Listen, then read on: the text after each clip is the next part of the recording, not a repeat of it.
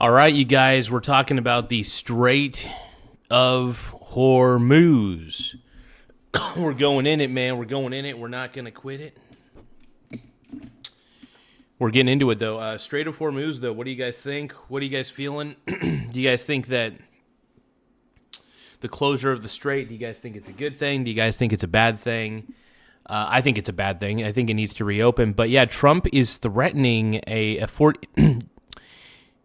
Iran is going to have to react to Trump's 48-hour Hormuz deadline. Now, I don't know what goes into this. Welcome back in here to Live. And we're going to watch in just a second on the Fox Live now to see what the hell's happening. One moment.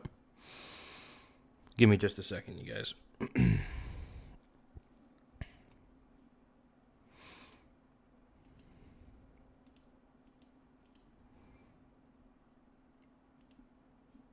Pulling this up real quick. Sorry about that, everybody.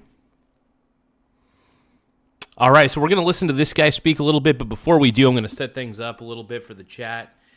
Make sure that I can highlight some of the key chats where people are coming in, and I just want to say to everybody, thank you guys for tuning in. Obviously, you know, we always love the crowd that we get on this show, and no, I'm just very grateful for everybody coming in, and you guys are awesome. You guys make this show a lot better. Give me just a few moments, though. There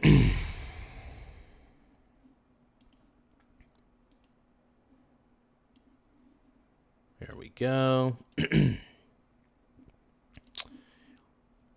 Thank you guys for being so patient, though. We're just getting everything a little set up.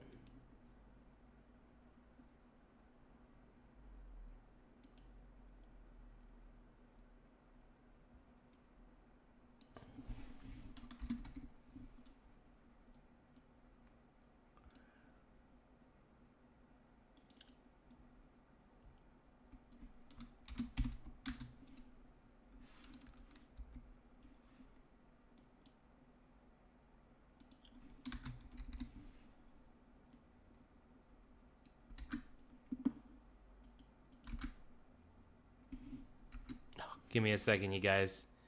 Sorry about that, my brony bros. My pink brony bros. There's technical difficulties now. What have you done? You're the pink brony bro. You guys are all pink brony bros on this channel. I know you guys are. I feel it. 'Cause I need you and I want you. Crawling under. You guys are all brones. It's kind of a creepy. You know, I've always been creeped out by the whole brony shit, dude. I've been extremely creeped out by that shit. I don't know much about the culture. I try not to know about it because sometimes ignorance is bliss on some of that shit, you know? Sometimes. But whatever. Whatever. If you a hater, see you later. Everyone's got something to say, yeah. But maybe they're just jealous. That's why they're throwing shade. All right, let's do this. Give me a few more moments, you guys. Just getting a couple more things set up.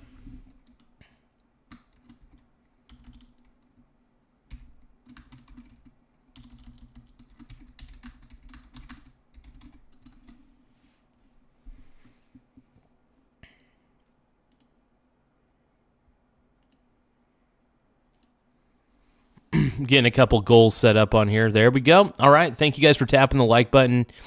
Thank you guys for tapping the subscribe button. Now we're going to react to this a little bit. And we're going to see what's going on in the world. And, yeah. So we're going to do what we can. And we're going to boom. Now from Fox, I'm Andy Mack. Let's turn our attention as we enter the fourth week following Operation Epic Fury, as President Trump this weekend gave Iran a 48-hour ultimatum around. I haven't really heard too much about this, and this is pretty new. I mean, this was uploaded like, what, an hour ago? Yeah, an hour ago. Some of the closures of the Strait of Hormuz, saying they would strike power plants if that energy choke point was not reopened. Iran certainly responding in kind. And this is the president's notable escalation in rhetoric as tensions surge over that vital waterway, as you can see here from Reuters on social media. No, it's an extremely vital waterway overall. Trump executes threats on Iranian. And that's one of the most vital waterways out there, man, straight up. Absolutely 100%. Energy, this according to the Revolutionary Guards. And this was the original post from the president saying if Iran doesn't fully open without threat the Strait of Hormuz within 48 hours from this exact point in time, the United States will hit and obliterate various power plants, starting with the biggest one first. Let's be joined right now here on Live. Damn, dude. I mean,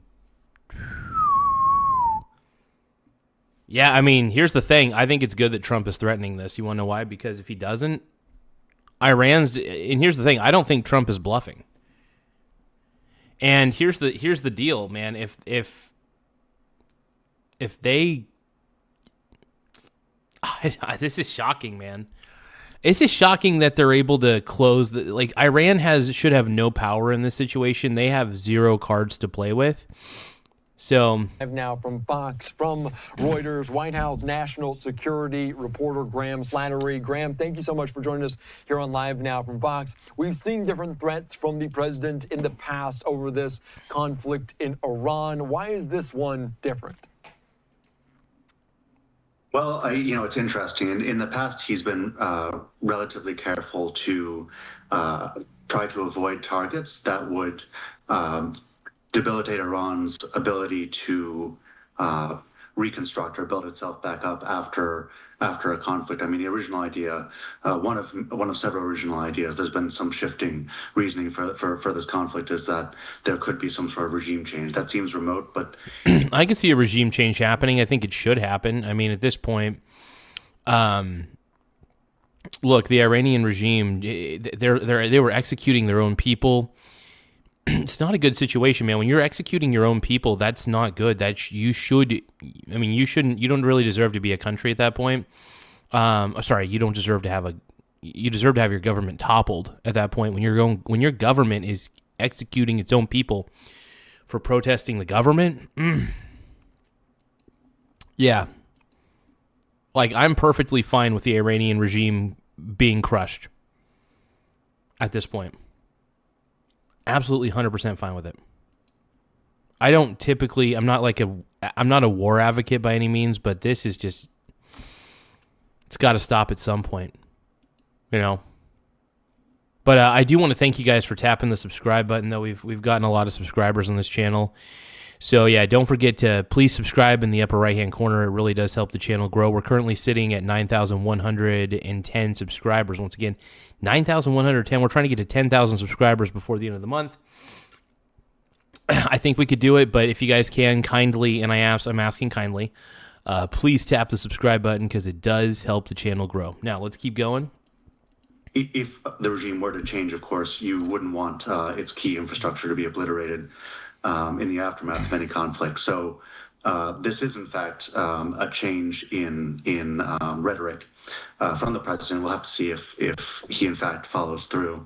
But yeah, it's different. And we've talked about it so much, the Strait of Hormuz, they're kind of leading a major energy choke point in this. We talk about Iran. Is it even possible for them to close the strait? I know there have been very limited amount of tankers, but to close the Strait of Hormuz, are they even capable of exactly putting the stop sign up? Oh, 100%. I'm just surprised that Iran's even able to, bomb anybody on the strait. Now, here's the thing. I think that it'll be good to see all the militaries from around the globe. It'll be good to see them stop a lot of the terrorism that's happening, because what Iran is doing in the Strait of Hormuz is a form of terrorism, straight up.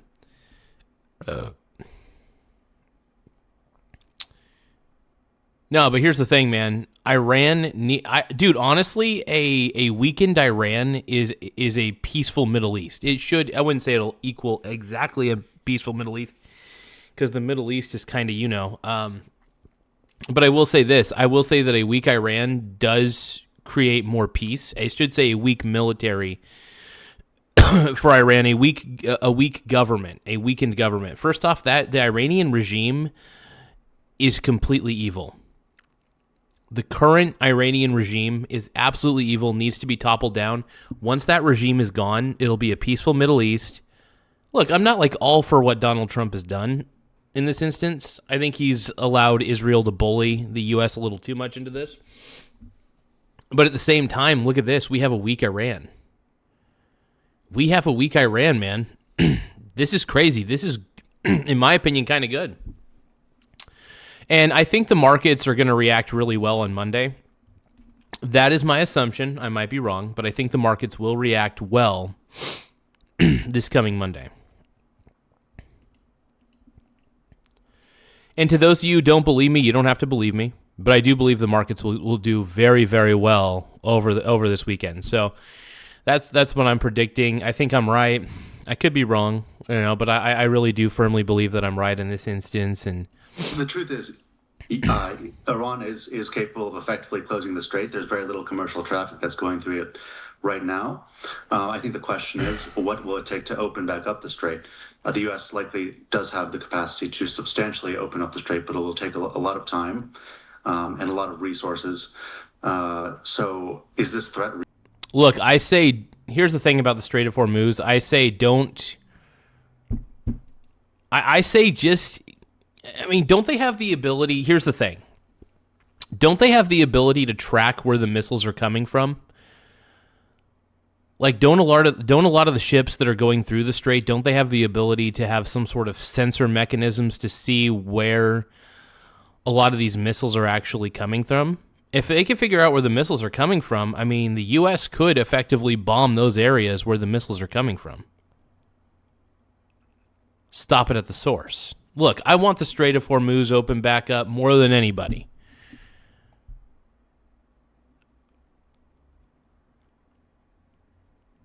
Hey, you know what? Look, the markets, I'll tell you what, the markets could respond negatively to this too.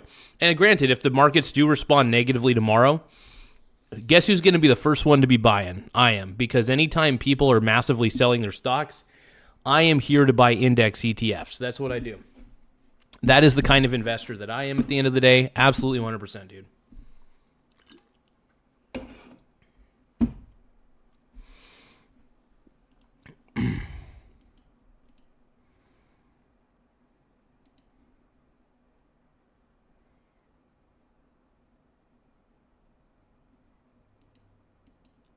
I don't play that many video games. I do play video games on occasion, don't get me wrong, but I don't play that many video games. I do understand how reality works.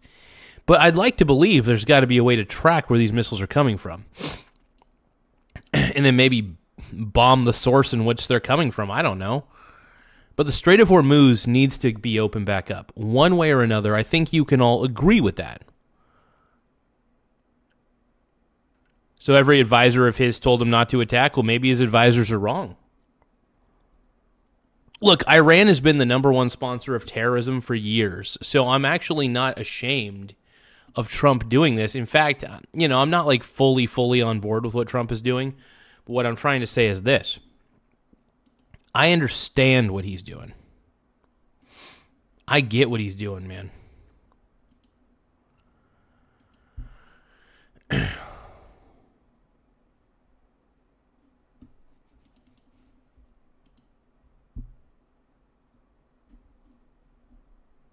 I get what Trump is doing, dude. I understand Trump. Okay.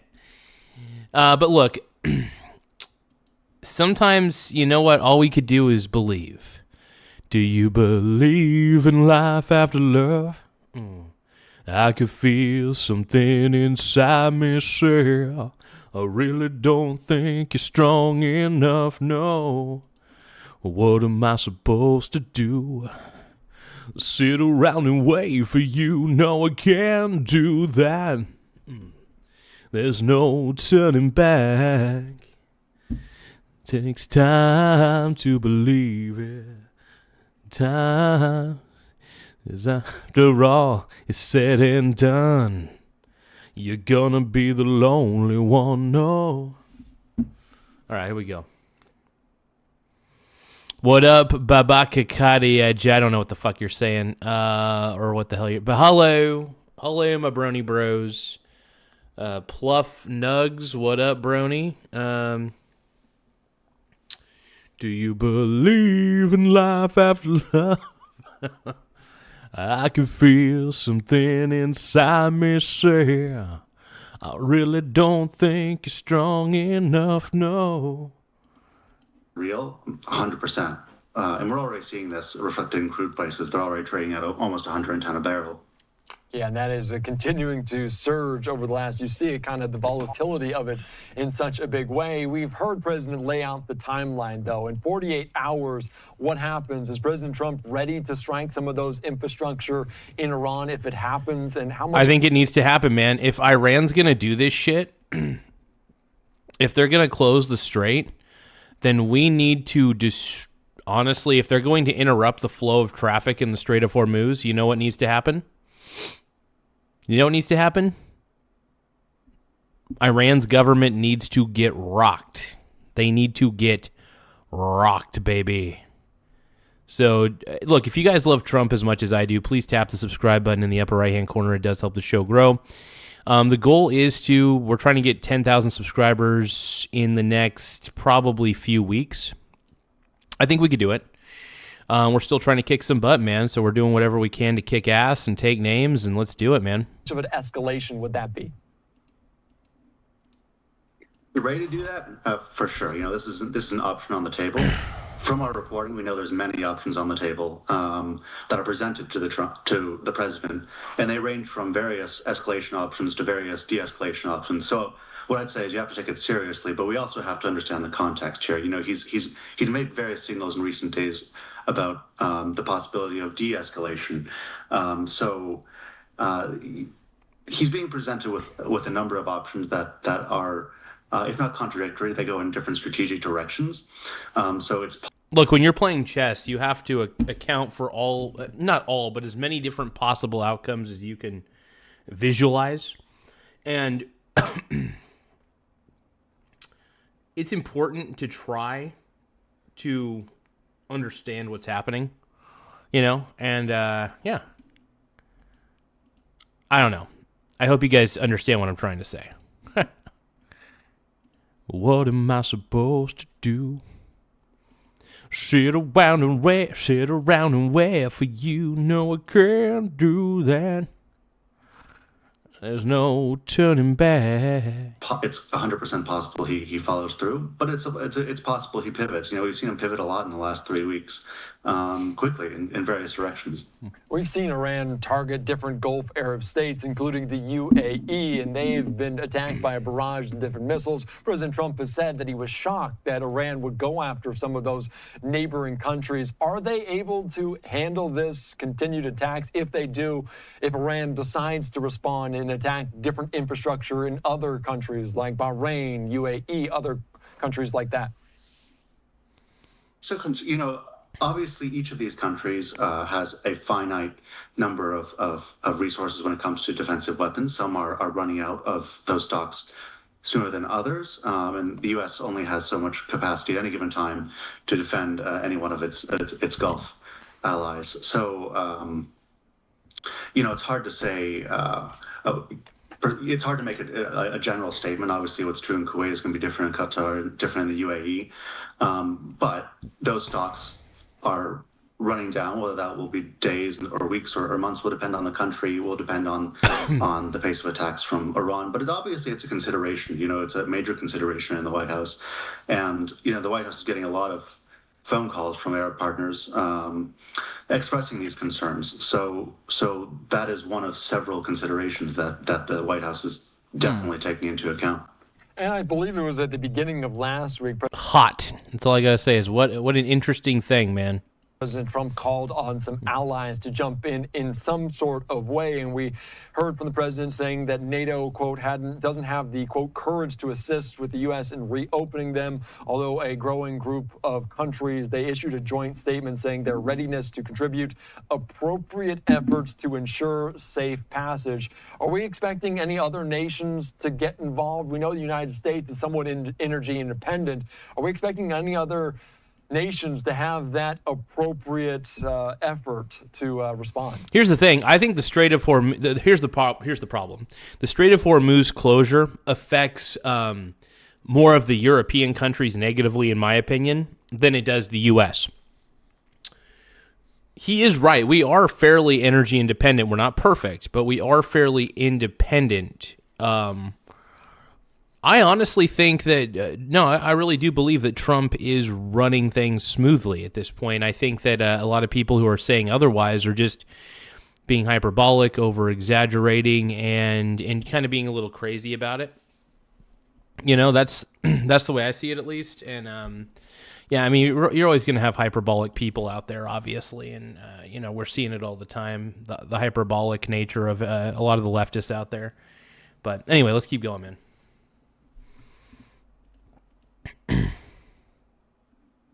I'll rule out the possibility that you know, any one of dozens of American allies will contribute in some way. When we look at European NATO allies. Look, if you guys love Trump as much as I do, please tap the subscribe button in the upper right-hand corner. We're trying to get to 10,000 subs before the end of the week, or I should say by the end of the month. We're currently at 9,111 subscribers, so if you guys can, please subscribe to the channel. We're trying to see how many subscribers we could get in a short amount of time, and we're growing at a rapid rate, so I just want to say thank you guys for contributing to the growth of the channel. We can't do it without you guys. From the bottom of my heart, I do appreciate my subscribers. Luckily, subscribing is totally free, but you guys have no idea how much it helps the channel grow overall, so I just really want to thank you guys for contributing to the show. And if you guys can, also tap the like button too. More likes, the better. More subscribers, even cooler. So, while there are, to your point, a few that have expressed interest in helping open up the strait, per our understanding, a lot of this is preconditioned on the idea of a ceasefire in Iran, simply because it would be a risky operation. There would be the possibility of casualties or just the further spreading or metastasizing of the conflict. So I would be generally pessimistic about the possibility of European powers, in fact, doing anything material in the strait when it comes to opening it back up. And President Trump hasn't ruled out completely boots on the ground. We saw some Marines heading that way, even more now on the docket to head to the Middle East. Are they heading there? Are we hearing from the Pentagon about Small exactly Wiener Gang?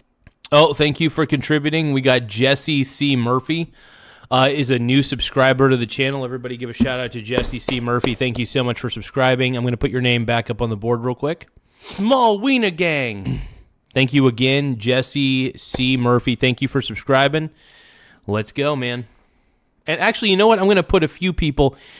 These are some of the people who have subscribed over the last 3 days. I'm going to put their names up on the board for you guys so you guys can admire them. Small Wiener Gang.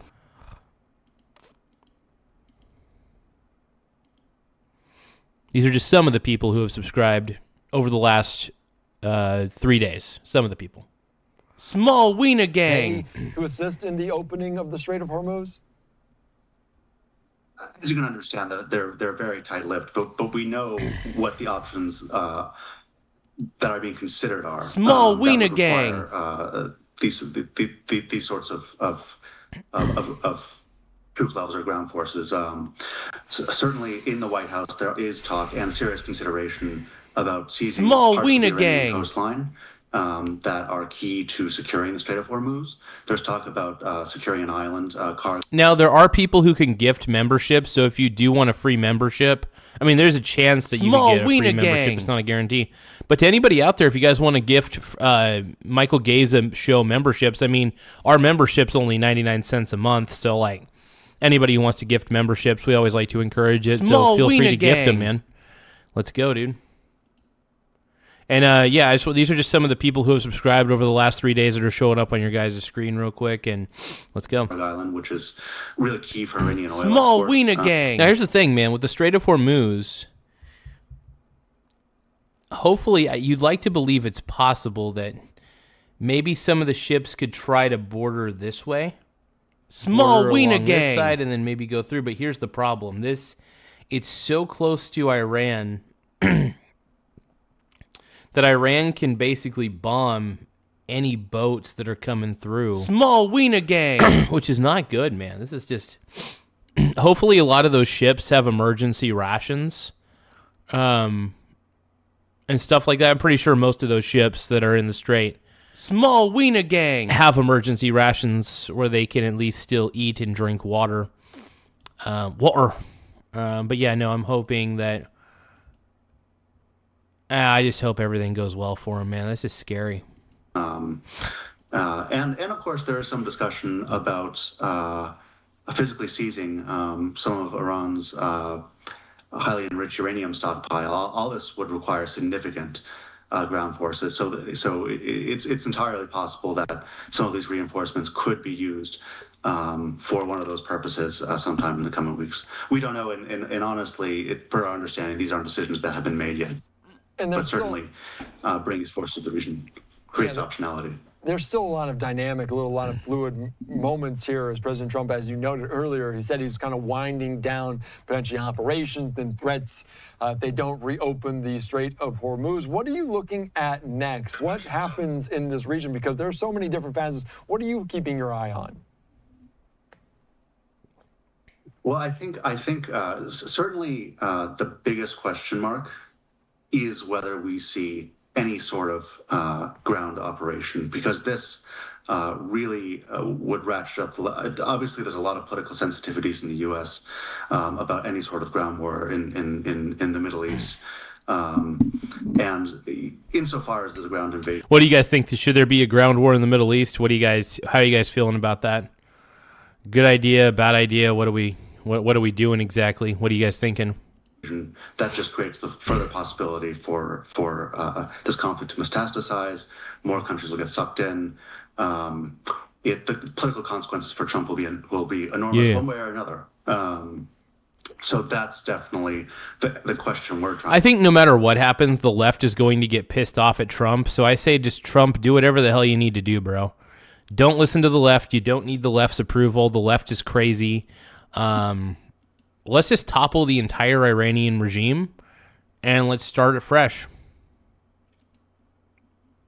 Trying to answer right now, and it's certainly a real possibility. It is a very big question, and we know there's no real contact, any truthful contact between the United States and Iran right now. Would the Trump administration be open to negotiation in any way? Would they come to the table?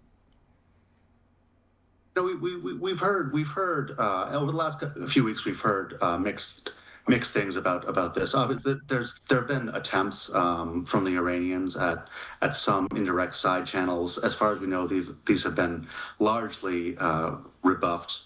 At the moment, I think that this is unlikely. The current Iranian regime is not seen as any more compromising than the Iranian regime that was decapitated. In the last 3 weeks. So I don't think that the White House currently sees the conditions for any fruitful negotiations. Now that could change if Trump decides that short-term de-escalation is in his interest. Of course, he may look for some sort of deliverable that could come via negotiations, but at the moment, that's not something. Give me 1 second. There's something that's kind of being ridiculous with this. Give me a few seconds. This is being so dumb.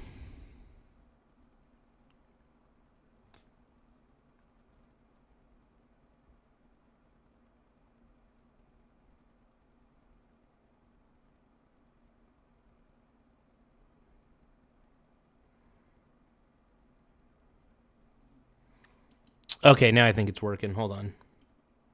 It was being stupid at first, but now it seems to be working. Something that we would assess as likely.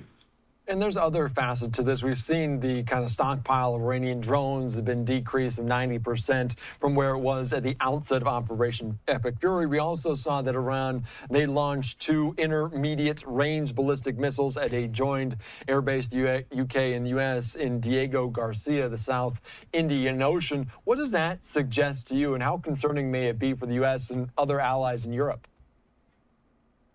It's a serious concern. You know, the intermediate range ballistic missiles. It was a capability that I think a lot of people thought that Iran probably didn't have at this point in the conflict. You know, certainly a card to keep up your sleeve for a good 3 weeks and change.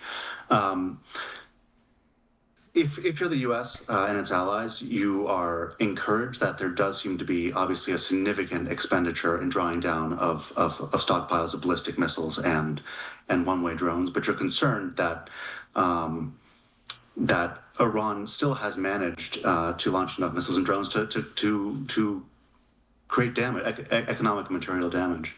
So obviously their stocks are drawing down, but not as fast as you might like.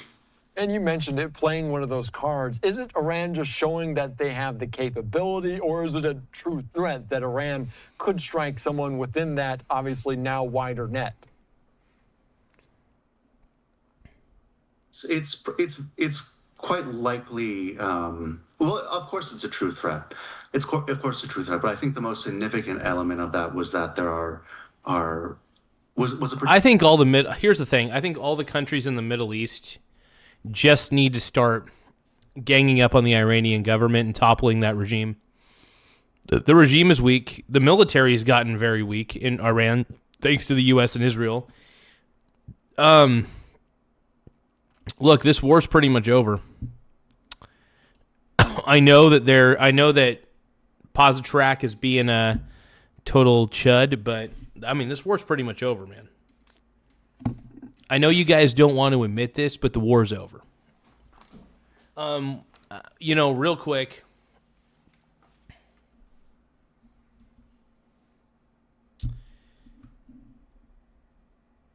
Yeah, well, here's the thing. A stable Middle East is a good thing. So the fact that we're toppling the Iranian government, I'm happy about it, man. And yeah, Hegseth is right. It takes money to kill bad guys.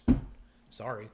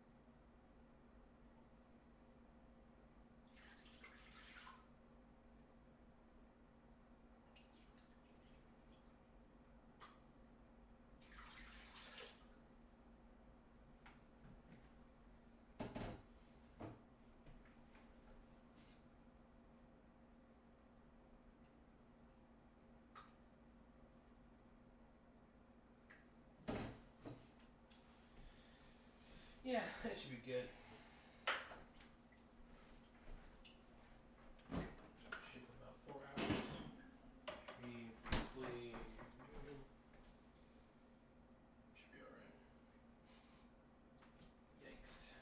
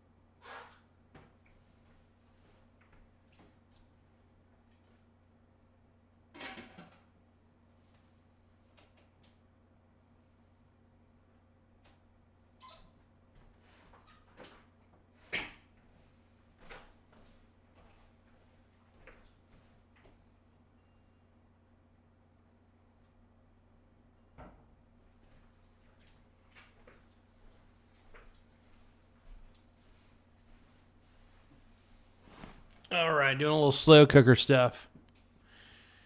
You guys are lame. Hello, everybody. You're so cute. Everybody's so cute. So cute.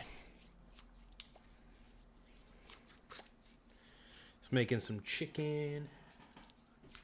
Next time I'm at grocery outlet, though, I do need to pick up some chicken, so this helps.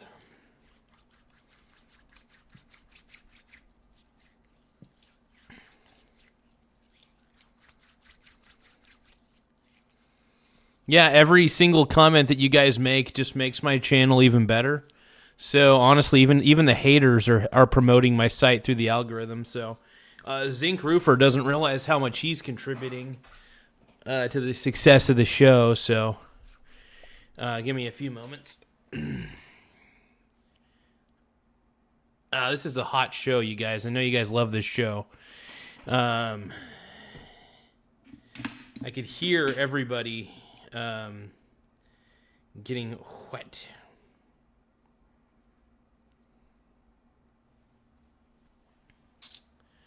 All right. Oh, my bussy. My bussy. Projection of capability, more than the material threat in and of itself. I think that by launching an intermediate range ballistic missile at this juncture. Hey, we're at 9,114 subscribers, everybody. I want to thank each and every one of you guys for tapping the subscribe button. Thank you so much.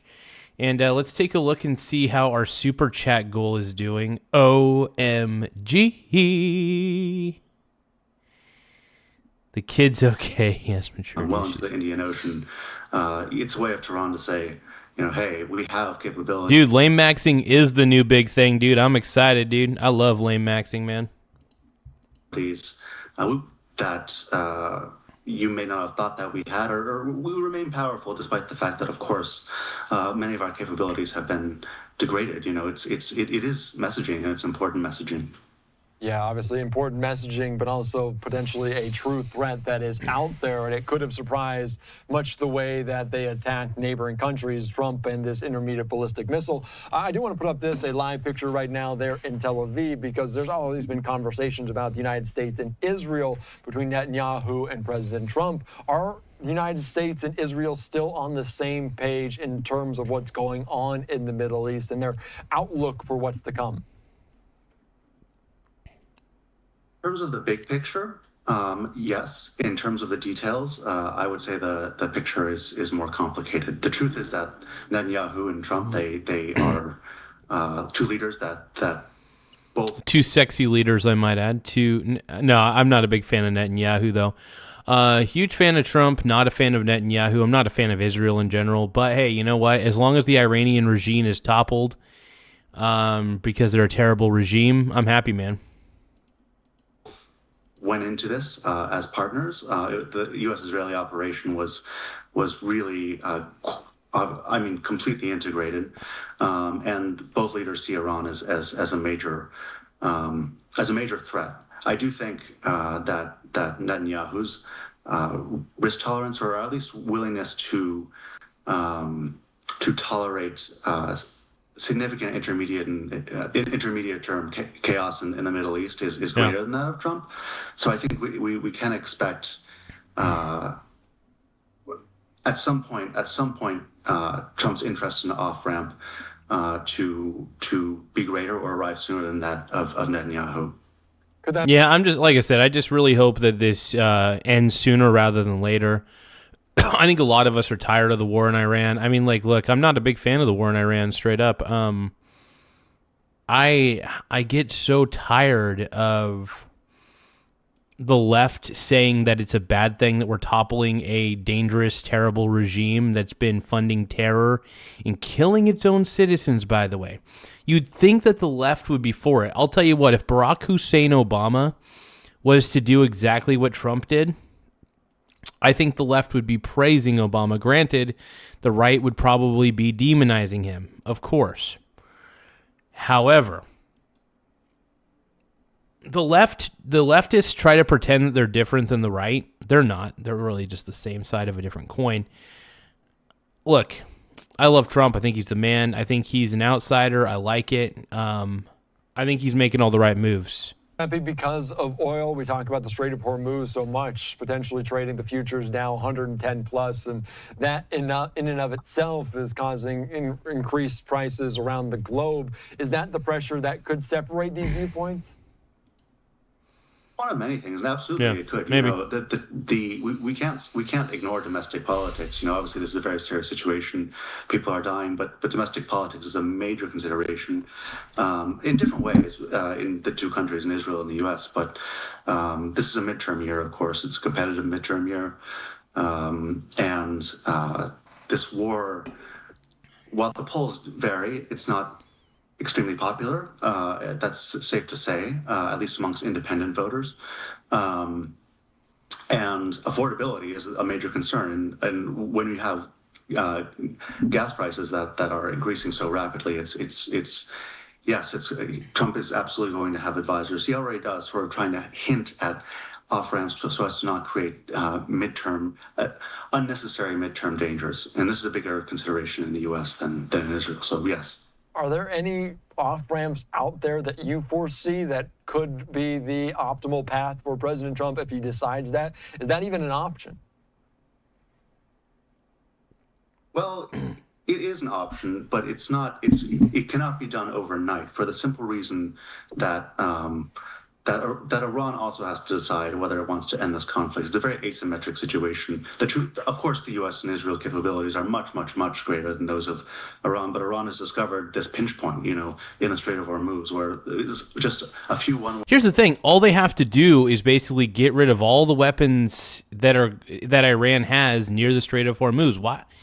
Look, I understand it's not the easiest thing in the world. They're probably using a lot of guerrilla warfare tactics, but there's got to be something that could be done.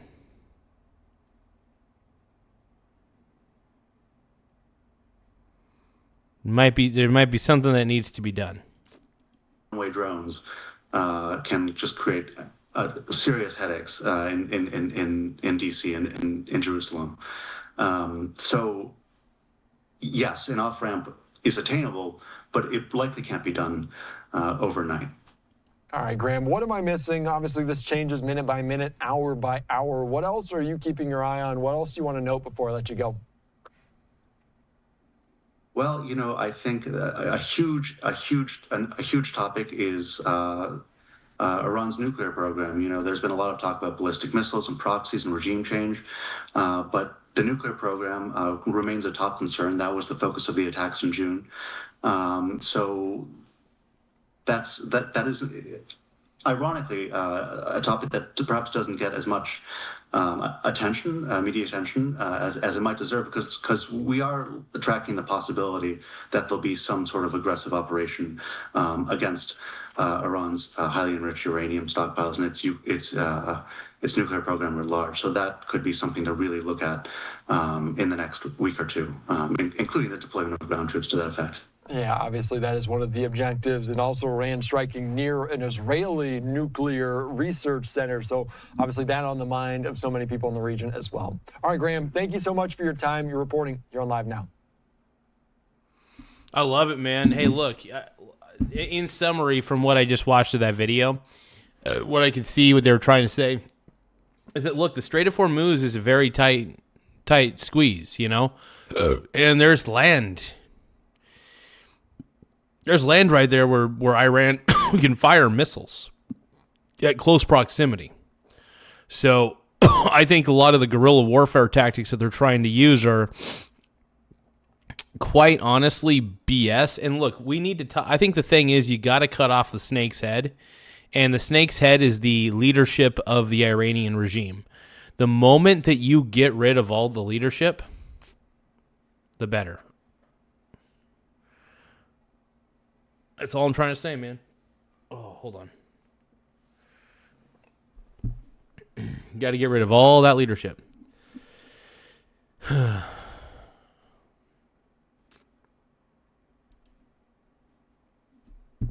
don't know. It's not very hard, man.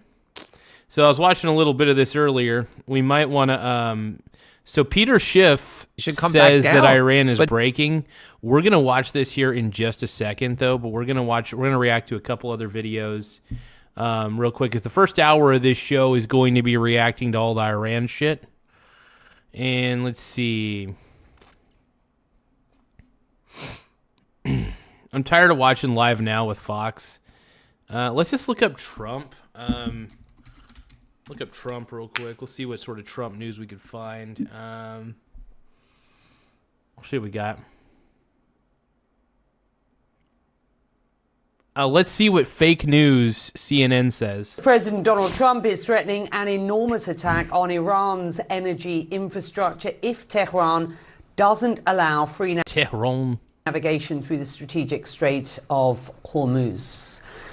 CNN's Eleni Giokos joining us live from Dubai. Eleni, Donald Trump. Hello there, Governor. Trump then threatening Iran with an... I've never seen this woman before. She must be one of those CNN British gals. Oh my God. Oh my God. Oh my God. Oh my God. Look, I'm very happy with what Trump has been able to do in Iran. I think he's on the right path, man. Anybody who's doubting Trump at this point, I think you're fools. But you could doubt him. It's fine. I think it's not a smart move to doubt the GOAT. I really do think that Trump's on the right path. If you guys can, though, please subscribe to the channel. Tap the subscribe button in the upper right-hand corner. We're currently sitting pretty at 9,114 subscribers. Once again, we're sitting pretty at 9,114 subs, so don't forget to tap the subscribe button. And it really helps us grow. We're trying to get to 10,000 subs before the end of the month. I think we could do it. But every subscriber matters. All subscribers' lives matter. And we appreciate our subscribers a lot. So thank you, guys. I appreciate your assistance. Let's keep going. Enormous punch on Iran's energy infrastructure should Tehran not, quote, open the strait within 48 hours. It's not at all clear whether... Do you guys think that Iran is going to open up the strait again? Or do you think they're going to block it off? Do you guys think that Trump is? Do you guys think that Trump is scaring them, or do you think that Trump is enraging Iran? Because I think Iran is delusional. I think that the leadership honestly believes they have a shot at winning, when in all reality, we know they don't. We know the leadership in Iran is screwed. They are so effing screwed. It's not even funny, man. Nah, CNN's a terrible news station, by the way. They are so awful. Dude, CNN is one of the reasons why I started hating the mainstream media. Because for the longest time, they claimed to be the fair, balanced news station. All they do is talk negatively about Trump. That's all they do. It's basically the anti-Trump channel. It's not a news channel. It's just an opinion. It's an opinion channel. Iran will heed that warning. So you have to destroy the entirety of the leadership in Iran. We're talking about the entire regime in Iran needs to be destroyed. Once they're destroyed, that's the snake's head that's cut off. The Iranian military won't know what to do except for maybe surrender. They may even have instructions, though. Upon the death of the leadership in Iran, the military in Iran may have instructions. Who knows if they'll follow them? We shall see. But yeah, no, the regime in Iran, they are the snake's head on this one, man. All signs are that they won't. The impact of that choke point and the effect of a shutdown in energy sites around the region continues to have a huge impact on the world economy. Hey, thank you guys for subscribing to the channel. Once again, we're at 9,114 subs. We're trying to at least get to 9,200 before the end of the stream. We're trying to see if we can pull it off. So don't forget to subscribe. Please subscribe in the upper right-hand corner. Like I said, it really does help the channel grow in a lot of ways. So more subscribers, the better. And you guys get to watch this amazing reaction channel as much as you want. Economy, Asian markets will open first, of course, for Monday trade. What's expected? Oh, I am curious to see how the Asian markets react. When do the Asian markets open? Hold on. I'm going to look that up. When will the Asian markets open?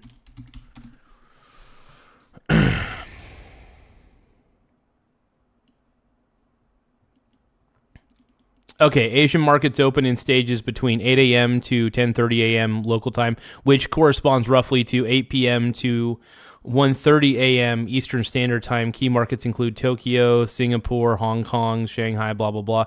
Many markets have lunch breaks. Japan Exchange Group. So, yeah, we're going to see how the Asian markets react first. I mean, we'll see what happens there. That'll be later on during the night. That'll be like 8 p.m. and stuff. But, yeah, it will be interesting to see how the Asian markets react to a lot of this. And we're going to see, man. We're going to see what the end result ends up being and see what happens. We are feeling it around the world already, I think, Becky. You can see inflation inputs basically across the board, whether it's energy, whether it's, you know, things like downstream products on jet fuel. Since when did CNN become the BBC? What's up with all these British people? I mean, like, that's fine if you want to have British people, but since when did CNN become the BBC? Other products across the world. I think that speaking to a lot of corporates, they're really worried about what it's going to do to earnings down the line. And this is why we're starting to see a lot of concern coming through, and even in the markets and the equities. But just focusing on President Trump's line on if the Strait of Hormuz is not opened within 48 hours, that he's going to hit and obliterate power plants, and he's going to start with the biggest power plant in Iran. So clearly giving them an ultimatum. Iran, for its part, coming out with a statement today saying that all vessels can pass through the Strait of Hormuz as long as they're not linked to what they say is the enemy. So we're talking about... Oh, okay. So they're not saying that all... So they're saying all ships with conditions. So they're saying, hey, you can come through the strait if and only if you're not linked with the U.S. or Israel, basically. That's exactly it. And so here's what Trump is doing is perfect. I think him threatening, I think the threat to the Iranian leadership is a good thing. The Iranian leadership deserves to be threatened. Straight up, 100%, dude.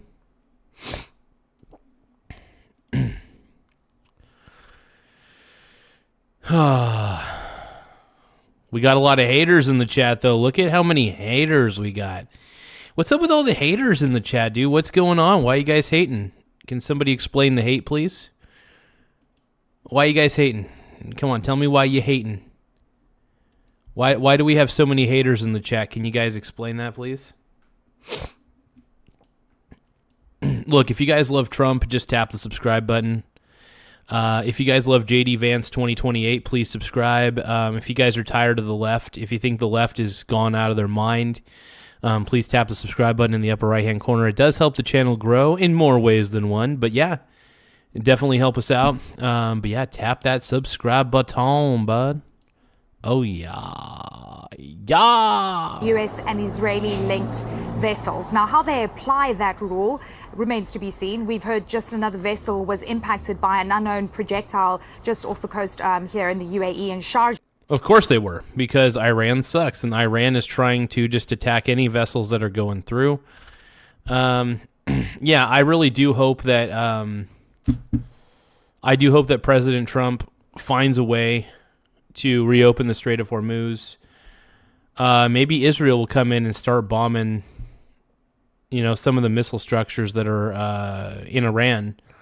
There's got to be a few more that have been unaccounted for, and I'm pretty sure a lot of the missiles are underground, and they're probably using a lot of guerrilla warfare tactics, but we'll see what happens, man. We'll see what happens. There's definitely a lot of ground to cover. One thing I was thinking is we could use satellite imagery. Maybe use advanced satellite imagery, use AI to see if it can, to try to find patterns, to see if AI can locate any potential underground missile areas, and then try to take out those underground missiles. Potentially. I don't know if that's going to happen or not. But yeah, I'm sick of Iran bullying all these ships in the Strait of Hormuz that are aligned with the U.S. That needs to stop, dude. U.S., honestly, I think just needs to take out the rest of the Iranian leadership. I don't like, I'm not trying to promote terrible things to happen, but honestly, the Iranian leadership has done so many terrible things. They killed 30,000 of their own people just for protesting their own government. I mean, if that doesn't sicken you to the stomach, I don't know what does. But to me, that sickens me to the stomach, and it blows my mind. It blows my freaking mind. So, I don't know. Make sure you guys tap the subscribe button in the upper right-hand corner. If you guys are tired of the left, please subscribe. If you guys think that leftist logic is no logic at all, please subscribe to the channel. We're just done with the left on this channel. We're anti-Democrat on this channel. We're just done with the Democrat Party. I mean, we've been done with the Democrat Party for a long time on this channel. We don't even like to talk about the Democrat Party on this. Well, we do talk about them because they do make the news, but we don't enjoy it, though. We don't enjoy the Democrats. So if you guys love Trump as much as I do, please subscribe. If you want JD Vance 2028, please subscribe to the channel. Let's go, dude. So we're seeing around 22 vessels that have already been impacted since the start of this war. And that, of course, creates a lot of nervousness from shippers. Iran also saying that if any of its power plants are, in fact, targeted, that they will retaliate. And they're focusing on desalination plants, they say U.S. assets, as well as other critical energy infrastructure. So rhetoric definitely has been escalated.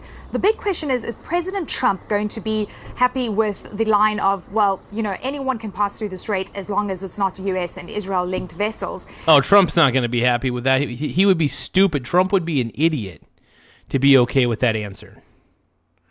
Trump would be a moron to be okay with that answer. You need to let all the vessels through.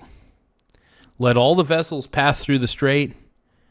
And honestly, I am so sick of Iran. I think that Iran's government is so fucking terrible.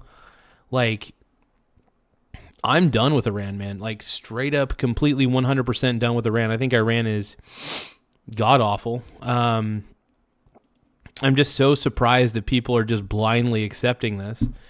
We know, I think everybody here knows that Iran's government's terrible. If you guys think that Iran's regime is awful, please tap the subscribe button. If you guys think that the entire Iranian regime leadership needs to be toppled, please subscribe to the channel. We're done with Iran. And the Iran war is basically done and over with at this point. If you guys love Trump as much as I do, please subscribe as well.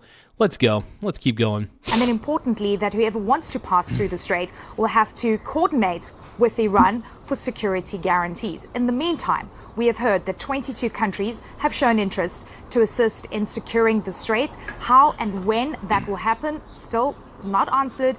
In the meantime, interestingly, over the weekend, we also heard President Trump saying that he wants to start winding down the war. So in terms of the inconsistencies we've been hearing, specifically from the United States, Becky, this now 23 days into this war, the Gulf nations have borne the brunt of what we've been seeing in the strikes against the region. But hey, we just got a few new Trump lovers. Hey, look, if you love Trump as much as I do, because dude, we're a pro-Trump channel at the end of the day.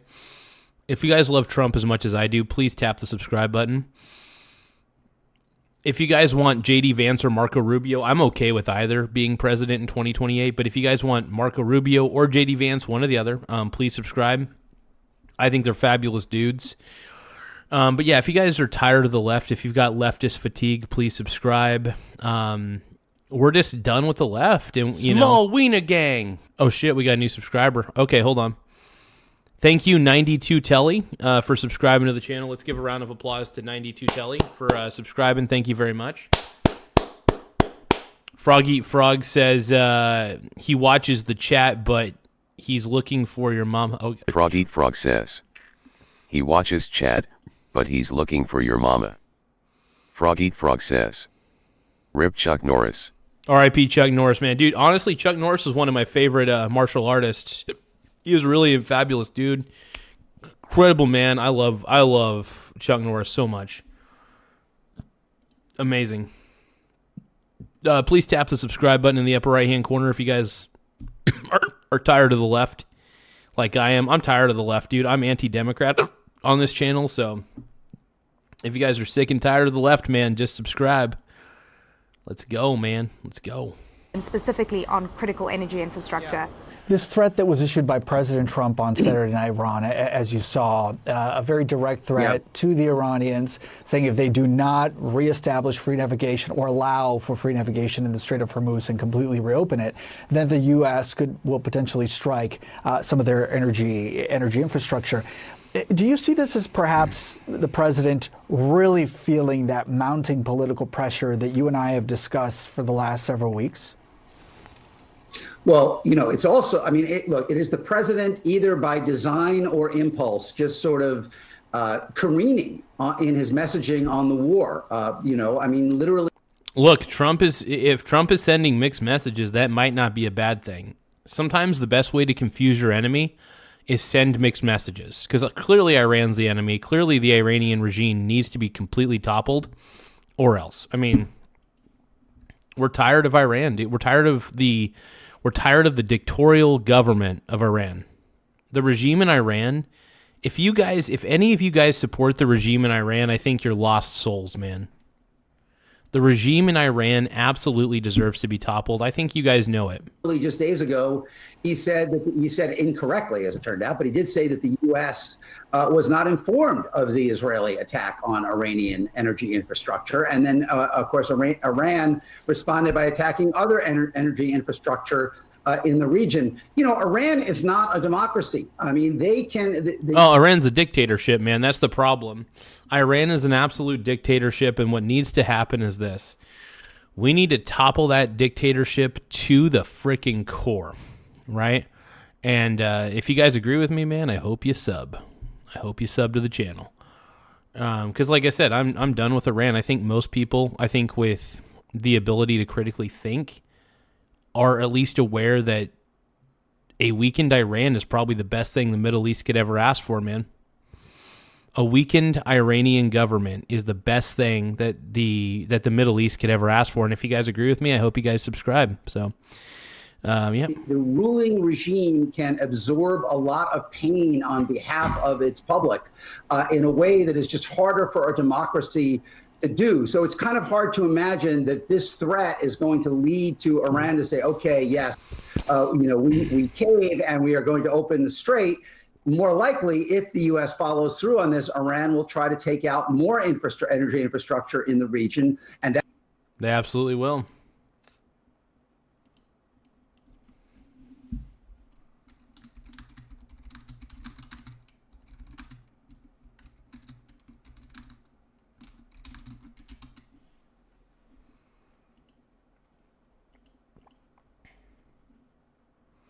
I love Tim Walz. I really do. I love Tim Walz, it's true. I love Tim Walz. That could almost immediately be reflected in even higher gas prices. The president has... I'm just kidding, by the way. I do not love Tim Walz. Tim Walz is one of the worst governors I've ever seen in my life. Tim Walz is absolute trash. Well, hey, by the way, we're at 9,124 subscribers. I want to thank everybody for taking the time to subscribe to the channel. Just tap the subscribe button in the upper right-hand corner. It really does help the channel grow in more ways than one. You know, we're tired of the Democrat Party. We're tired of the terrible Iranian regime. And honestly, I think what Trump is doing is actually perfect. I think it's a smart move. I think our military is executing Operation Epic Fury very well. So I say I give Trump an A, maybe not an A+, but I would say B+ or an A on his execution of the war. So go Trump, man. If you guys love J.D. Vance and want J.D. Vance in 2028, you know, please subscribe. If you want Marco Rubio in 2028, that's fine too. Subscribe. You know, we're pretty much mega on this channel at this point. Mega. Let's go, dude. We're done with the Democrats, man. Always behaved, I think, in almost every situation as though he is the one with escalation dominance, what the military planners call escalation dominance. He decides how intense the conflict flares and when it ends, and that just does not seem to be the case right now. I think it's going to end a lot sooner than a lot of these CNN people think. You know, CNN is often wrong. You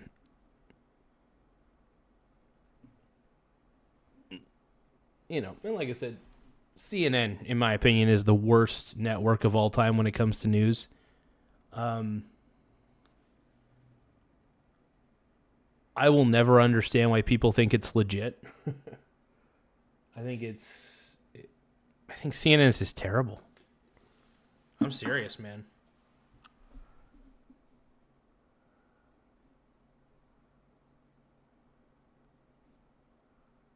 Let's keep going. If he does get, by the way, CNN sucks. free navigation of the Strait of Hormuz again, what happens then to this issue of NATO and how he's been obviously criticizing NATO allies while at the same time calling on their support? I mean, would he still need their support? Well, again, if you think that Iran is going to completely back down and open the strait, or that we can do it through unilateral military force in some way, then he doesn't need NATO. But I think, you know, the posture of this administration toward traditional allies has been kind of indifference at best and diffidence and actually derision at worst. And, you know, I mean, the response of the NATO allies to this is what you might expect from the. Well, the NATO allies suck, dude. The NATO allies need to look at the bigger picture here. The bigger picture is that the Iranian government is out of control, that the U.S. and Israel did the world a favor by weakening the entire military structure of Iran. And the fact of the matter is they toppled the majority of Iran's leadership, their corrupt-ass leadership. So, honestly, I think what Trump did is spot on. And to those of you who don't believe that Trump is on the right path, I'm sorry, man. I feel bad for you, son. I got 99 problems, but a bitch ain't one. Let's go. You know, but no, overall, I don't know. I get so frustrated, man. I get so frustrated. I've never been a big fan of Small Wiener Gang. Oh, thank you so much. It looks like we got a new subscriber here. We got Stacks215. Thank you so much for subscribing to the channel, Stacks215. I appreciate it. I'm going to put your name back up on the board real quick. Small Wiener Gang. Thank you guys for subscribing. I really appreciate it. We've gotten a lot of subscribers in the last, we've gotten like up to 20 subs in the last hour. So I want to say thank you to everybody for taking the time to subscribe to the channel. I mean, you guys do help the channel grow. So if you guys are listening to me now, if you're listening to my voice, please subscribe to the channel. It really does help the channel grow in a lot of ways. And we're trying to see what we could do, man. We're trying to see how far we could go as a channel. And, you know, we're pretty anti-Democrat on this channel, admittedly. We're just tired of the left. We're not like super mega either. I mean, I believe in the Make America Great Again movement. I think it's fabulous. But yeah, if you guys can, please subscribe to the channel. We are a smaller channel. We're trying to get to 10,000 subs. We're currently at 9,126 subscribers. Once again, 9,128 now. So I want to thank everybody for subscribing. You guys are really helping the channel grow. I appreciate you guys hearing me out on that one. Let's go. those 15, 16 months of this kind of behavior. I mean, the president has, really not shown a lot of interest either in making the case to this to our traditional allies, why this was necessary to do other than Israel, and certainly not to the public at home. I mean, there's kind of been this sense that, we have the force to do this, and therefore everybody else, including the Iranians, would fall in line. And, in the end, hopefully they do. we may get an awful lot of what we want out of this war, but we are certainly not getting it at as low a cost as he expects. And look, if it costs some dollars to destabilize the corrupt Iranian regime, so be it. If it costs a few extra dollars to destabilize the unstable Iranian regime, I say so fucking be it, man. It needed to happen, absolutely, 100%. You know it, I know it, we all know it, man. Let's stop lying to ourselves. Let's look in the mirror, stop lying to ourselves, and admit that the Iranian regime needed to be toppled. And what Trump and Israel are doing, by the way, I'm not a pro-Israel guy, but I do agree with them doing what they're doing on this one. And yeah, some people in the chat are saying, yeah, I'm meat riding Trump. Okay, whatever. All right, so be it. Look, if you guys are... Look, I'm a Donald Trump fan through and through. If you guys are Donald Trump fans on this channel, if you guys just tuned in, subscribe. Hey, look, I hope you guys subscribe to the channel if you guys agree with me on this. Trump's doing a good job. All right, if you guys agree with me on that, if you guys think that Trump is actually doing a good job, because I do, please tap the subscribe button in the upper right-hand corner. Let's go. Let's get it. Because we are so done with the left. On this channel, we are absolutely done with the left, and we can't take it anymore. We're just done. The left has gotten too crazy. I think we can admit it, man. Give me a few moments, though. Give me one more moment. I'm going to try a little experimente. I'm too sexy for my shirt. Too sexy for my shirt. So sexy it hurts. I'm too sexy for Milan. Too sexy for Milan. New York and Japan.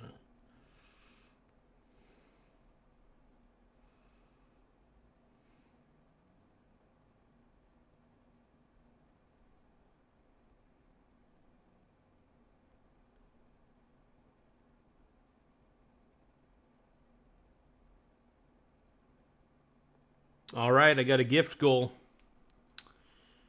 I got a grift goal. Oh, man. Okay, here we go. Let's go. I love Tim Walz. I really do. I love Tim Walz. It's true. And the biggest thing that we thought we might precipitate, which is the collapse of the regime, seems nowhere in sight. And again, president's response when pressured, almost always his first response is to escalate. Dallas, I highly doubt that you voted for Trump, and because the way you talk, you sound like a leftist who is pretending to be a person who actually voted for Trump. You never voted for Trump. Don't even pretend. I voted for Trump, and I have no regrets. I voted for him in 2016, 2020, and 2024. I love it, man. To threaten more, like, right? NATO isn't doing what he wants. We may reconsider our relations with NATO. And that is what the military planners call escalation dominance. But it does not seem to be complete. Hey, thank you guys for tapping the subscribe button in the upper right-hand corner. It does help the channel grow. If you guys love, like I said, if you guys love Trump as much as I do, please subscribe. We're trying to really show people that MAGA's not dead. MAGA is still alive. MAGA is alive through this channel, okay? So if you guys want to keep MAGA alive, I hope you guys subscribe to the channel. But we're done with the left. We're done with the left. I'm not ashamed to be considered MAGA. I'm not a part of the group because if I was a part of a group, I would attend meetings and stuff. I really don't. I'm an independent thinker for the most part, but I do believe in the Make America Great Again movement. And yeah, some people say it's a cult. I think the Democrats have made the love of government a cult, so that's a big deal. Yeah, I think the real cultists are the Democrats, not the MAGA, not anybody who's a part of MAGA, man. The Democrats are part of a cult, in my opinion. Completely in our hands at this moment. We're now joined by Miran Kamrava. He's a professor of government at Georgetown University in Qatar. Thank you so much for being with me, sir. I appreciate it. We are now into the 4th week of this war. Okay, what is up? I'm just not going to lie. What is up with all these British people on CNN? Why are there so many British people on CNN now? Can somebody please explain this to me? Or is it just like on Sunday, is that all they have are British employees who have very distinct British voices? Anyway. War. When you look at where things stand at the moment, do you see either side moving closer to a strategic objective? Or are we simply just watching a conflict that's widening without any clear endgame? I'm afraid we're witnessing a conflict that continues to escalate.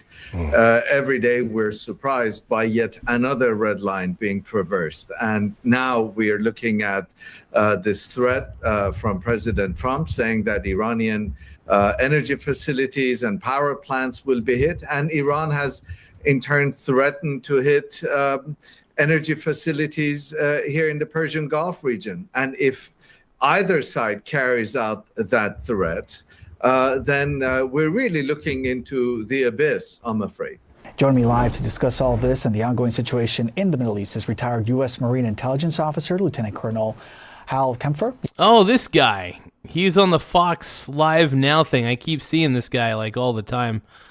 Yeah, but the U.S., man, look,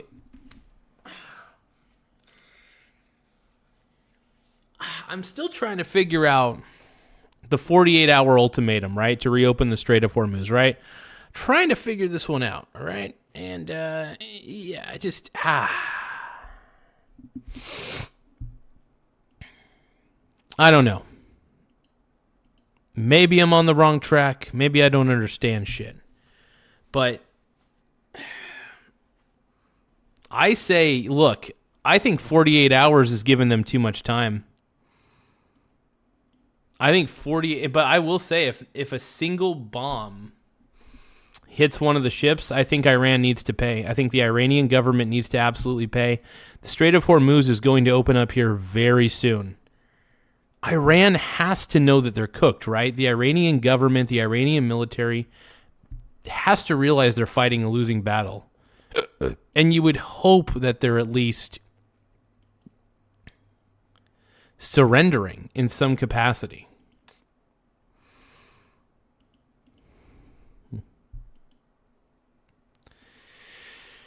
But we'll see.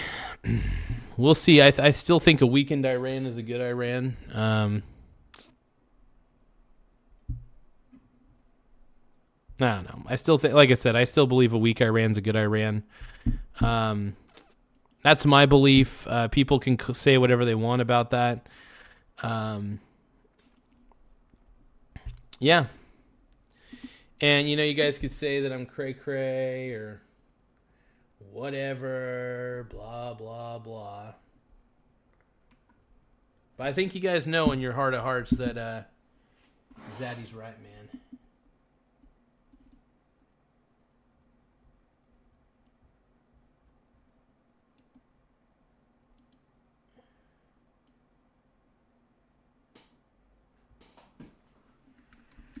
Give me one moment.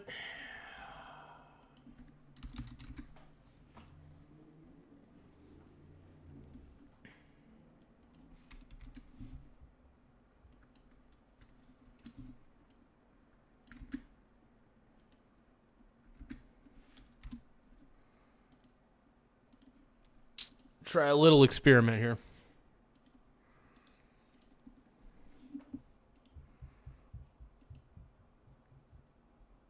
But thank you guys for subscribing. Thank you guys for liking the stream. I really do appreciate it. Let's keep going.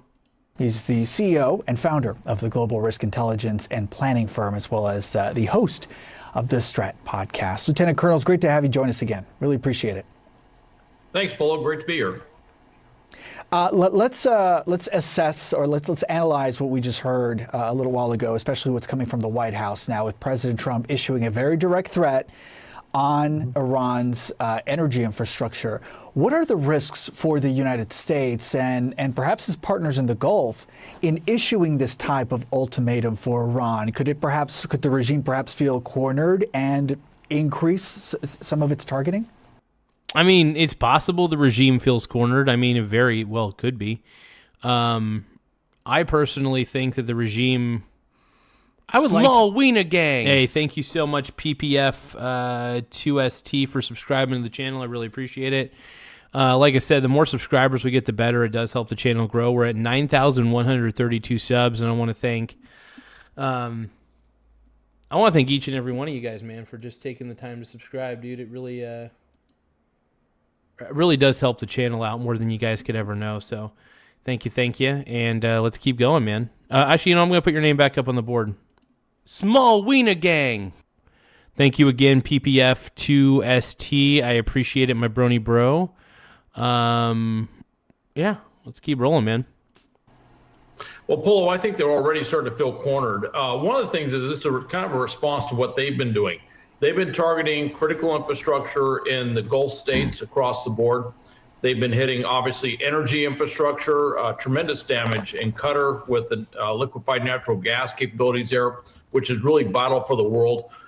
So this is basically, kind of a response to that, saying, we'll hit your power. And the thing with the power is, and it is a kind of it's a sort of a dangerous thing, but it's also kind of a logical thing. The danger is, could it alienate the Iranian people away from the U.S. and what's trying to be done there? Could it make them somehow adhere to the regime in a sort of nationalist way? The other side is they're thinking, well, they might turn off the lights, literally. And if they turn off the lights, that does make it look like the regime can't do much. So it sort of disempowers the regime's hold on the people. Now, it's tough on this one, and here's what I'm thinking. My thought process is you don't want to turn the Iranian people away from the U.S. because here's the thing. The U.S. is supposed to be liberating the Iranian people away from the terrible Iranian regime. So the goal here is to not try to alienate anybody, try to make sure everybody can, I don't know, stay on the side of the U.S., man. Crazy, though. But yeah, thank you guys for tapping the subscribe button, though. The more subscribers we get, the better. It does help the channel grow. We're currently sitting at 9,133 subs. Once again, we're at 9,133 subscribers. I do want to thank each and every one of you guys for taking the time to subscribe to the channel. I really appreciate it. We're a pro-Trump channel. We love Trump. We're not a fan of the Democrats. We're pretty much an anti-Democrat channel, but if you guys can, please subscribe to the channel. We're trying to get to 10,000 subs before the end of the month. We're at 9,133, and I'm very happy about that, though, and we couldn't have done it without you guys, and to everybody who's taken the time to subscribe, I want to say thank you from the bottom of my heart. You guys have made me a very extremely happy person, so I appreciate all you guys. Let's keep watching, man. I'm gonna get fucking emotional, dude. So it is a kind of a logical step, but I think there's a big psychological element. Keep in mind, we got a 48-hour deadline. It's not something immediate. It's something for them to ponder for the next 2 days. Well, let's see what the Fox News angle is. So tensions with Iran are escalating fast. President Trump now threatening to obliterate its power grid if Tehran does not reopen the Strait of Hormuz. Iran is firing back, warning it will target critical... Ooh, oil prices are expected to surge once again. That's another headline. Interesting. ...infrastructure throughout the region. Chief international correspondent Steve Harrigan is just across the border from Iran in the Armenian capital, Yerevan, with the latest. Steve. John, an extremely tough-worded ultimatum from President Trump to Iran, and that ultimatum has a clock ticking. 48 hours to open the Strait of Hormuz completely for commercial traffic, or the U.S. would, in President Trump's words, obliterate power plants across Iran, potentially plunging the nation of 90 million people into complete darkness. Now, with the timing, that would be fewer than 30 hours. That would be pretty wild, man. I don't know. Plunging them into a complete darkness. Look, I think that the Iranian people, we need them to trust us. We're at war with the Iranian government more than the Iranian people. We don't want to be at war with the Iranian people. The civilians don't need to be a part of this. I just want to see the Iranian regime be toppled. I think that the Iranian regime has been terrible. They've tortured their own people. They've basically publicly executed people who have protested that government. I'm on the side of the Iranian people at the end of the day, and I want the Iranian people to understand that what we're doing is the right thing. And a lot of the Iranian people do understand that what the U.S. is doing is the correct thing by toppling this terrible regime that has killed people who have protested. So, I don't know. I love what Trump is doing. Look, I'm a pro-Trump guy at the end of the day, but I do hope you guys tap the subscribe button for more Trump coverage. We love Trump. We're Trump fans on this channel, okay? We're Trump fans. I'm not afraid to admit it. I hope you guys subscribe. I hope you guys agree with me on this one. If you don't, that's okay. I like disagreement too. This is not meant to be an echo chamber. If it were an echo chamber, I would block everybody who disagrees with me. I allow free speech in the chat. We do get a lot of hecklers in the chat, but you know what? I expect hecklers, and you know what? All voices are welcome on the Michael Garza show in the chat. Even if some of the voices can be really annoying, we still welcome them. We'll debate them. We may even call them stupid, but we still want them to have a voice on the Michael Garza show. So let's go. Remaining for Iran to take those steps. Iran, though, posturing defiance. No sign of taking any steps to open that. The reverse, saying they would close the straits entirely if President Trump follows through and begins attacking power plants in Iran. They said they would also attack U.S. assets in the region. Here's Iran's response. If Iran's fuel and energy infrastructure is targeted by the enemy, all energy, information technology, and desalination infrastructure belonging to America and the regime in the region will be targeted. As this back and forth takes place, Iran... All right. Well, where do we go from here then? If Iran's going to start targeting U.S. desalination unit plants in the Iranian area, honestly, at this point, man, I think... the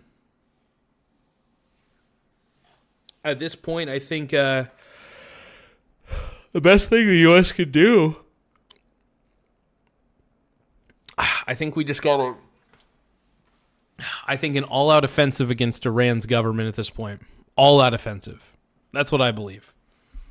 Call me crazy, call me wild, but I think an all-out offensive against the entire Iranian government may be the best way to do it. Throw everything we've got at... I don't know what sort of intel the military has. I'm sure they have got plenty of intel. But use AI to your advantage. I think, we're one of the most powerful militaries. We should be toppling the rest of the Iranian military and the rest of the Iranian government, so that way this can stop. Iran should not be closing the Strait of Hormuz. Yeah, there's a lot of mountains in Iran, sure. Yeah, look, you guys can call me a bootlicking shill all you want, but that doesn't stop me from being right. Dude, you guys are going to keep calling me names. All the leftists in the chat, you guys call me names all you want. I don't really care. There's a lot of terrible leftists that come into this chat. And a lot of you leftists, man, you guys could be bullies if you want, but you guys are effing wrong about a lot of stuff. And I hope you're aware of that. And, So I don't really give in to the bullies from the left. There's a lot of bullies on the left, and I'm not going to cave into your guys' way of thinking, because the left's way of thinking, I think, is poisonous and toxic. I mean, dude, leftists think that communism and socialism are good ideas. That's how I know that they're not serious. That's how I know they don't understand economics. If you think that communism and socialism are good ideas, you don't understand economics. In fact, if you did understand economics, you wouldn't be communist or socialist. Period. End of story. That's just the thing. So it's good to see so many people in here. We got a lot of cool people in here. I'm loving it. Yeah, let's keep going, man. Iran has managed to fire 2 long-range missiles at U.S. and U.K. military positions on the island of Diego Garcia in the Indian Ocean. Neither missile hit its target, but the range surprised many people, more than 2,000 miles striking from Tehran out into the Indian Ocean. John, back to you. Chief International Correspondent Steve Harrigan from Armenia. Steve, thanks. Israel. It's crazy, man. This is crazy. Israel is facing new attacks as Iran and Hezbollah continue to fire missiles. Israel is also hitting back, launching strikes into Lebanon as fighting flares on multiple fronts. These are the latest images from southern Lebanon, where an Israeli strike smashed a bridge on a main route. Officials say the goal is to cut off Hezbollah's movement in the south of that country. Senior correspondent Mike Tobin is live in Tel Aviv, Israel, with the latest. Mike. And, John, the tension is ramping up dramatically as we're about halfway to the expiration of the president's ultimatum to Iran about the Strait of Hormuz. Now, the Iranian parliament speaker posted a response reading as follows. Immediately after that happens, meaning strikes on the grid, the critical infrastructure, energy infrastructure, and oil facilities throughout the region will be considered legitimate targets and destroyed in an irreversible manner. An Iranian military spokesman. Wild, man, wild. And the critical infrastructure, energy structure, infrastructure, and oil facilities throughout the region will be considered legitimate targets. They'll be destroyed in an irreversible manner. That's crazy, dude. Honestly, I think the world has got to see this. I think the world has to see this and be like, look, we need to destroy Iran's entire fucking military and their entire government, because they clearly have, I mean, first off, they've been a terrible regime this whole time. Definitely time for a regime change in Iran, that's for sure. And it's clear that dictatorships don't work, and especially when you have to kill your own citizens. That's so messed up, dude. It's so messed up, dude. Like, it really is screwed up. And so I'm not a fan of the Iranian regime. I really do hope the Iranian regime is toppled here really soon. It's just wild, man. Said private sector targets are fair game. If U.S. threats regarding... God, this guy sounds... Not the translator, but the guy that's... This guy right here. I just heard a little bit of him in his native tongue. Wow. Yeah, you know what? I can't wait to see the Iranian government toppled. I can't wait. You know what? I cannot wait to see the Iranian government completely toppled, because you know what? The left, that is the leftists' favorite government appears to be the Iranian government.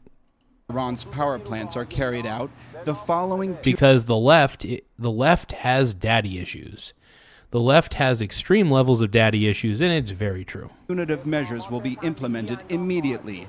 The Strait of Hormuz will be completely closed and will remain closed until our damaged power plants are restored. All power plants, as well as the energy and information and communications technology infrastructure of the Zionist regime, will be extensively targeted. All similar companies in the region that have American shareholders will be completely destroyed. President Trump spoke with Israel's Channel 13 tonight. He said we'll find out soon what will happen when that ultimatum expires. He says Iran will be totally decimated. He said they've been acting bad for 47 years, and they will soon get their comeuppance. His words. John, back to you. All right, senior correspondent Mike Tobin from Tel Aviv. Thanks, Mike.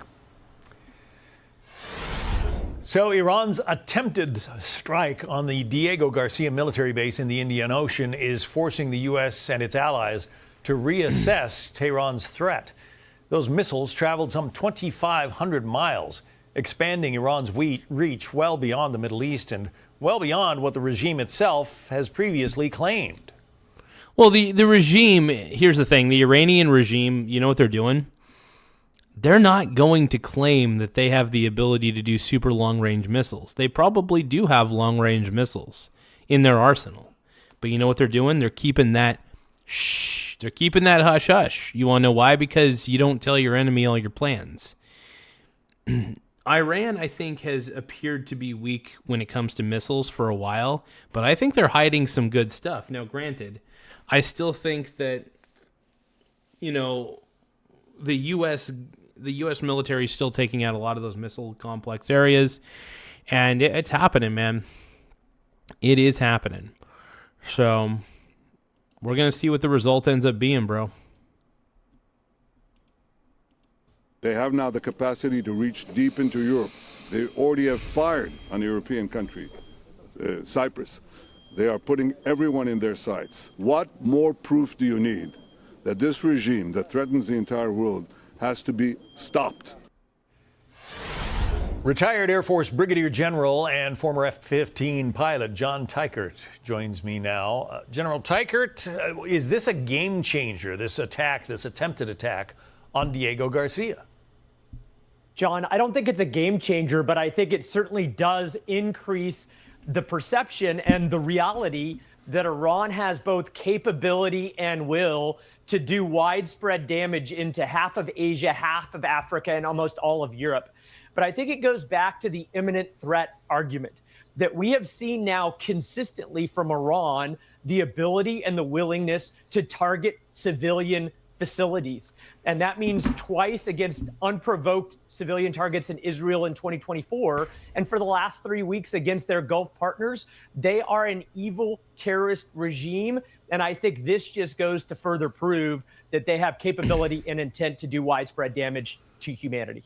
And this is why we need to just take out Iran's complete military. Somehow, some way.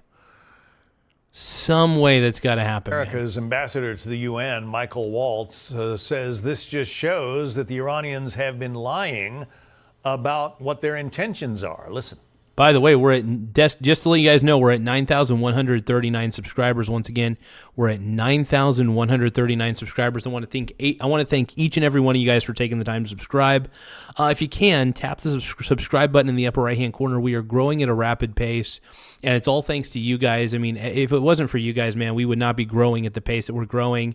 So everybody here has been a big factor in making this show one of the biggest, not one of the biggest, but one of the bigger up-and-coming shows on YouTube. We are growing so rapidly, and I seriously, from the bottom of my heart, want to thank each and every one of you guys for contributing to the growth.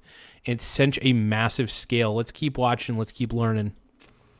Iran has been marching towards an ICBM. They've hidden some of that development under a so-called space program. I don't think anybody expects to see any Iranian astronauts on the moon, but that's what they've been hiding their booster production in contravention of sanctions behind for some years. They have developed a reentry capability with these intermediate range missiles, and all you have to do is marry up the two with a nuclear warhead. No doubt they had an awful lot of help from the North Koreans and from China in developing this weaponry, right? No, I think you're right, and I think that we should not be surprised that Iran. So China's been helping Iran under the table is what we're thinking. Interesting. That is very fascinating. Imagine publicly saying that, I absolutely trust Trump 100%, dude. Stoner McGregor, dude. I trust Trump on this one, man. I trust Trump 100% on this. I think Trump's on the right path, man. I think Trump is honestly on the right path. And here's the thing.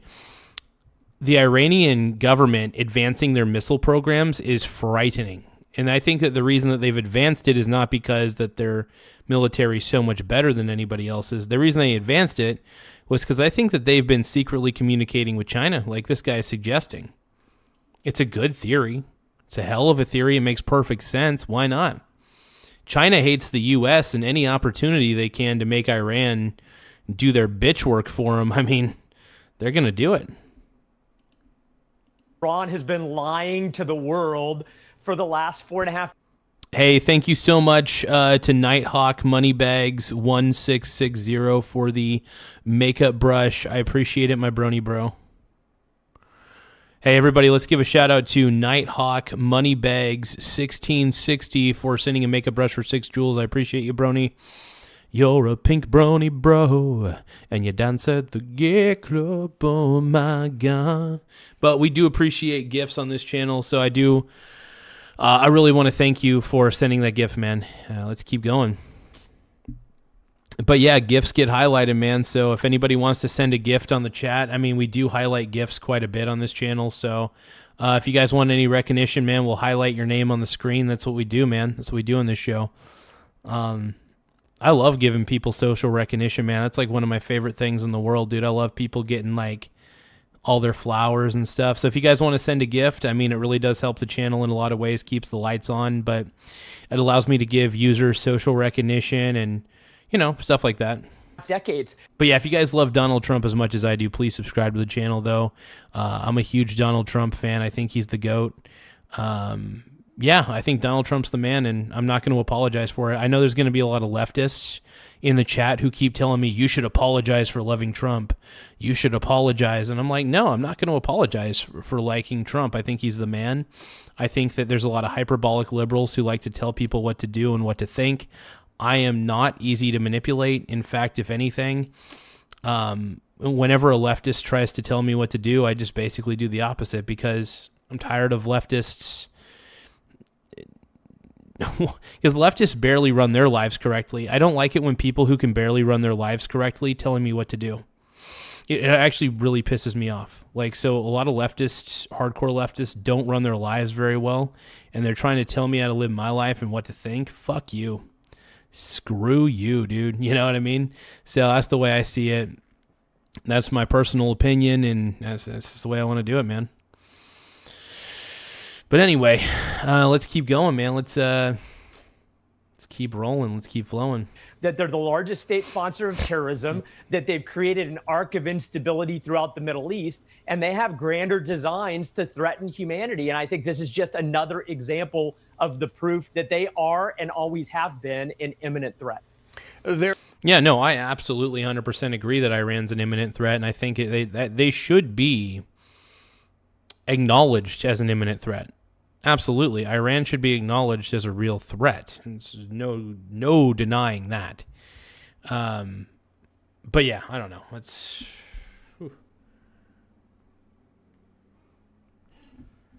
keep going, man.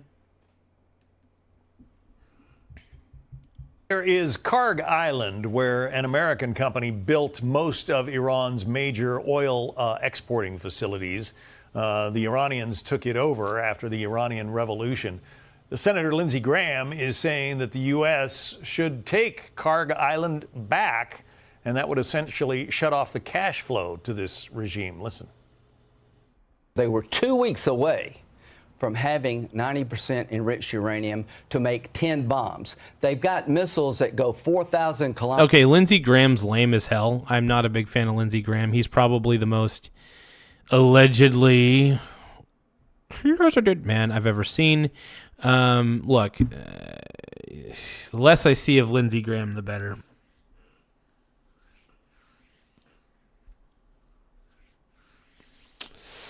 Either way, no, but look, Lindsey Graham's right, man. They had a lot of enriched uranium. They were on path to trying to make nuclear weapons. Iran has been wanting to make nuclear weapons for a while. And honestly, we should not be trying to encourage it. I feel like we've been trying to encourage Iran, and not really encourage them, but you know what I mean? Like, I just feel like we're on the wrong path, you know? I believe in the Iran war, though. I don't even really think it's a war. I think it's more like an annihilation of their military and their upper leadership, man. Iran's cooked. I mean, let's just face it. I mean, let's call a spade a spade. Iran is cooked. I mean, Iran is absolutely cooked, man. No, you know Iran's cooked. You know this war is basically over. I still think it's pretty much over. I think the war's over by March 31st. I think the war's over by March 31st. That's my opinion. We're not going to live that way anymore. So here's what I tell President Trump. No, Trump's the man, though. Look, I fully support what Trump is doing. I actually love Pete Hegseth. I think he's the man. To all you doubters, to all you haters, whatever. Now, if you guys are standing with Iran, I mean, if you're standing with the Iranian government, you guys are sickos. Trump, keep it up for a few more weeks. Take Karg Island, where all of the resources they have to produce oil, control that island, let this regime die on a vine. You know a lot about warfare. Would that accomplish what the senator says it would? Would taking Karg Island finish off the regime? John, the way that you finish the regime, in part what Lindsey Graham said there, is to impose maximum costs on them with minimal risk to us. And whether that is destroying those power plants, as President Trump suggested recently, or taking Karg Island, or slowly starting to destroy Karg Island, I think all of those are options to give Iranian leadership a bit of enlightenment that they should start opening up oil flows before we can. You know, I see people in the chat saying that I shouldn't love Donald Trump. I love Donald Trump. I think he's great, dude. So to those of you who were saying in the chat, oh, you shouldn't love a politician. Dude, I loved Donald Trump well before he became a politician. He's been a huge role model for me for a long time. So I voted for Trump in 2016, 2020, and 2024. I'm proud of that, man. I got no shame in that, bro. Why should I be ashamed? Why should I be ashamed of being a Trump fan? Why? Because you say I should? I'm not going to stop being a Trump fan just because you whiny leftists in the chat tell me I shouldn't be. I'm going to be a Trump fan for as long as I want. I think Trump's the man, and I think that all you leftists in the chat are a bunch of clowns, dude. I think all of you leftists in the chat are total clowns, and you know what? To all you guys who are tired of the left, please subscribe to the channel, because we're done with the left. We're trying to revive the Make America Great Again movement. We know it's there. We know it's still there. I'm still a fan of it. Look, I'm a Trump fan through and through, right? I am a Trump fan through and through. I'm not going to lie. And some of you guys think, oh, he's just rage baiting. No, I really I'm a legitimate fan of Trump. Proof is in the pudding, man. I'm a Trump fan, dude. I talk about Trump all the time, bro. I'm a Trump fanboy. What's wrong with that? Are you saying there's something wrong with being a Trump fan? Tell me, what is wrong with being a Trump fan? You tell me right now. You tell me right now what the hell is wrong with being a Trump fan. I'm a Trump fanboy, dude. Name a policy of Trump's that you love. No tax on tips. No tax on tips has been incredible. I love the fact that Trump is trying to deregulate a lot of stuff. Dude, Trump's doing all the right things, man. He got rid of the Department of Education. He secured the border. Trump's done a lot of good shit. Department of Education was total shit, though, by the way. No, Department of Education was garbage. It wasn't doing any good. Honestly, I think that every state should have their own personal Department of Education. Every state should be responsible for the education of their children. Straight up. That's the way it should be. I think the Department of Education was a total waste of time, one of the worst federal programs of all time, created by one of the worst presidents of all time. I believe Jimmy Carter, I think it was. And I think we all agree that Jimmy Carter was the second worst president of all time. I believe that Joe Biden's the worst president ever, but I think that Jimmy Carter is the second worst president of all time. But I think like George Bush is like the third worst president of all time. But I think like Donald Trump's probably third best president of all time. Abe Lincoln's like number one. George Washington's number two. But yeah, I think Trump's the man straight up. And I know there's a lot of people who are pissed off at me about that, but nah, Department of Education was garbage. You know it. No, you know the Department of Education was garbage. You guys can't be serious, right? Come on. Education should be handled at the state level, not the federal.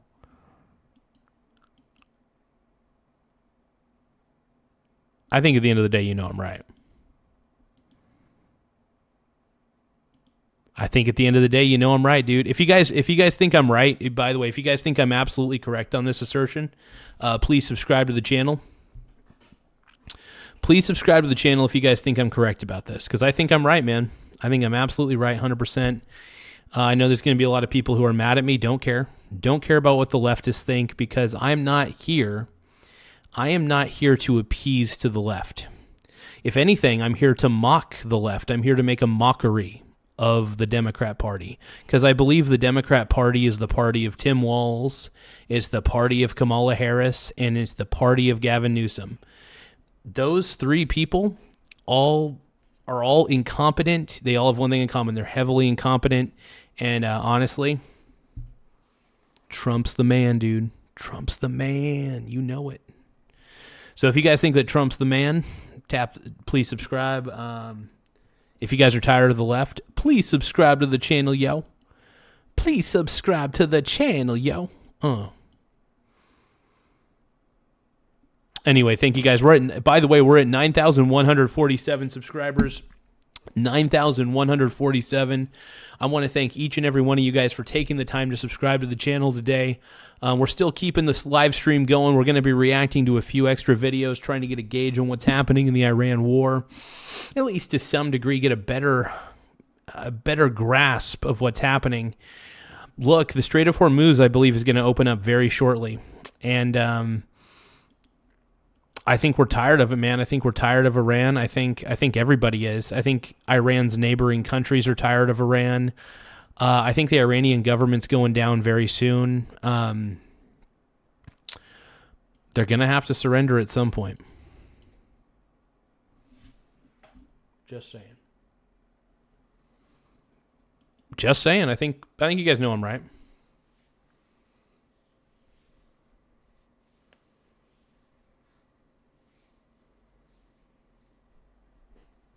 You guys know I'm right. Come on. Come on. All right, who here believes I'm right? I think you guys know I'm correct on this one. Come on. Now, who here disagrees with me? I'm fine with that too. Disagree, agree. But dude, I think Iran is cooked at this point. Iran is very cooked at this point. I think you guys know I'm right. In your heart of hearts, you guys have to know that I'm correct on this one, right? But I will say this: if you guys like the stream, if you guys are enjoying the show, please subscribe to the channel. If you guys love the fact that I'm unapologetically right leaning for sure. I'm not a Republican by any means. I'm very right leaning. I will say that I'm more anti-Democrat than I am Republican for sure. I'm anti-Democrat in the sense that I'm so tired of the fact that every Democrat thinks that socialism and communism are good ideas in government. The Democrat Party has absolutely lost its way. If you guys think the Democrat Party is totally cooked, please subscribe to the channel. But we're done with the Democrats on this one, man.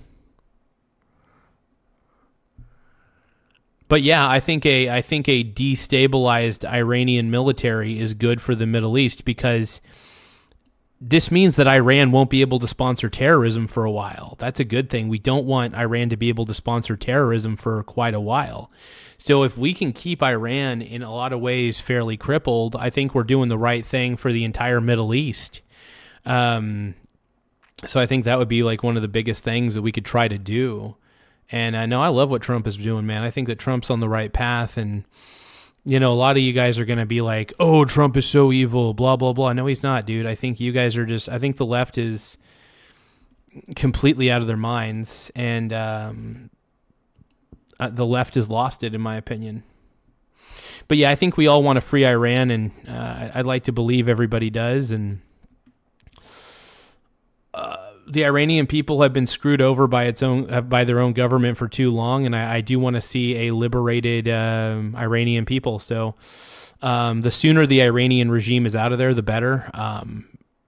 It's for the best, man. The sooner, the better. So get the Iranian regime out of there. Once the Iranian government's toppled, then everything will be on the right path. Then the healing shall begin. The healing will begin at that point. But the Iranian government must be toppled. We all know it.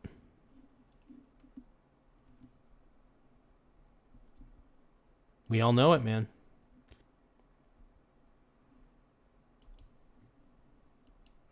But thank you guys for tapping the subscribe button in the upper right-hand corner. It does help the channel grow.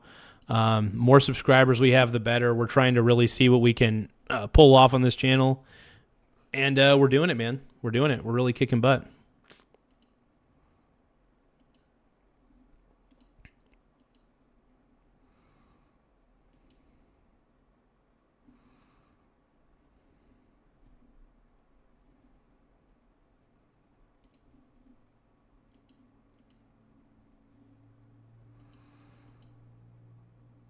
You're a superstar. You're a superstar. It's gonna be a long way down. I'm gonna get my 15 minutes of fame. At the... You know what? I'm gonna sing for you guys a little bit because I care about you guys. And, I heard that there's a messed up place where all my brony brothers are yeeting in their face. I'm having wicked dreams of creaming in Tennessee. No Santa Monica, it's been so good to me. It won't make my mama proud. It's gonna cause a scene. She sees her brony boy. I know she's gonna scream, God, what have you done? You're a pink brony bro.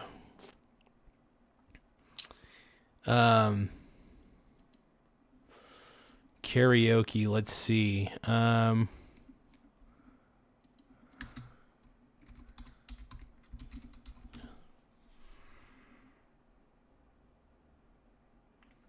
All right, let's see. What's a good karaoke thumbnail here? It's karaoke time.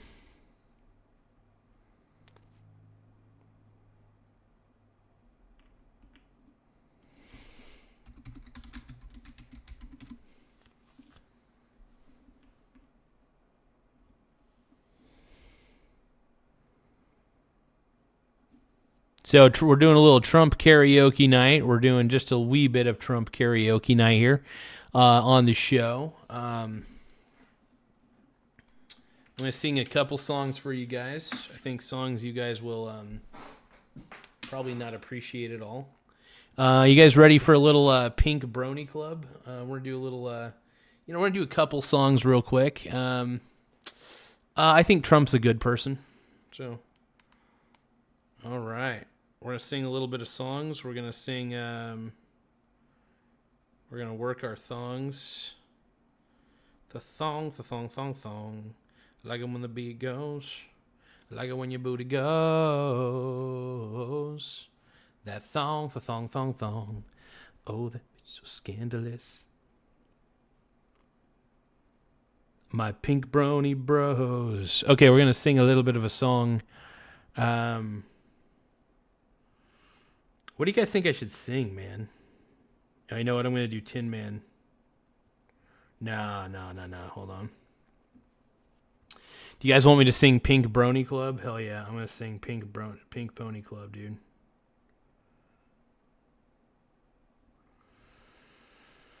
Okay.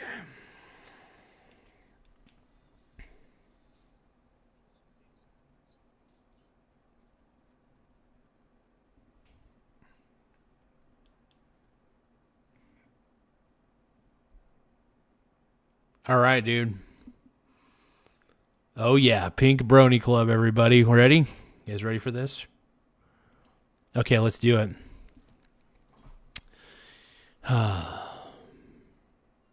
no, than me to stay. But I can't ignore my sleazy visions of me in Coos Bay. Heard that there's a messed up place where all my brony brothers are yeeting in my face. I'm having sexy dreams of creaming in Tennessee. Oh, Santa Monica, you've been so shitty to me. Won't make my mama proud. It's gonna cause a scene. She sees a brony boy. I know she's gonna scream. God, what have you done? You're a pink brony bro, and you dance at the gay club. Holy shit. I'm just having fun on the stage in my hooves. I'm wearing a man thong down at the Pink Brony Club. I'm gonna keep on fapping at the Pink Brony Club. I'm gonna keep on crapping down in West Hollywood. I'm gonna keep on crapping at the Pink Brony Club. Pink Brony Club. No. And my balls are on the floor. Everybody's looking at me, calling me a whore. Knives. Everybody's wondering if I'm gonna suck 'em all. Having screwed up dreams of creaming in Tennessee. Oh, Santa Monica, you've been so shitty to me. Won't make my mama proud. It's gonna cause a scene. She sees her brony boy. I know she's gonna scream. God, what have you done? You're a pink brony bro, and you dance at the gay club. Oh my God, I'm just having fun.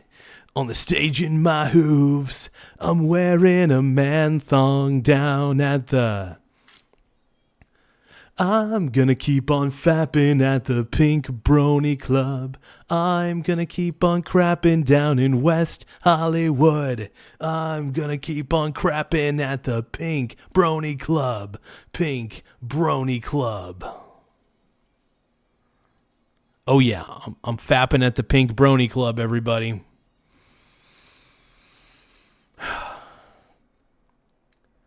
I've left you all behind. Everybody's trying to bang me in the behind. I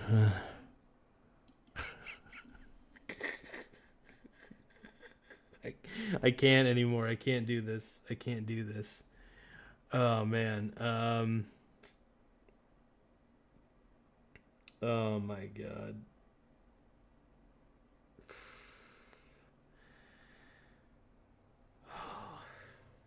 I'm feeling good though right now, you guys. I'm feeling good. Brony Bros. So many bronies, dude, right now. I'm going to sing you guys another song.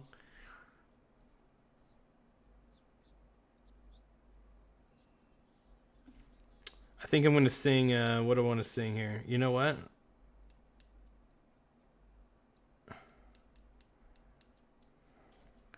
Yeah. Maybe I'll sit on.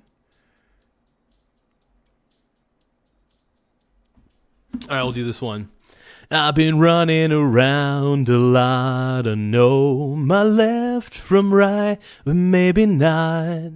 I've been taking a drive along the memory and had an awful thought. What if I'm wrong? And you were right all along. So get this, and I'll put you on my wish list. I drew a star right by your name. You're always in the top drawer, and I won't be a loner anymore. 'Cause it's never always the same. So get this. I never heard so good stumbling around your neighborhood. When I talk too much, I just stutter. You're around each other, I know that I was always gone. You were there all along. Let's see if we got this here. Get this, so get this. Now put you on my wish list. I drew a star right by your name. You're always in the top drawer, and I won't be a loner anymore. 'Cause it's never always the same.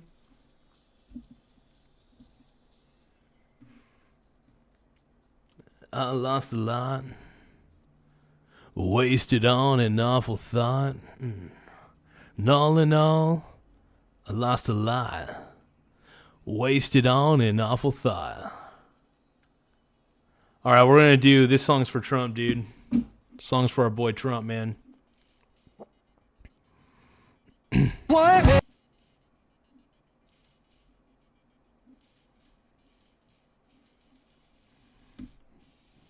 Whatever.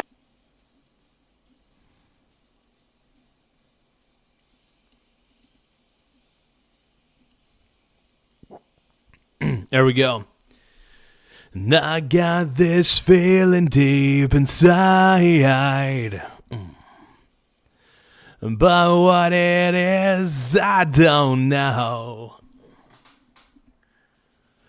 My vengeance starts to change. My mind gets filled with rage. Now raise my fist up to the sky. Well, what do you see? The fear I see when I look in your eyes makes you believe I'm one of a kind. Fear I leave in the back of your mind makes you believe I'm one of a kind. One of a kind. One of a kind. And now I feel like I'm alive. Don't know just how I got so low. These voices in my mind tell me it's killing time. It is a thrill I can't describe. Well, what do you see? The fear I see when I look in your eyes makes you believe I'm one of a kind. Fear I leave in the back of your mind makes you believe I'm one of a kind. Well, one of a kind. Yeah, one of a kind. One of a kind. One of a kind. One more time, man.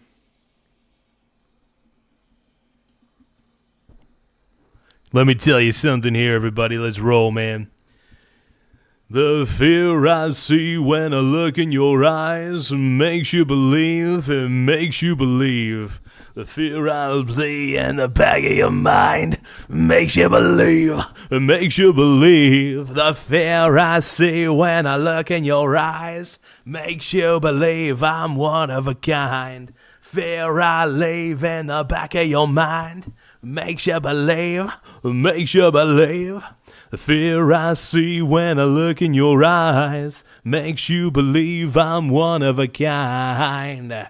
Leave in the back of your mind makes you believe I'm one of a kind. One of a kind. One of a kind. Well, one of a kind. One of a kind. Oh, yeah. The fear I see when I look in your eyes makes you believe I'm one of a kind. Now, that's actually one of my favorite. That's actually one of my favorite Breaking Point songs. So, if anybody's a big fan of Breaking Point, man, they're an incredible band. Honestly, one of the best bands one of the most underrated bands in my opinion. Very fun group of dudes to listen to. Yeah, dude. Honestly, you're studs, dude. Studs, man. We're doing a little karaoke real quick here. Scarioke more than anything. I can't sing right now for shit, but sure. Yeah, we'll do this one's a good one. Let me see if I can pull this off here.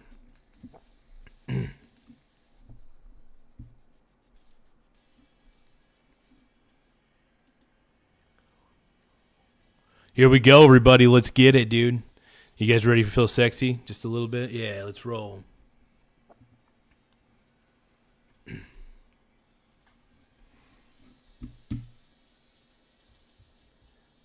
Oh, I can't remember the lyrics on. Trying to pull yourself up, lose that all-time low. Still it wants to bring you down. This is, by the way, this is Fuel Hard by Fuel. Some place to go. And staring at a photograph of everything we used to have in memories of long ago. To shake it now, hard to shake it now. Looking back at the past, I probably couldn't make it last and all you ever had to go. To shake it now, hard to shake it now. It holds on along the way. Now you want lost, and now you had to hate. Wants to turn you around, wants to steal your crown. Just all the way. Staring at a photograph of everything we used to have in memories of long ago.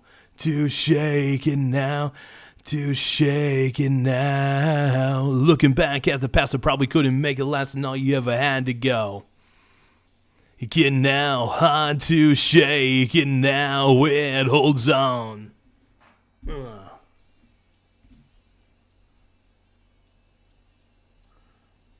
This is sexy, dude. Yeah, I'm not a very good singer. Trying to look for a song I think I could probably do.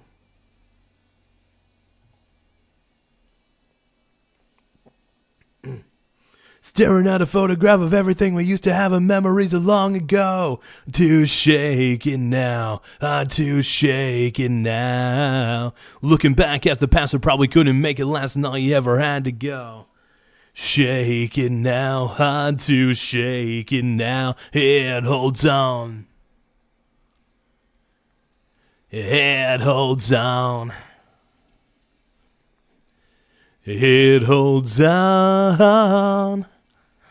It holds on. Oh, it's such a good song, dude. Yeah, I can't fucking sing right now for shit though. Trying to look for a song I think would be kind of good. We could do a little Wild Wild West, the Escape Club, dude.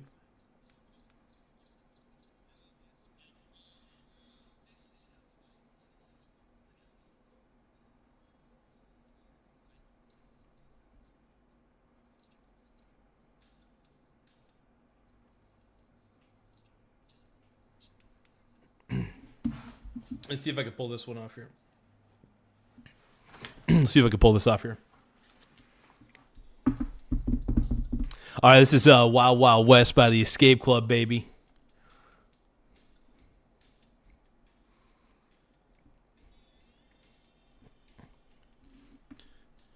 Seven deadbeats sitting in the back street, northeast, west, south, all in the same house, eating in the back room, handing out the big boom. I'm in the bedroom waiting for my baby. She's so mean, but I don't care. I love her eyes and her wild, wild hair. Dance to the beat that we like best. Heading for the 90s, living in the wild, wild west. The Wild Wild West. West is in the back room, handing out Valium sheriffs on the airwaves, talking to the DJs, serving hot beats, streaming like a drum. Gotta live it up. Daddy's got a new gun. She's so mean, but I don't care. I love her eyes and her wild, wild hair. Dance to the beat that we like best. Heading for the 90s, living in the wild, wild west. The Wild Wild West. Wild West. God, this song was ahead of its time, bro. The Escape Club, Wild Wild West. Dude, this song's so fucking tight, dude. Living in the Wild Wild West. Hands in the air and launch them up and down. Gotta live it up all over the town. Swerve to the left, swerve to the right. I don't care as long as she comes tonight. She's so mean, but I don't care. I love her eyes and her wild, wild hair. Dance to the beat that we like best. Heading for the 90s, living in the Wild, Wild West. The Wild Wild West, Wild West. Now, Wild West. Now. By the way, we're getting it. Oh, we got TJ in the house, dude. We're doing a little bit of a. This is a little bit of a homoerotic karaoke sesh we're doing real quick for everybody. Doing a little Wild Wild West by the Escape Club, baby.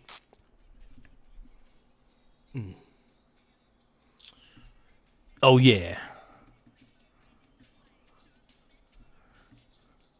I'm not even going to try to do the rap part of this song, dude. The Greg fatigue is a real thing. Absolutely, dude. TJ, dude. Oh, my God. Agreed, dude. Greg is tough, dude. He's just tough in the way, like, ugh. Yeah, I absolutely have Greg fatigue too, dude. Absolutely. Wild West. T's living in the 80s, out in the back room, leaning for the big boom. Wild West, give me safe sex, give me love. It's time to live it up. She's so mean, but I don't care. I love her eyes and her wild, wild hair. Dance to the beat that we like best. Heading for the 90s, living in the Wild Wild West. The Wild Wild West. The Wild Wild West. Wild Wild West. Okay, here we go, dude. Yeah, people are walking into a lot of gay stuff right now, dude. You guys are walking into a lot of homoerotic activity. No, just kidding. TJ says the guy that said Zulu was a piece. Dude, that was funny because I mentioned that during my reaction. He backpedaled so fucking hard.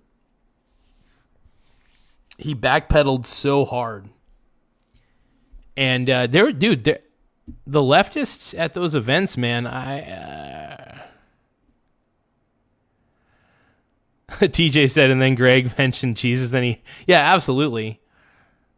Yeah, no, this is, dude, Greg is always tough to listen to, dude. Like, it's a little frustrating to listen to Greg sometimes, man. Like, he is just, ugh. Oh, man.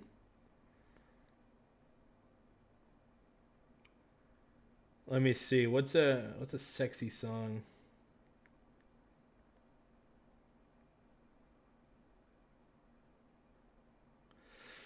Huh.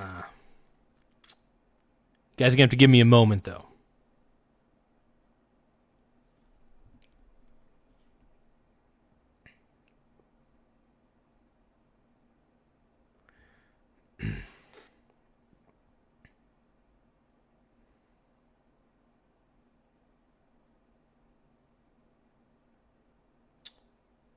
What about... I think we'll do a little Huey Lewis. We'll do a little Huey Lewis in the news. I'm gonna see if I can pull this song off. Hold on. Okay, this is a song I haven't done in a while. I like this song though, dude. That song I haven't even listened to in a while, so I'm pretty excited to do this one here. All right, do you guys think I got it? Dude? We're doing a little Trump style karaoke, dude. Look, if you guys love Trump as much as I do, man, tap the subscribe button. Let's go, dude. And eat. I can't sleep. I'm so nervous I can't keep the beat. I can't lie to keep her satisfied. And drifting like a ship out at sea. Her love, it's killing me. And yet, I'm in flame. Feel like a shotgun on a 22 frame. She got soul. She got a lot of heart. Knows how to make all his plans fall apart. Ain't but half the man I used to be. And her love, it's killing me.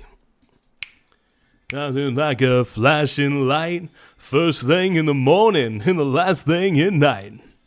And like a hurricane, her love is driving me insane. It hurts so my body aches.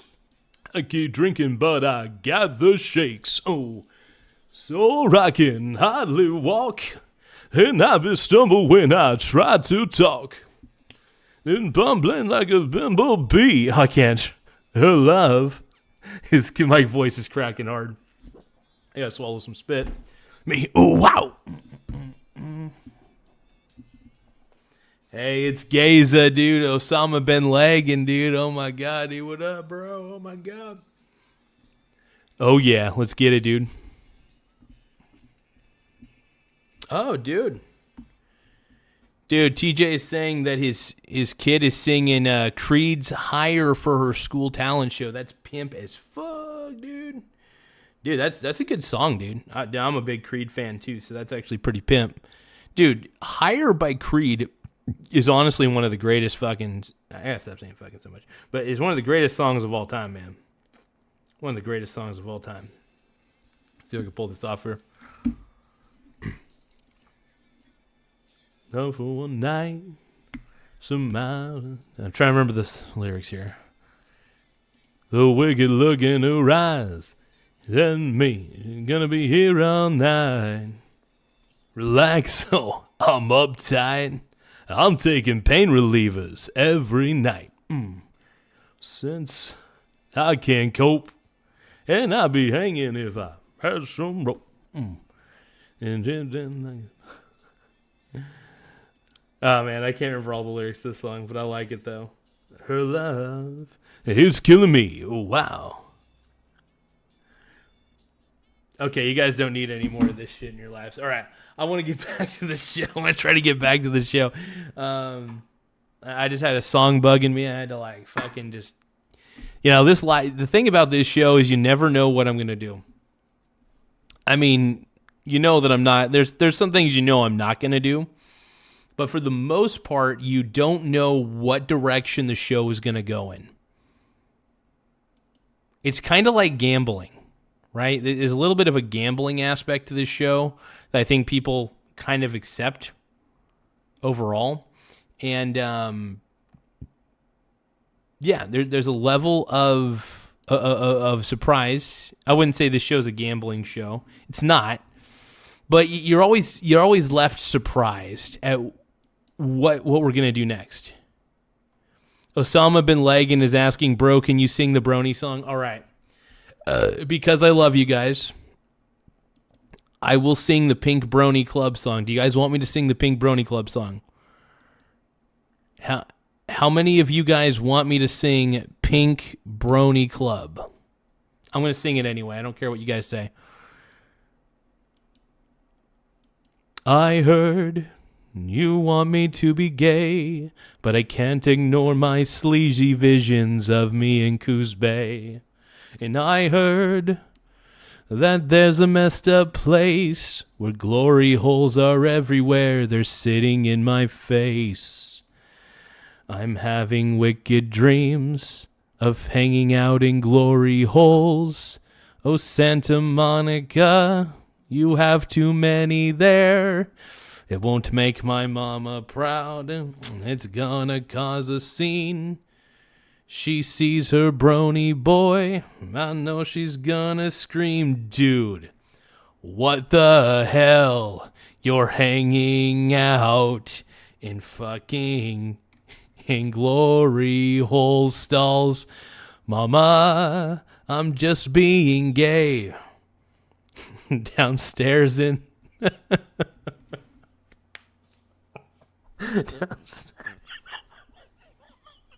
downstairs at the club, I'm wearing my man thong down at the Adult Fun Center.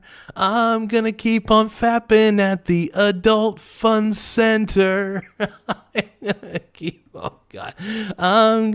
on fapping down at the glory holes. I'm gonna keep on fapping. I can't do it. I can't do this with a straight face right now, dude. Okay. I can't do it with a straight face right now. I just don't have the capability. I do not, dude. I do not have the capability to do that with a straight face. Okay, let's react to some shit, dude. Let's react. Before we keep doing this show, I am going to take a whiz. BRB.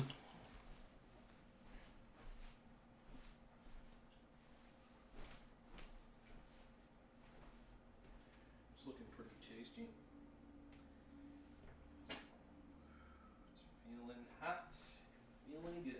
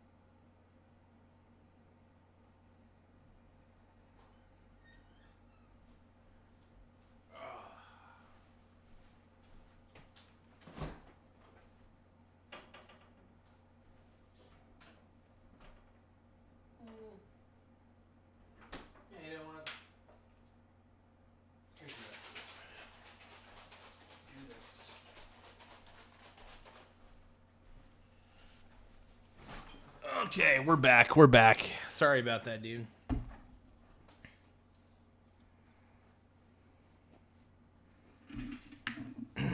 Okay. Let's see what else is going on in the world of Iran. Let's see here.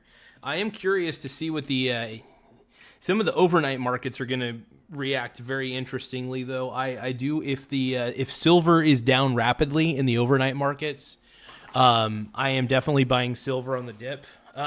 Hey, thank you, the Pug Plug, dude. Thank you, Pug Plug. I appreciate the floating heart for 10 jewels, my brony bro. Everybody, let's give a shout out to the Pug Plug for sending a gift. We do appreciate gifts on this channel. That is something we really enjoy. We appreciate it big time. It does help the channel grow in a lot of ways. So, no, thank you guys for keeping the channel.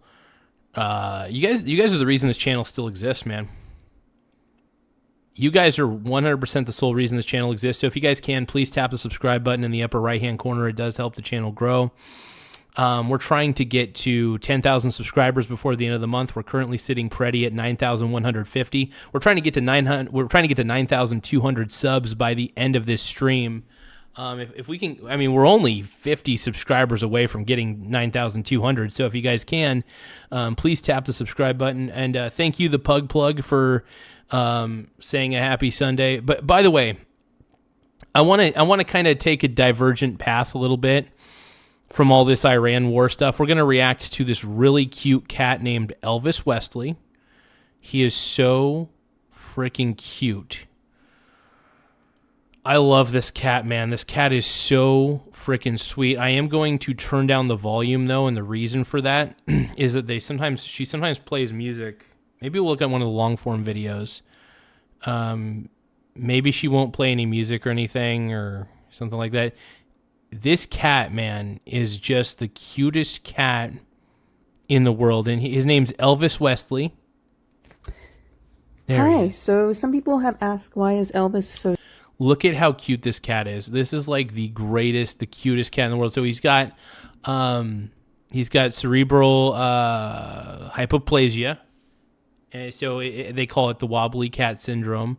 But he does live a very good life, and he doesn't struggle as much as it seems. This lady is so amazing. I love this lady for doing what she's done for a little Elvis. This cat is so adorable, man. Oh my God. All I got to say is, dude, this cat is just like the cutest little cat ever, man. I love all animals, man, but I love all animals, dude. I'm a huge animal guy. No, anytime I see an animal that's struggling or anything, even a human being, man, I think it's all of our duties to try to live with a very compassionate nature.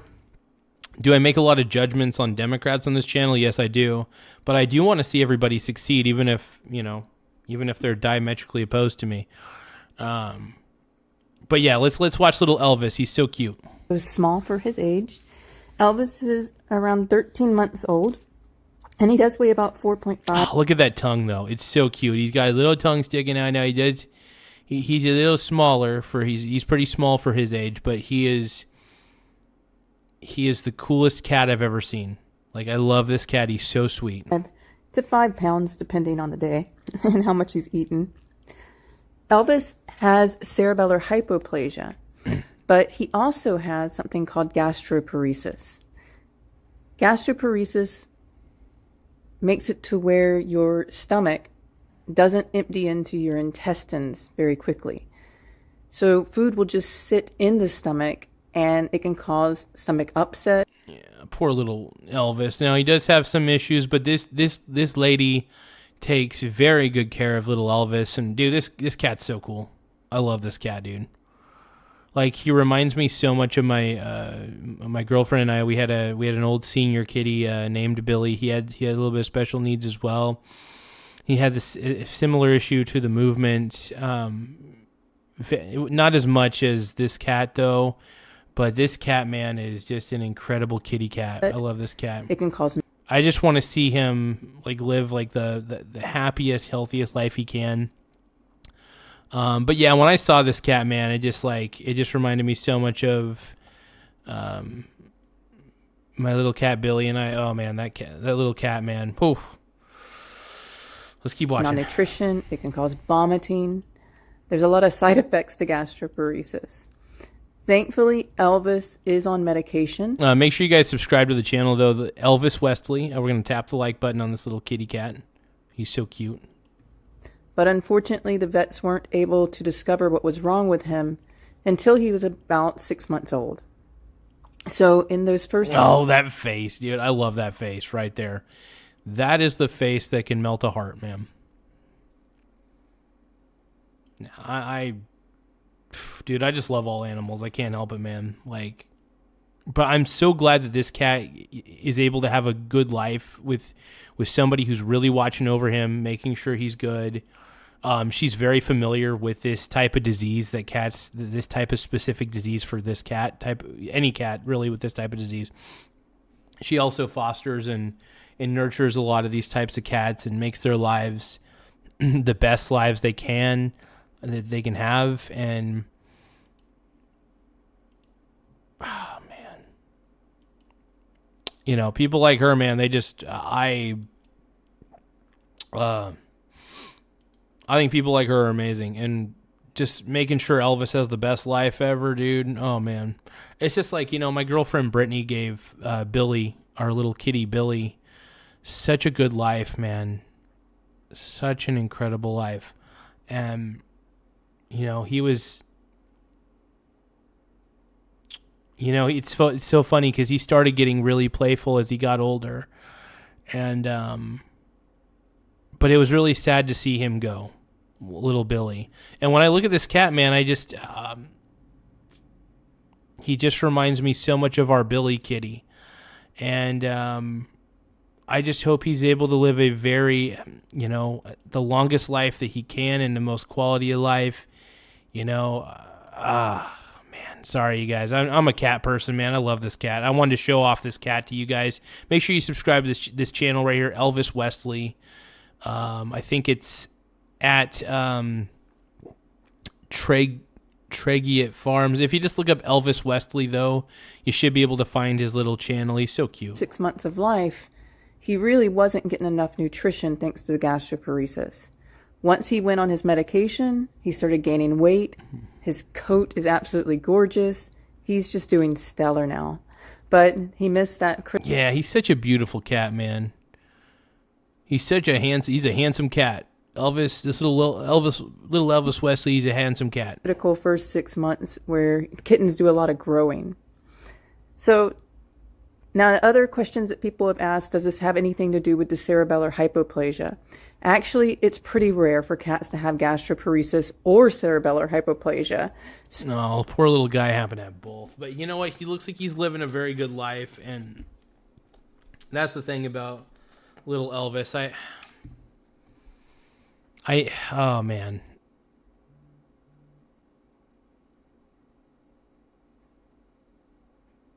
Yeah. Oh. Well, Bob, I'm glad that you were able to have a kitty cat that looked exact. I'm glad you had the cat for 17 years, man. That's beautiful. That's beautiful, man. But again, I don't know. Cats like this are so cute. So the fact that he has both is just kind of really unlucky in his case, but it's definitely not something. Well, I will say that he lucked out as far as getting a human being who really cares about him and can give him all the love that he deserves, because this cat man deserves every ounce of love he can get. And he is, honestly, the videos that I've watched of this cat man, he is well taken care of. And, yeah, I know it's tough to lose kitty cats, man. It's tough to lose cats. And,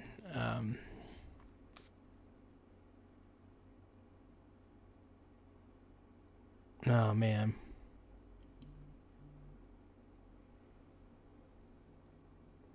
But this cat, man, I love this cat, dude. This is a great kitty. This cat right here reminds me so much of Billy, our little Billy kitty cat, but this cat's amazing. I've been watching his little channel, but he's well taken care of, and he's on medication for the gastro stuff that he's got going on. So he's good at the end of the day, but let's keep watching. It usually goes hand in hand. So again, both are rather rare. Gastro is really rare in cats and dogs, but there are medications that can help them. So if you suspect that your cat may have it, talk to your veterinarian. Yeah, and this is the great part about this cat, though. This cat is having a really good second chance at life. But yeah, he's just the coolest cat ever. And I love that this lady is giving him the best possible life. And she homes other cats that have the shaky cat syndrome, I guess is what they technically call it. But let's take a look here. A quick stroll through the trees with little Elvis. Let's take a look. Oh, look at this. This is so cool. I love this page, though. Like I said, what this lady does for these cats, man, it warms my heart up. So I hope you guys all support this gal's channel. She's just so cool.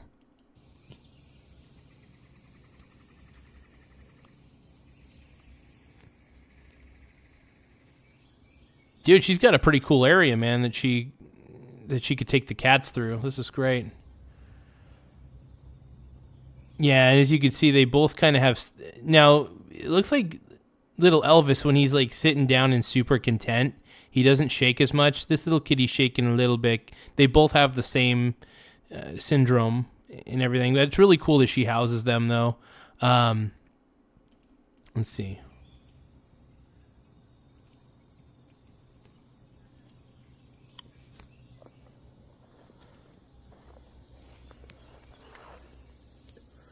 That's a good little message. May you know that you are enough. I love that.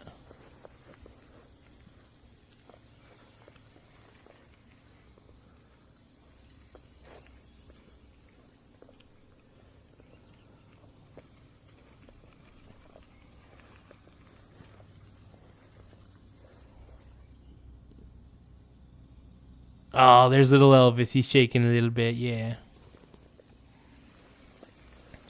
But you know, the thing is, they are able to live very good lives. I mean, these cats, since they do have trouble with a little bit of mobility, you know, this gal has a lot of padding in the house that they live in. So it's a good situation for them. I'll drink a little pomegranate juice here.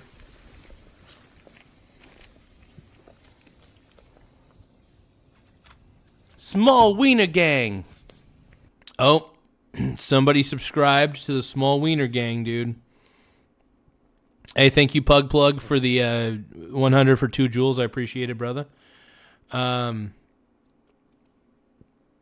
you very much for the gift, though. But yeah, that's just little Elvis. He's a cute cat. I wanted to take a little bit of a detour, you know, from all the politics stuff, you know. Look, I think at the end of the day, I think it's good to wipe out evil, you know. But I do think it's good to be compassionate as well, to some degree. I know there's a lot of people that don't agree with the Iran war. Actually, I don't think there's that many. But, look, I think that what I really want to say is that if you guys ever see an animal that's hurting that might need to be healed, you know, do your best to help. You know, do your best to make their lives better. But yeah, I want to thank you guys, like, seriously, for watching that.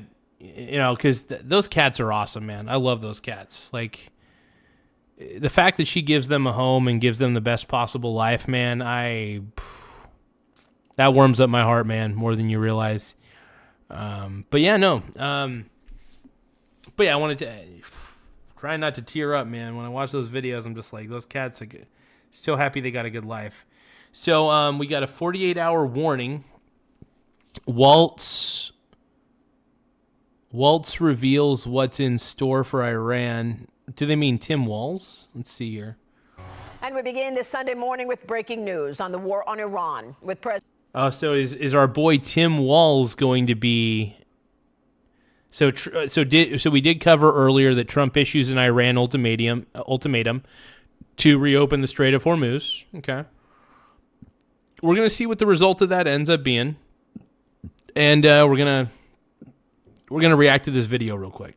President Trump demanding Iran end the blockade of the Strait of Hormuz by tomorrow night or face new disaster as Operation Epic Fury enters a 4th week. Even with most of Iran... Now, I can't believe we're on week 4 of Operation Epic Fury, man. This is insane. Week number 4. Blowing my mind, man. Blowing my mind.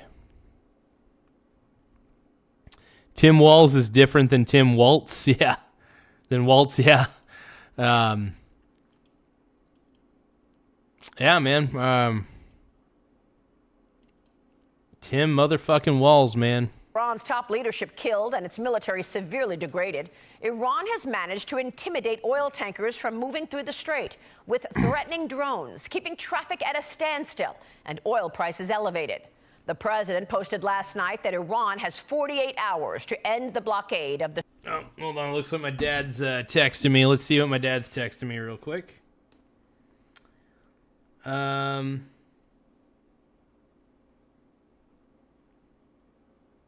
Looks like my dad's watching the live stream. He's saying that kitty cat is shaking. So sad.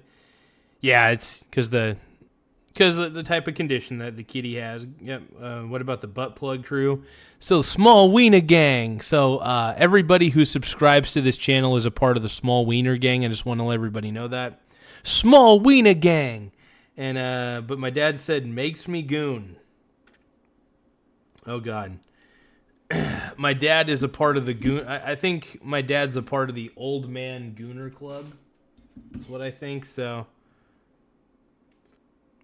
I'm pretty sure my dad's part of the older gentlemen's. He's a part of the gay gentlemen's gooner club. I think everybody's a part of the. I think everybody goons. The Strait, or the U.S. will obliterate Iran's power plants as the war escalates after Iran fired 2 long-range ballistic missiles at the Navy's support facilities on the island of Diego Garcia in the Indian Ocean on Friday, some 2,500 miles away. That's crazy. It's wild that they were able to send a missile, that they were able to shoot a missile that far away. You know what I mean? From like wherever to here. The fact they were able to hit Diego Garcia is kind of, or not hit, but they got close. I mean, I don't know the accuracy of their missiles. Their long-range missiles probably are not that accurate. But the fact they were able to shoot it from there to here, I mean, if you look at this map, man, let's see, New Delhi, Rome, Munich, Paris, let's see, Berlin, Oslo, London. This is interesting, man. Oh my God, they could actually, in all potentiality, Iran might be able to hit, possibly, they might be able to hit Paris, maybe even London. Now, it depends on how many of these weapons they ultimately have. It really does. It depends on how many of these weapons that they ultimately have. We don't know how many they got. They may have a lot. They may have some. I don't know. We'll see.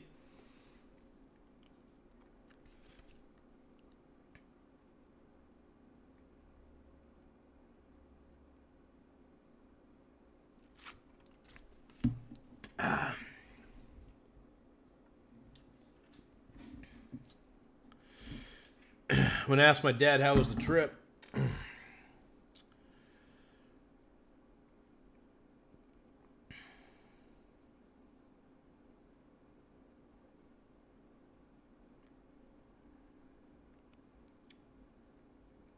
My brother and my dad went to OMSI to see the Titanic wreckage. I'm not much of a Titanic buff, but I think it's cool that they went to go see that stuff. I mean, I think it's pretty neat. I mean, like, historically speaking, I think it's fascinating, but, as much as I like history, I just like to kind of briefly read different parts of history, understand what happened, and then just kind of move on.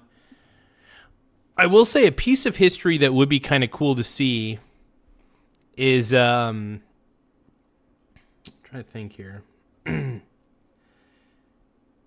I got to admit, it would be kind of cool to see like real dinosaur bones. That'd be sick. From Iran.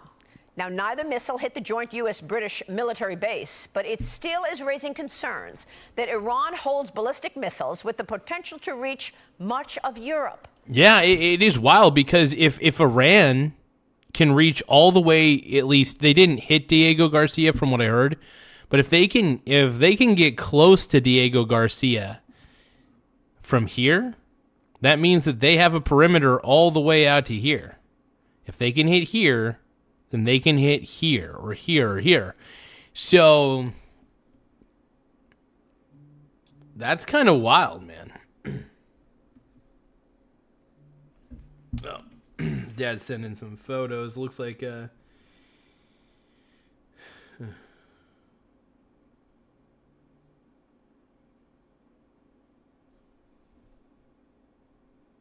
wow.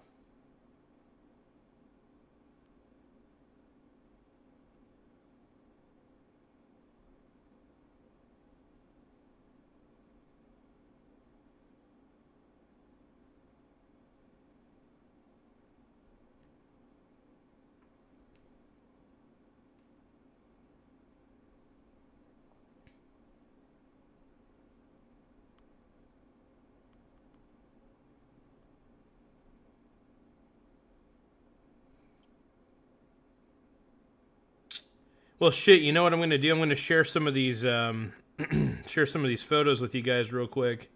So we're going to take a little bit of a detour on the show. So my dad sent me some of the pictures. My brother and my dad went over to OMSI in Portland. This is some of the Titanic. It's probably a low quality image, by the way.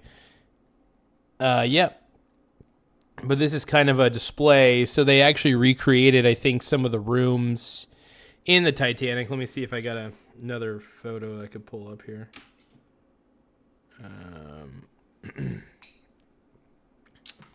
Let me.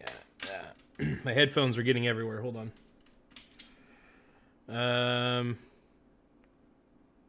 Oh, and then we got it's kind of dope. So this is like the staircase. I don't know I think this is either an image or a recreation of it. I don't know if they like recreated it or not. I'm not entirely sure. Give me a second here.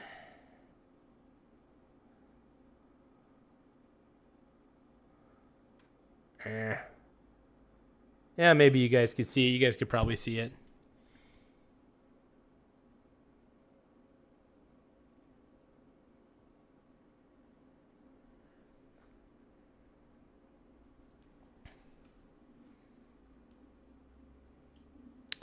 Let's try this one real quick here. It's another one. It's kind of cool. It's wild. Like I said, I know the images are not going to come through very well, but that's okay. This is really interesting. So this says, let me zoom in on some of this. This was a man's shoe. So this laced shoe was actually recovered from passengers' luggage. That's wild, man. Hold on. I'll show you guys the shoe. This is a shoe that was recovered from a man's luggage and stuff like that. Crazy. Absolutely crazy, man. Wild. So that looks pretty cool to me, man.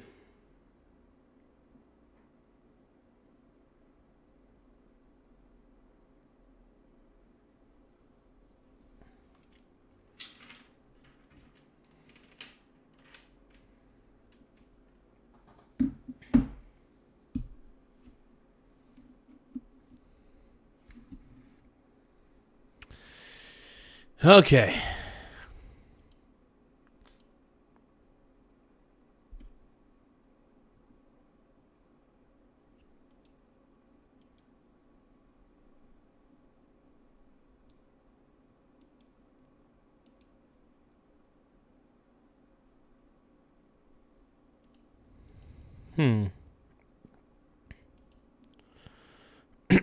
Give me another moment, you guys.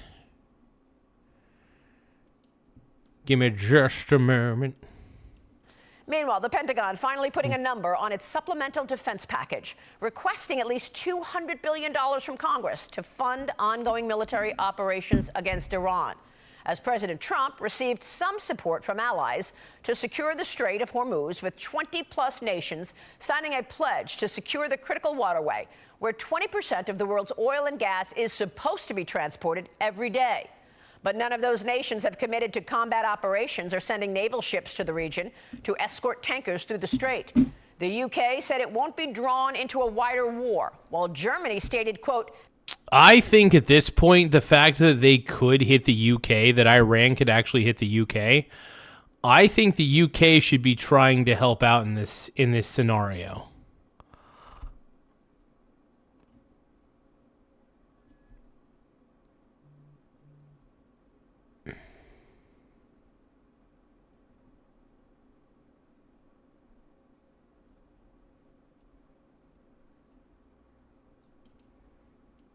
This is not our war. That comment days before Iran's long-range missile traveled to Diego Garcia. The White House is doing everything it can, meanwhile, to reopen the waterway and lower the price of oil, which is now trading just around $100 a barrel, up some 50% since the conflict began 3 weeks ago. As Treasury Secretary Scott Bessent told me exclusively on Thursday on Mornings with Maria on Fox Business. That's crazy, though, man. Price of oil's going up, bro.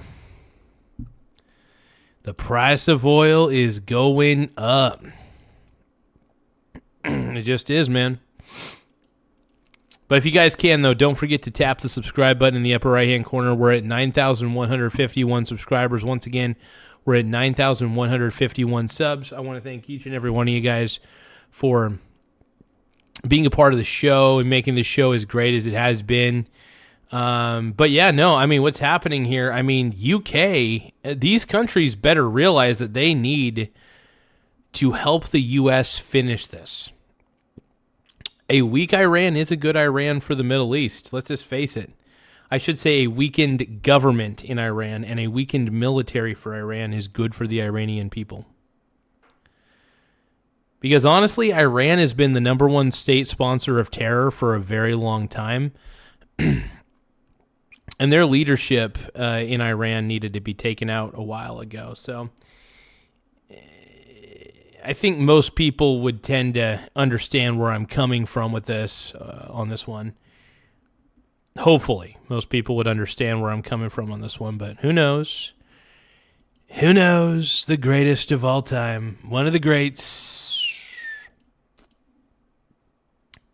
Let's keep going. That the White House would lift sanctions on Iranian oil that is already out at sea, like they did with Russian oil, which is, in fact, exactly what he did this weekend. The U.S. allowing 140 million barrels of oil on tankers at sea to be sold to the global markets. We had a break the glass plan across the administration and at Treasury. We unsanctioned Russian oil. We knew that there were about 130 million barrels on the water. And Scott Bessick kind of scares me. Scott Bessick guy kind of scares me, dude. Created supply that is beyond the Straits of Hormuz. So we anticipated this. We knew that there could be a temporary, and I want to emphasize temporary, choke point there. And there was 130 million barrels of floating storage. In the coming days, we may unsanction the Iranian oil that's on the water. It's about 140 million barrels. So depending on how you count it, that's 10 days to 2 weeks of supply that the Iranians had been pushing out. That would have all gone to China. In essence, we will be using the Iranian barrels against the Iranians to keep the price down for the next 10 or 14 days as we continue this campaign. Look, I mean, I don't know what is exactly going on in the Strait of Hormuz, but it can't be that tough to secure. I mean, like, it probably is. And here's the thing. I don't understand why it's tough to secure. I mean, I'm sure if I understood why it would be, I don't understand how we could topple the entire Iranian regime almost and pretty much cripple the military and the Navy. The Army and the Navy for Iran. You know what I mean?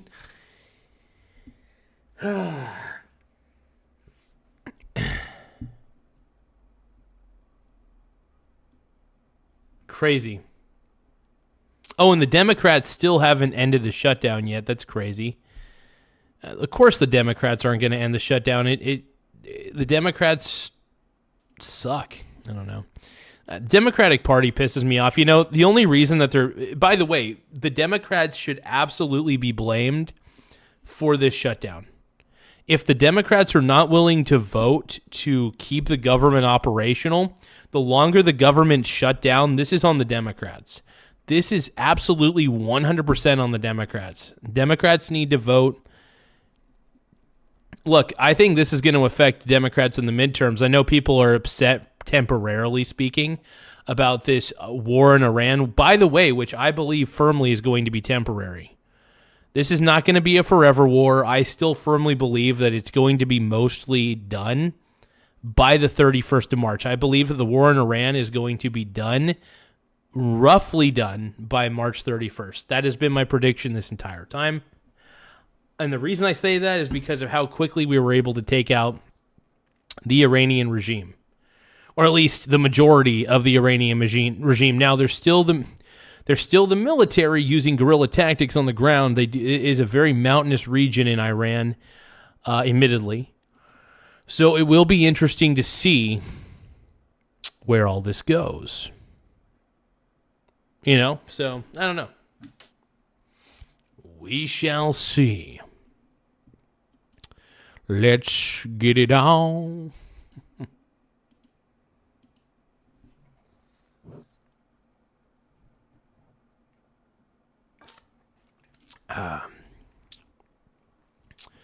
But yeah, thank you guys. I appreciate everybody for subscribing. We're at 9,150 subscribers. You know, if you could take the time to tap the subscribe button in the upper right-hand corner, it really does help the channel grow. More subscribers we get, the better. We're trying to see if we can reach 9,200 by the end of the night. I don't know if we could reach 9,200 by the end of the stream, but I do believe we could hit 9,200 by the end of the night, because I do plan on doing another stream tonight. I'm probably going to play a little basketball here in a bit, just because I got to get a little exercise in, and I definitely want to absolutely 100% get some exercise in, and so I'm probably going to go down and... Oh, wow. What the hell? Oh, okay. Oh, yeah, I'm playing with my little... This is not a bussy pad. This looks like a breast implant right here. So when you stretch this out, it looks kind of like a breast implant, but it's not. I'm not playing with breast implants, I swear. Most people think I'm playing with breast implants on this show, but I'm not. I swear. Swear I'm not, you guys. Hey, thank you, Nana6. I appreciate the corgi for 1,000 joules, by the way. Thank you, Nana6. Our channel really does appreciate gifts, so anybody who wants to send a gift, I greatly appreciate it. I'm going to give a love to this real quick.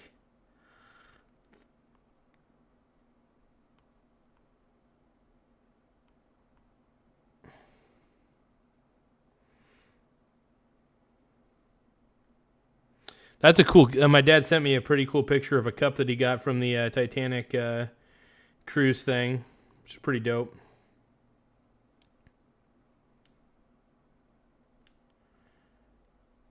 So, Nana6, I want to thank you for sending me a corgi gift. I'm going to keep that up on the screen.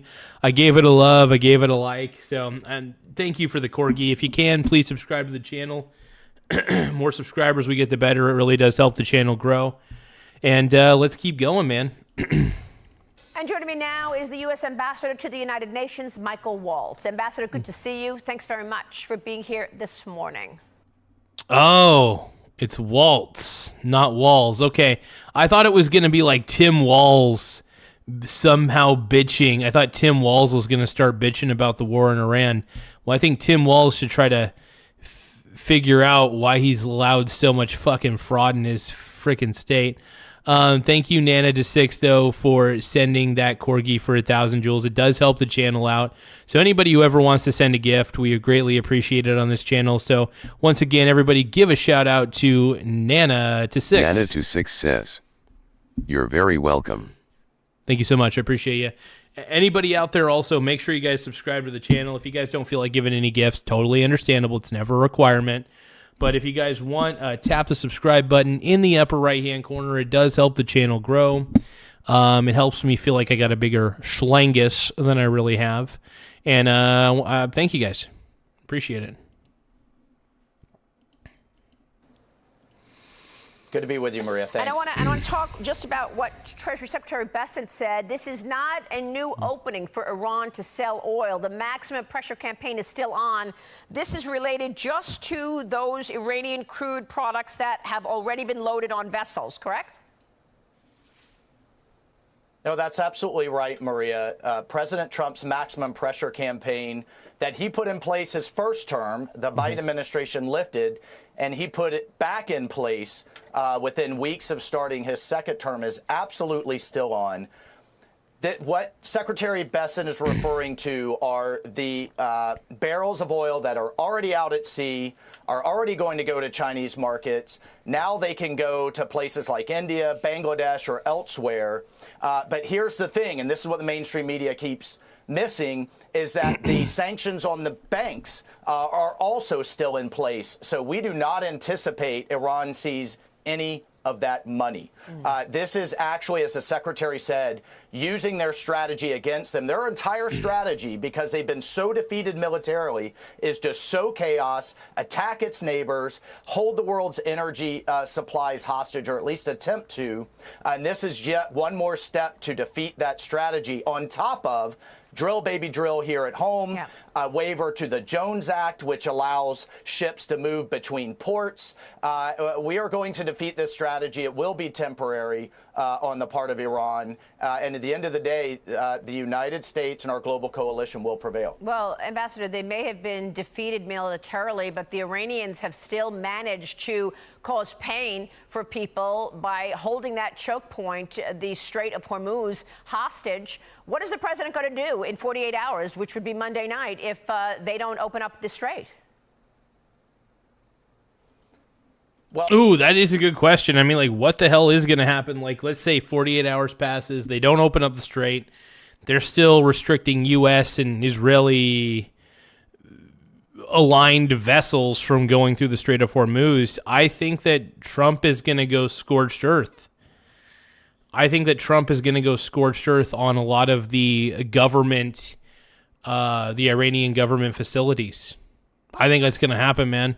I mean, I don't know what for sure is going to happen. It's tough to predict the future.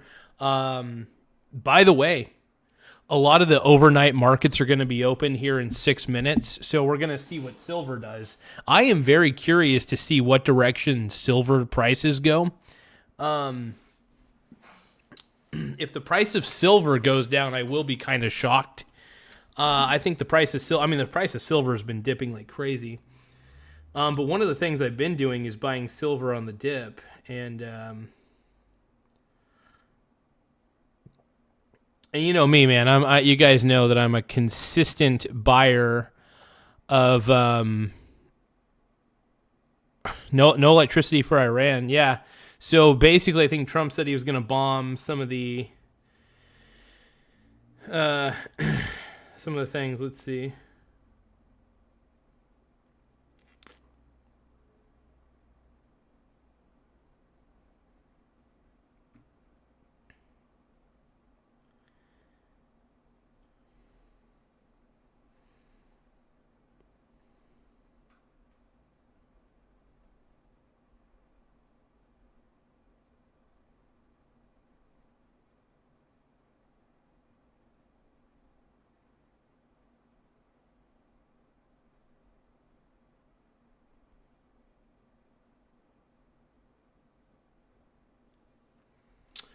All right, so we're gonna keep on viewing this, and we're gonna see what we could pull off here. Yeah, I don't know. I don't know if Trump's gonna chicken out per se, but you know, he might. He might chicken out. I don't know. I don't know. I think Trump's gonna do whatever he wants to do at this point. That's what I think. I think Donald Trump's gonna do what he wants to do, and we're just gonna see what the result ends up being at the end of the day. You know. Haters are gonna hate, people are gonna get pissed, and that's just the way it is. People are gonna get pissed off at daddy.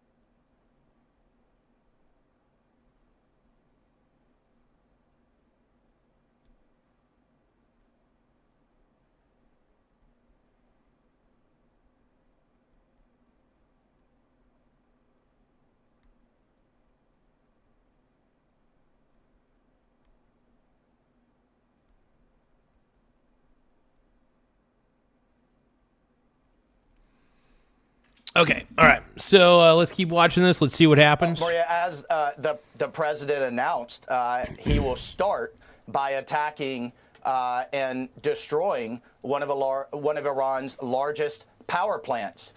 There are gas-fired thermal power plants and other type of plants, and I want to be clear here before there's kind of hand-wringing out in the international community.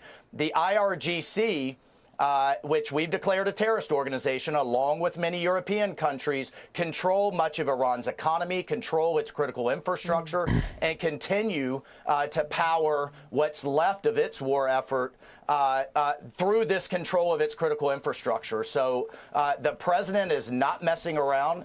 He stands, unlike his predecessors, he stands by his red lines, and he's not going to allow this genocidal regime to hold the world's energy supplies or economies hostage. Well, it's very concerning that Iran was able to strike and send these intermediate term missiles all the way to Diego Garcia. I know one of the missiles was destroyed en route, but the other one, even though it didn't hit the military operations there, is obviously telling the world that they have these long-time missiles enough to travel and hit much of Europe. How concerned should we be about that? I don't think Iran's got a ton of these types of missiles, but they probably have enough to do a little bit of damage. And if that's the case, hopefully the UK, hopefully some of these European countries have some means of defending themselves from this stuff. Now, I don't know if they'll be able to or not, but hopefully it's a hope that Europe's able to defend themselves against this crap. But like I said, the main question is, will they be able to? Don't know. Well, it's incredibly significant, Maria, because Iran has been marching towards an ICBM. They've hidden some of that development under a so-called space program. I don't think anybody expects to see any Iranian astronauts on the moon, but that's what they've been hiding their booster production in contravention of sanctions behind for some years. They have developed a reentry capability with these intermediate range missiles, and all you have to do is marry up the two with a nuclear warhead. Thank God President Trump isn't waiting until that happens and then trying to respond to it. He's taking care of the issue now, and he has been clear for many, many years. Iran can never have a nuclear weapon, and he's going to do everything. Yeah, Iran should not have a nuclear weapon, period, end of story. Oh, shit. There's something that came out about an hour ago, breaking: Israel under fire amid Trump ultimatum to Iran. Let's take a look at this. The clock is ticking on President Trump's 48-hour ultimatum he issued to Iran, warning last night that the U.S. will strike its power plants if the Strait of Hormuz is not reopened. Let's check back in with Fox News senior correspondent Mike. And then, of course, what does Iran do? Oh, they're going to start attacking Israel because they are dumb. Look, Iran is just dumb. The Iranian government is stupid as hell. They just keep attacking. They're not making life easier for themselves. And what's going to eventually happen is that they are going to get destroyed. Iran's government is they're cooked. Iran's government is absolutely freaking cooked. And it's wild, man. It is why I did not expect to see this shit. And I'm not even sure what to say, ultimately. But yeah, Iran's cooked, is what I'm really trying to say. Iran is so flipping cooked, dude. Tobin live in Tel Aviv. Mike, we're hearing that missiles are approaching Israel right now. What do you got for us? Well, we should start hearing the sirens in about 2 minutes now. The way the alerts are going right now, everything from the north to the south of Tel Aviv is under watch right now, in the eastern section of Tel Aviv in particular. So when we hear the sirens start coming, usually what we get out of Iran these days are the cluster bombs. And the reason you get the cluster bombs is they're effective in terms of getting through the Israeli air defenses. And when I say cluster bomb, what I'm talking about is a warhead that's made up of dozens of little bombs. And when that's intercepted by the air defenses, it'll break up into dozens of bomblets, and the bomblets still get through. And we've seen them be very effective in terms of hurting people on the ground or destroying property because those bomblets get through. What we saw yesterday was an exception because those were ballistic missiles with big 1,000-pound warheads. For the most part, those big warheads aren't getting through. They get intercepted. Last night, two of them got through in Dimona and Arad. the IDF did their investigation, and they simply determined that there wasn't a new type of weapon that was effective in terms of getting through, and there wasn't a failure of the system. It's just the fact that you're shooting missiles out of the sky, which is a very difficult thing to do. So we're keeping an eye on the skies to the east of us right now, because that's where we expect the missiles to appear. That's the direction, where the missiles come through, and then hopefully we'll see the interceptors launch and get after them. So that's a situation right now, and this is a drill that the people here in Israel are repeating every day, multiple times. Yeah, I got to admit, his costume does look a little cosplayish, sure. I'll admit that. But, you know, I mean, look, Iran's only digging themselves further and further into the ground. And I don't think Iran realizes just how much they're effing themselves right now. I mean, I'd like to believe they have some general understanding of how badly they are screwing themselves at this time, but I don't think Iran's very self-aware. I just don't. I just don't believe Iran. I don't know if they know what they're doing. The Iranian government, man, is just not prepared for this. It's just...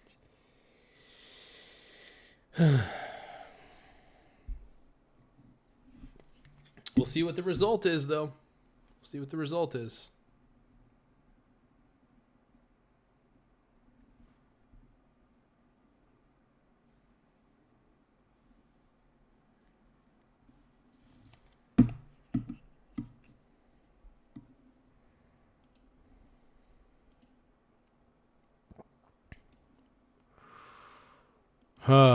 a day.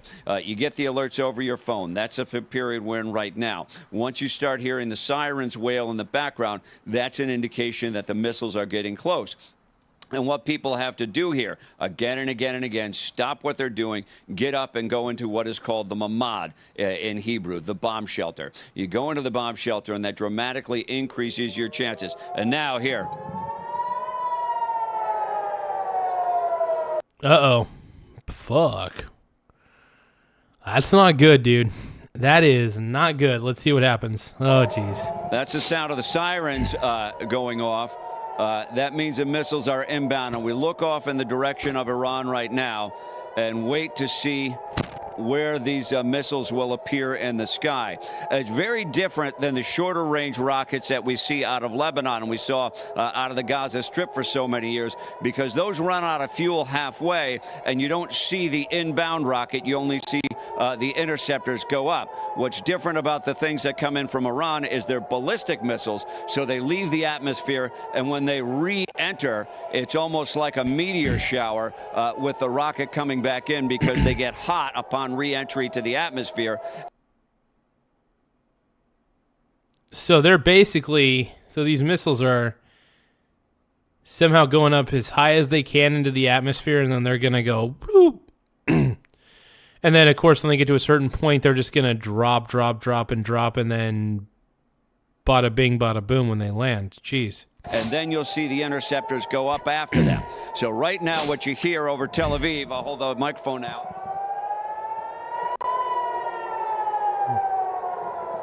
Those are the air raid sirens. The Israeli population now is pretty disciplined about getting into the shelters for this period of time and waiting it out, because the shelters are very effective, particularly with these big warheads when they come in.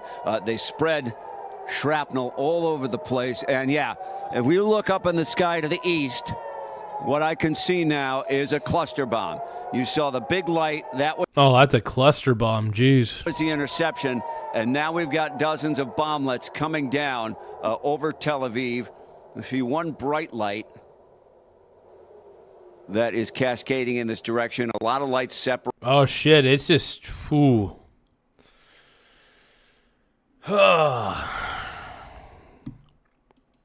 That would be freaky to see, man.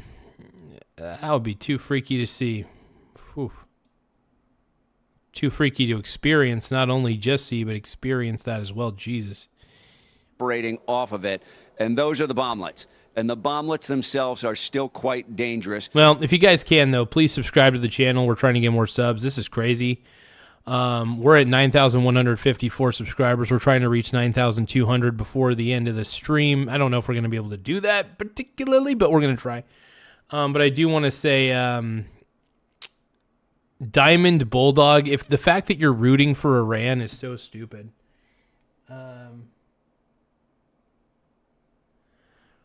Yeah, if you guys are voting, if you guys think that they, I don't know. No, let's just keep going. Because they're little explosives. They're not as powerful as a big 1,000-pound warhead like came in Dimona last night, but they're still very capable of hitting people. And one single light is now cascading. And we heard a big boom there. That's probably the interception. And I'm looking at one single light now cascading. I won't give specifics on the location, but over in the skies over Tel Aviv, headed to the ground. And we'll see what that results in. Mike, are you in a place It where you didn't can... appear to cause a large explosion. Go right ahead. Yeah, do you feel like you can answer some questions real quick? Sure, go ahead. Yeah, so when it comes to the defense, the interception, you've got all these different Jacob's Ladder, the Iron Dome, the Arrow system. I know before this launch, back during the 12-day war last year. Yeah, it's really weird. There's a lot of people, I think a lot of people in the chat are bots, though. If you're rooting for Iran, look, if you're rooting for Iran in my chat, I mean, you're probably a bot. Look, I'm rooting for the U.S., man. Like, I want to see the U.S. win this, man. So, I want to see the Iranian government toppled is really what the end goal is. I want to see the Iranian government toppled. They were murdering their own citizens. They murdered 30,000 of their own citizens simply for protesting. 30,000, and maybe even more than that. What I'm saying is when you're murdering people who protest your own government, you got a problem. You got a problem, man. We talked about the capabilities, and then as this started, how much U.S. ships are helping in this to defend Israel. Is the sense that Israel's Iron Dome, the Arrow system, is still operable, still functioning with a proper amount of munitions, or are we using some U.S. assets now? Where does that seem to be? Well, that's the kind of information that they won't necessarily give us, but what you have is a multi-layered defense. You've got the Iron Dome, you've got David slings. Give me one moment here. One moment. So I'm going to be checking some of the overnight markets real quick, just to see where silver's at. I think if we could see where silver's at in the overnight markets, we might get a better idea of what direction things are going to be going for a bit. Maybe, I don't know. I will say, though, if silver is down, I am planning on buying lots and lots and lots of silver. Lots of silver.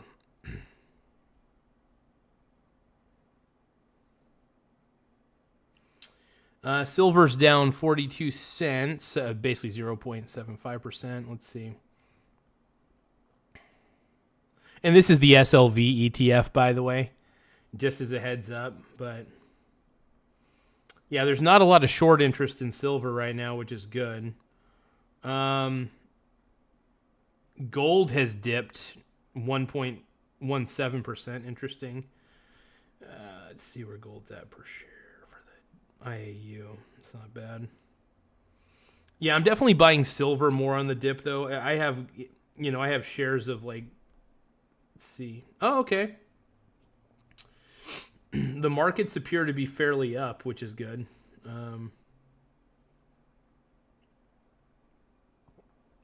I should say the overnight markets, but what I'm trying to figure out is what's going up. The shares that I have in international companies appear to be going up, though. So a lot of the international stocks right now appear to be going up quite a bit. I think it's U.S. stocks that appear to be getting hit the most. And this is one of the reasons why I harp on having a very diversified portfolio. I have a lot of U.S. and international stocks. So it appears some of the international companies in the overnight market are going up. Hey, real estate investment trusts are going up like crazy, by the way. Holy shit. I think that a lot of hard assets like REITs I consider a hard asset, and I'll tell you why. Because technically they're companies that own hard assets like real estate, and they lease out those hard assets. I consider real estate to be a very hard asset. It's not a super liquid one, but REITs do kind of give you some liquidity in the form of real estate, but I don't know. I prefer REITs. I just love the dividends that REITs will give out.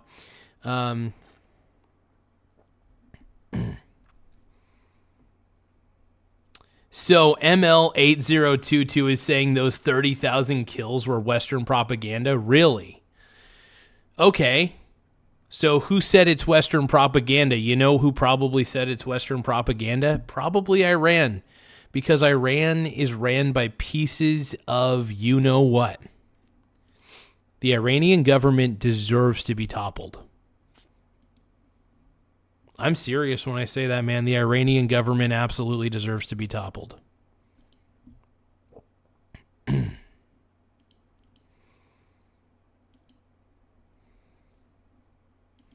If you guys can, though, make sure you guys tap the subscribe button in the upper right-hand corner. It does help the channel grow. Like I said, please tap the subscribe button in the upper right-hand corner. It honestly helps so much in so many ways. Thank you, Diamond Bulldog. I appreciate the press F for 10 jewels. That's really cool. Everybody give a shout out to my boy Diamond Bulldog for sending a press F for 10 jewels. If anybody wants to send any gifts, honestly, we appreciate any gifts that you guys want to send. It does help the channel grow. It helps keep the channel fairly funded as well. So anybody who wants to send gifts, I mean, we love you.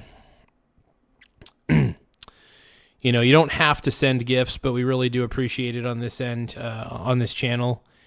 It means a lot to me. So whatever you guys want to send, we're super grateful for it. But everybody give a shout out to Diamond Bulldog #1 for sending a press F for 10 jewels. I put it on the top of the screen so my boy can get some love, get a shout out. But like I said, if you guys want, please send us some gifts. I'll be more than happy to highlight your gift, whatever gift you decide to send. And let's keep going, bro. Let's keep going. You have the THAAD interceptors that can intercept much higher in the atmosphere, and you've even got the Arrow missile systems. So the Iron Dome is supposed to be for a little bit closer range. And one of the things I can tell you in the background is I'm hearing multiple explosions, soft explosions. That's an indication that those bomblets are now cascading to the earth. A lot of them fall into open areas, and they even fall in residential areas when people are inside, and they don't result in many injuries. Really, the effect of these is a terror weapon. They traumatize the people who are living here in Israel. But the answer to your earlier questions, they've got multi-layers of interceptors and defense. And despite that, what we saw yesterday, you're shooting a missile out of the sky. You can't get them all, and 2 of them got through. Thanks, Mike. Mike Tobin, thank you so much. Please stay safe. Thank you for all that breaking news. We appreciate it. Be sure to like and subscribe for all the Fox. Yeah, this is crazy, man. Let's see what other news we can react to at this point. Looks like Cuba's completely in the dark at the moment. Congressman remains worried after Trump. Let's take a look. Let's see what's going on here. President Trump is issuing an ultimatum in Iran, sparking an immediate response of retaliation. The war of words is threatening to escalate the war in Iran into a large nuclear fight. Meantime, here at home, family and friends gathered in multiple states for a final goodbye to U.S. soldiers killed following the start of the conflict in the Middle East. Fox. Yeah, and to those, oh man, anytime a war happens, there's always going to be casualties, and that's the problem that sucks with any war. But honestly, what's happening, and I think that these soldiers will have not died in vain. I think we're going to see a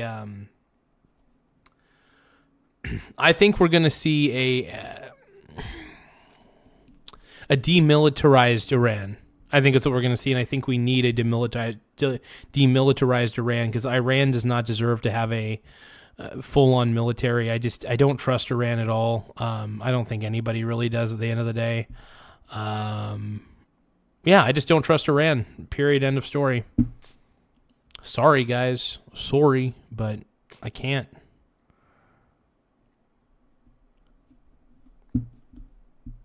So I think what's going to happen here is this. I do believe America's going to win this war.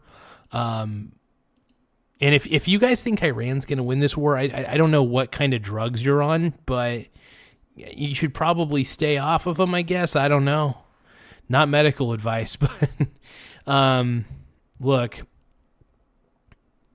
I think President Trump's on the right track. I know there's a lot of people who don't agree with me on that, but I don't really give a damn what you think. So Stephanie Bennett takes a look.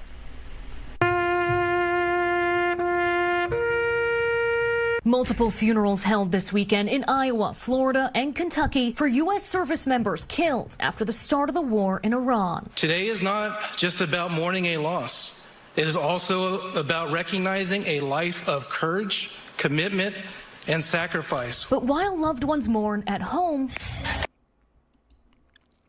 Hey, I want to thank you again, Diamond Bulldog, for sending a press F for 10 joules. Thank you so much, man. I appreciate it, brother. Thank you. Violence in the Middle East continues, with Iran stepping up its attacks, targeting 2 southern Israeli communities near a nuclear research facility. It was the first time Iranian missiles penetrated Israel's air defense systems in the area. The attacks left dozens of people hurt and damaged several apartment buildings. Basically, I was in the shelter, and and it's always sad when actual innocent people get hurt. That's the part that really sucks about any of these wars, when stuff like that happens, man. When actual innocent people get hurt and die, I mean, it's just that's the part that sucks about this. But no, America had. I don't know what sort of Diamond Bulldog. I don't know what sort of propaganda you've been munching on, but you got to realize, man.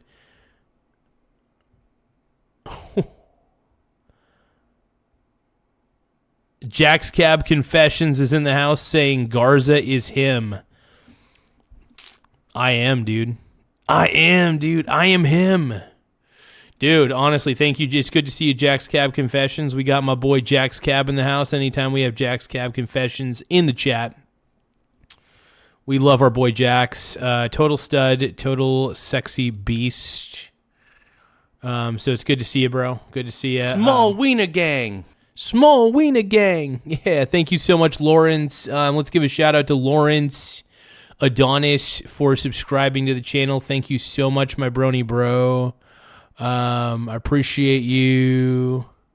You're the man. We're at 9,157 subscribers. Once again, 9,157. We are only 43 subscribers away from hitting 9,200. So I think we can get there by the end of the night. I'm going to be doing another stream tonight, but I'm streaming probably until 6. I'm going to go for maybe one more walk, kind of clear out my head a little bit. But yeah, if you guys can, please tap the subscribe button in the upper right-hand corner. It does help the channel grow. We are growing so rapidly. We are one of the biggest up-and-coming YouTube channels out there, and we couldn't do it without you guys. So every subscriber's life matters, and the fact of the matter is I appreciate you guys for taking the time to subscribe to the channel. And Jack's Cab Confessions says, happy to be a brony bro. You're a pink brony bro. And we got Samuel Westall in the chat. We got Jack's Cab Confessions. I'm wearing a man thong. What up, Samuel Westall? Everybody check out my boy Samuel Westall. Homie. You's a homie. A very big boom. Israeli Prime Minister Benjamin Netanyahu surveyed damage in one town on Sunday. He says this attack and an attempt by Tehran to hit the joint UK and US Diego Garcia Island military base is proof more allies need to join the US-Israeli military campaign. It's time to see the leaders of the rest of the countries join up. I'm happy to say that I can see some of them beginning to move in that direction, but more is needed. Late Saturday. Yeah, without a doubt. Without a doubt, man. President Trump issued an ultimatum to the regime: open the Strait of Hormuz or face total energy obliteration, with U.S. forces targeting Iranian power plants. The message came as gas prices back home continue to rise as the threat of... Oh, we got another subscriber, everybody. We got Chris Addison. Thank you so much, Chris Addison, for subscribing to the channel. So everybody give a shout out to my boy, Chris Addison. I'm going to put his name back up on the board. Small Wiener Gang. Hey, thank you so much for subscribing, Chris. If you guys want to be like Chris, tap the subscribe button in the upper right-hand corner. It does help this channel grow so much. And we're getting there, man. We're getting there closer and closer. Strikes has stopped nearly all tanker traffic in the waterway. If the U.S. carries out that threat, Iran has warned it will close the Strait of Hormuz completely and retaliate against U.S. and Israeli energy infrastructure in the region. In London, Stephanie Bennett, Fox 9. The American Red Cross is responding to the ever-evolving situation in the Middle East. Its armed forces teams are supporting U.S. service members and military families across the Middle East, Europe, and Asia. Fox Corporation is supporting the Red Cross in this effort. If you'd like to help, visit go.fox/Red Cross or scan the QR code that you see on your screen. Meanwhile, we got a new one here. Oh wait, I think we might have just watched this. Okay, this was 8 minutes ago. Missile range after the regime launched an attack target. The day is what I call the K4 because I can't say that. Call the K. All right, Joey. All right, we got Joey Jones at the touch string to break down Iran's ballistic missile capabilities. All right, Joey, walk us through the range of their missiles. Yeah, so they've been building missiles for a while. Really what we're going to focus on today is what I call the K4, because I can't say the K word. It's very long and it's hard to say. But basically, the last missile that they told us about was in 2023, the K4, and we thought its range was about, I think it was right at 2,000 kilometers, so not very far. And they even went so far as to say that, listen, we're not trying to go very far because we don't want the world to feel threatened by us. So here's Iran, and you can start to see the miles, which kind of roughly translate, but right here is what I want you to focus on, 2,500 miles. That's this outer ring here, right inside of it, just about 2,000 miles. Right, this is Diego Garcia. That's double the distance that we thought they could fire. So this K4. That is concerning that they're able to fire that much of a long range missile. But at the end of the day, though, won't there be like missile tracking systems detecting something? I don't know. Let's keep going. K4 missile being the furthest that we know about. We're going to go ahead and move to the next slide. This K4 missile being the furthest that we know about just went twice as far, or we think this is the one they used. The big question here is we don't know what they used, and that's something we'll talk about in a second. Well, interesting, Joey. The question really for me is like, how do they actually launch them? How do they launch these things? Yeah. So what's really cool? I've got a couple of pictures here that I want to show you. So they're zoomed in, so it's hard to see. But this is essentially a tractor and trailer. This is a truck with a trailer bed on it, with a missile on it. As you'll see, it's being raised. It's at about a 45-degree angle there. So what they do is this is mobile. So the word they use for it is called the Transporter Erector Launcher, the TEL. So this is what's really amazing. Well, this is what's really difficult about this. So basically, this trailer and that truck can drive out into the desert. You need another vehicle probably with some radar on it to get the coordinates right. But basically, it's mobile. It can be moved anywhere. The fuel. That's wild, dude. The Iranian Khorsham Shammer, let's see, 4 missile has about 2,000 kilometer range. Used in the rocket is liquid. Wow, the fact that it could go 2,000 miles, that is kind of wild. It's a little bit limiting on distance, but it's able to be stored and set somewhere for a long time. So this entire capability is about running around and being able to launch these from different places so that we can't just identify targets with intelligence and go after them. They can move. They can move in hours. They can move hundreds of miles overnight. And so it makes it a little bit more difficult. Also, what this does is, this is very big, but there's a Russian version called the 3M54. The export version is called the Club K that can pretty much fit in a Connex box. So we can go in the back of a tractor and trailer. So if they're adapting that technology, or if they bought it from Russia, you have to assume every tractor and trailer in Iran is potentially an anti-ship missile or something like this. Joey, you said that we weren't aware that Iran had the capability to launch a missile this far. So what kind of rocket was launched at the Diego Garcia base, and is it different than the ones? Oh, we got my boy Tiny Lion Gaming. What's up, my brony bro? How you doing, man? That we knew that they had? Yeah, so I'm not going to pick on you on nomenclature here, but basically this is a missile What makes it a missile is that the back half is a rocket. A rocket is a propulsion system. You point it in a direction, that's where it goes. It's not guided. The rocket has fuel in it, just like the Gemini space rockets, you know. And so what happens is, this actually goes suborbital. I didn't show you on the last screen as easily. There's a screen in a minute I'll show you. This goes hundreds of miles above the surface, not into the atmosphere, above the surface. So the higher you launch it from, theoretically, the higher it goes. It goes hundreds of miles above the surface. And when it does, this part here breaks off, just like we see with space program. And this part here, this is called the reentry vehicle, which encompasses the warhead. There's other words for it. And what happens is when it goes exoatmospheric, gravity's not as big of a deal, this breaks off. And what we believe, because they're not just telling us. It's interesting seeing a breakdown of this missile. It's a pretty heavy missile. I mean, it's a 1,500 kilograms, geez.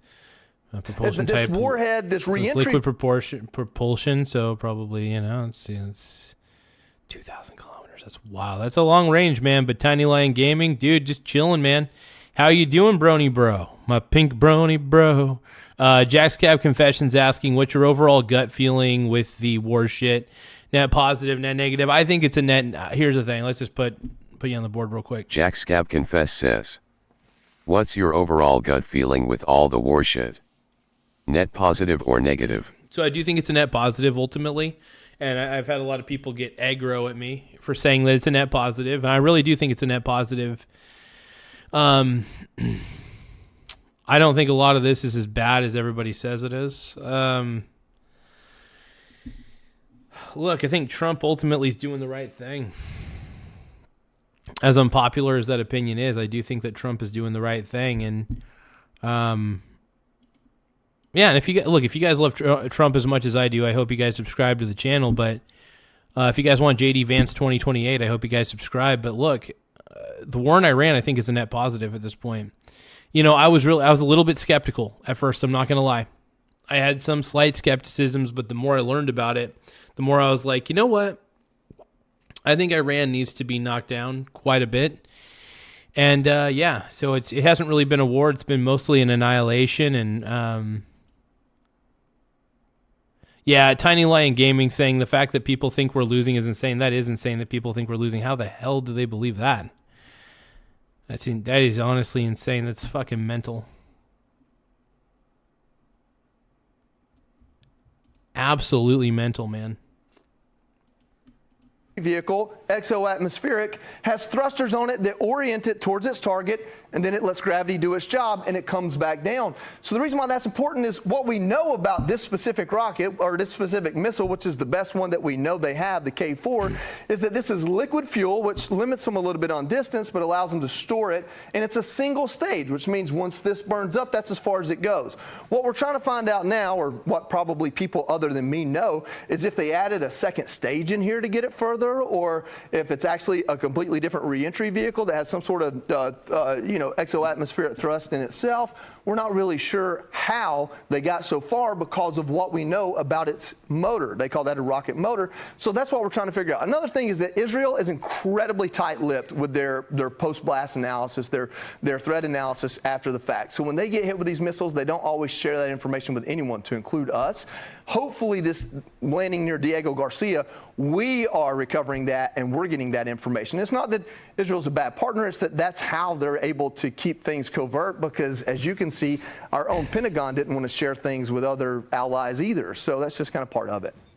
So Joe, you kind of are... That makes sense, man. Sometimes you got to keep your understanding of your enemy's weapons tight to the vest. You know, you don't want to risk, too much information getting out, I guess. But yeah, it'll be interesting to see what the analysis is. I mean, obviously, we the public will not be able to see that analysis, but this is crazy, man. This is crazy. The downfall of Iran, man. Iran deserves to have its military totally taken down at this point. It does. I know that there's going to be people in the chat who are going to be like, oh, Michael Garza, you're crazy. You're so insane. What is your problem? Blah, blah, blah. Hey, you know what? If you guys think I'm right, though, if you guys think that Trump is the greatest president of all time, tap the subscribe button. The more subscribers we get, the better. But look, I think Trump's doing a fine job. If you think he is too, look, I want you guys to subscribe to the channel if you guys think that Trump's the man. And if you think I'm the man, I don't know. But hey, we're only 40 subscribers away from hitting 9,200. We're currently sitting pretty at 9,160 subs. So make sure you tap the subscribe button in the upper right-hand corner so that way we could try to get to 9,200 before the end of the stream. I don't know if that'll be possible, but we will try. We will try. Already walked us through how the ballistic missile works, and we appreciate that because we hear all these things, and you know, civilians hear rocket, we hear missile, we hear all these different types, and sometimes it's hard for us to decipher which is which and what that means. No, Trump's the GOAT, dude. Trump's the GOAT. For us, I want to go back because you already explained kind of how it works. Can you go through the ballistic missile stages that you have on that screen there so that we can really conceptualize this? Yeah, so I'm not able to draw on this screen, or I would add a little bit in here, but I want you to suspend your disbelief, use your imagination, because I'm going to teach you about how we intercept these. When they are launched, and that's what this is showing here, they actually go exo-atmospheric, so they go, I mean, this shows 500 to 1,000 miles. It depends on the missile. The missile we're talking about, we thought was like 150 to 500. So if it goes that far up, what have they done? One thing they could have done was just lighten the weight of the warhead on it and gotten more altitude that way. We just don't know yet if they actually have a better missile or if they modified this missile. Tiny Lion Gaming is saying 122 likes is awesome. Tristan Allen saying Trump 2028, hell yeah. No, it's good. I'm glad that we've gotten a lot of likes on this stream, but we've also gotten a lot of subscribers as well. I think we got a grand total of like 50 new subscribers on this stream alone, on this one particular live stream. So we got 50 brand new subs to the channel. Yeah, Iran has already lost this war. They're just pretty much just firing everything they got at anybody they can. They're just trying to do as much damage as they can before they know they're cooked. They know that they're in a corner. The problem is we've put Iran in a corner, and they are attacking anyone and everything that they can. So we don't really know what they're going to do next. But yeah.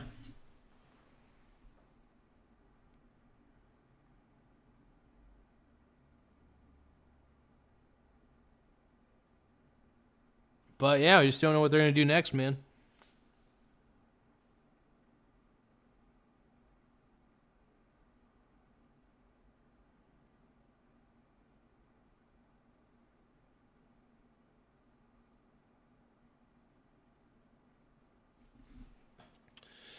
I don't think Donald Trump is begging for NATO. Well, he's not begging for NATO's help, but he is requesting that they at least try to assist. And the fact of the matter is, a lot of our NATO allies are shitty allies, and they're bad. They don't do anything. They expect the U.S. to flip the bill every fucking time. Look, I love what Trump is doing, man. Trump is basically giving a middle finger to NATO, and I'm fine with that. Give the middle finger to NATO, bro. For it has less of a warhead on it, but could go further. So that's interesting. First stage, second stage, third stage. Wow, dude. Okay. That's wild. Gets exo-atmospheric, then it breaks away. The rocket motor goes away. A couple other things happen that allows the reentry vehicle or the warhead, depending on what it is, to orient itself exo-atmospheric, and I know I've said that a lot, but I don't know a better word, a little bit further away from gravity and air pressure, and then it starts its descent back down. At this point, here, it's locked on to its target, and it's coming back down. The reason why that is important is it's like artillery. You decide where it's going down here. It can adjust itself a little bit up here, but it can't completely change where it's going up here. When it starts reentry, here it is. What they're saying is that this reentry vehicle has broken down into a warhead at this stage.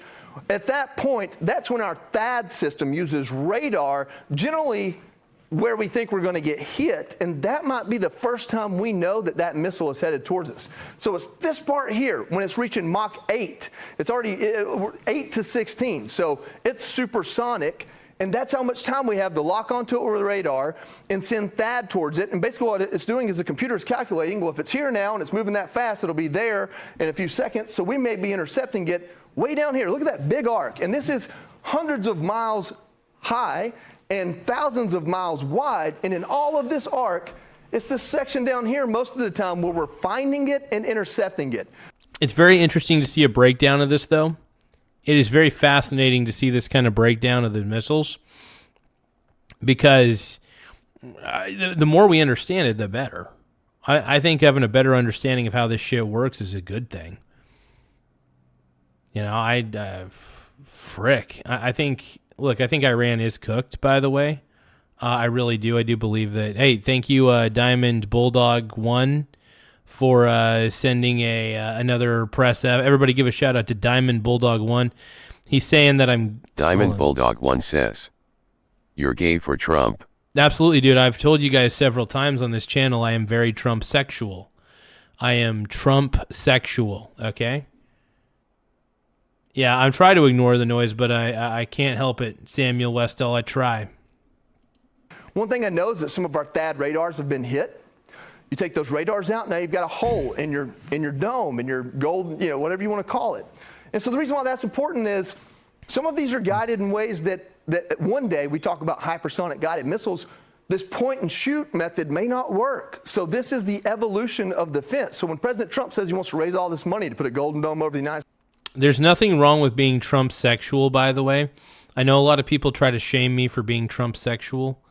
But you can't shame me for being loud and proud. My pronouns are, everybody wants to know what my pronouns are, and they're Trump 2024 is my pronouns. Trump 2024 are my pronouns. And then Vance 2028 are going to be my pronouns in 2028. States. It's because I have gender fluids. Advanced technology from what we're doing now with the THAAD, something other than radar. If these things get the ability to change their target, change elevation and descent, become basically an unmanned aircraft on their way down, the ability to intercept them or take them out just gets so much more difficult. So the advancement of their missiles, that's a big deal. And when President Trump says, hey, they're advancing their missile program, he doesn't just mean they can point and shoot further. He means what they're able to do once it's launched that makes it harder for us to defeat it. That is a big deal. So I'm going to wrap it up this way. It's not as big of a deal that it went so far. It's how did it go so far and what happened along the way that we need to study and find out. If they actually have missiles that we're not aware of.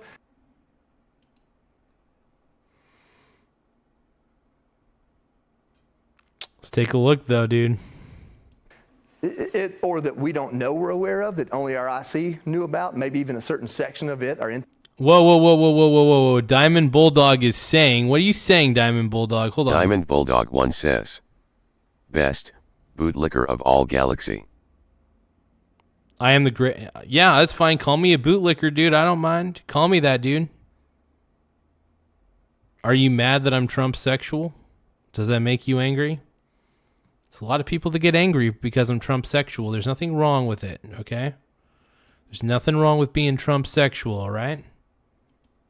Just cool it. Let me be Trump sexual, okay? Oh, by the way, just to let everybody know, we're at 9,162 subscribers. We are only 38 subscribers away from hitting 9,200 subs. So don't forget to tap the subscribe button in the upper right-hand corner. It really does help the channel grow in more ways than one. It helps me feel like I got a bigger schlangus than I actually do. But yes, I am Trump sexual. I'll admit it. Very Trump sexual. It makes people mad. I know. You guys get mad. I don't try to make you mad. I don't want to make the leftists mad. Oh no. What'll happen if all the leftists get mad? Oh no, what are they gonna vandalize next, dude? It's so funny because the left is basically known now as the party of vandalism and everything like that. I mean, that's what the left is known for, dude. The left is known for the party of vandalism. That's all they are, dude. Intel community, then there might be a lot more justification for this war than we know or will know for a while. Joey, thank you as always for breaking that down for us. I'm going to bring it back to the table as you make your way back over here.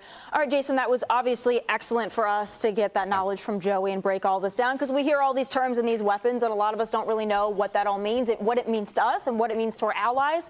But, I think that this also But yeah, make sure you guys subscribe to the channel, though. Tap the subscribe button in the upper right-hand corner. It does help the channel grow. Like I said, the more subscribers we get, the better. It really does help. So before we proceed any further, let's try to see if we could get 10 subscribers in... let's try to see if we can get 10 subscribers in 30 seconds. And then if we can get 10 subscribers in 30 seconds, let's just keep watching, man. Let's see if we can get it. 10 subscribers in 10 subscribers in 30 seconds. What do you guys say? Do you guys think we could get 10 subs in 30 seconds? Because if we can get 10 subs in 30 seconds, that would be wild. We're at 9,162 currently. Can we get to 9,172 in 30 seconds? That would be a record, actually. That would be a crazy record. Let's keep watching. Makes the discussion right now that we're having with Democrats and between all of us of whether it was an imminent threat, whether Iran was actually a threat, or whether this was... No, Iran is absolutely a threat. And the fact of the matter is they were trying to develop nuclear weapons. Not only were they a threat to... They weren't as much of a threat to us as they were towards, like, other European countries. They're honestly, Europe should be shaking in their boots right now. Europe should be scared of Iran because they're so close to Iran. That's a huge deal, man. If you guys can, though, don't forget to tap the subscribe button in the upper right-hand corner. We're at 9,165 subs. Once again, 9,165 subs. We are only 35 subscribers away from hitting 9,200. If you guys can help us hit our goal, that would be great. If you want to help us hit our goal, please subscribe. More subscribers, the better. We're really a smaller channel, but we're trying to get to 10,000 subs before the end of the month. I think we could do it. So, like I said, please subscribe to the channel. Small Wiener Gang. Oh, we got Corey Richter. Thank you so much, Corey Richter. Oh, Richter. Sorry about that. Everybody give a shout out to Corey Richter for subscribing. I'm going to put his name back up on the board real quick.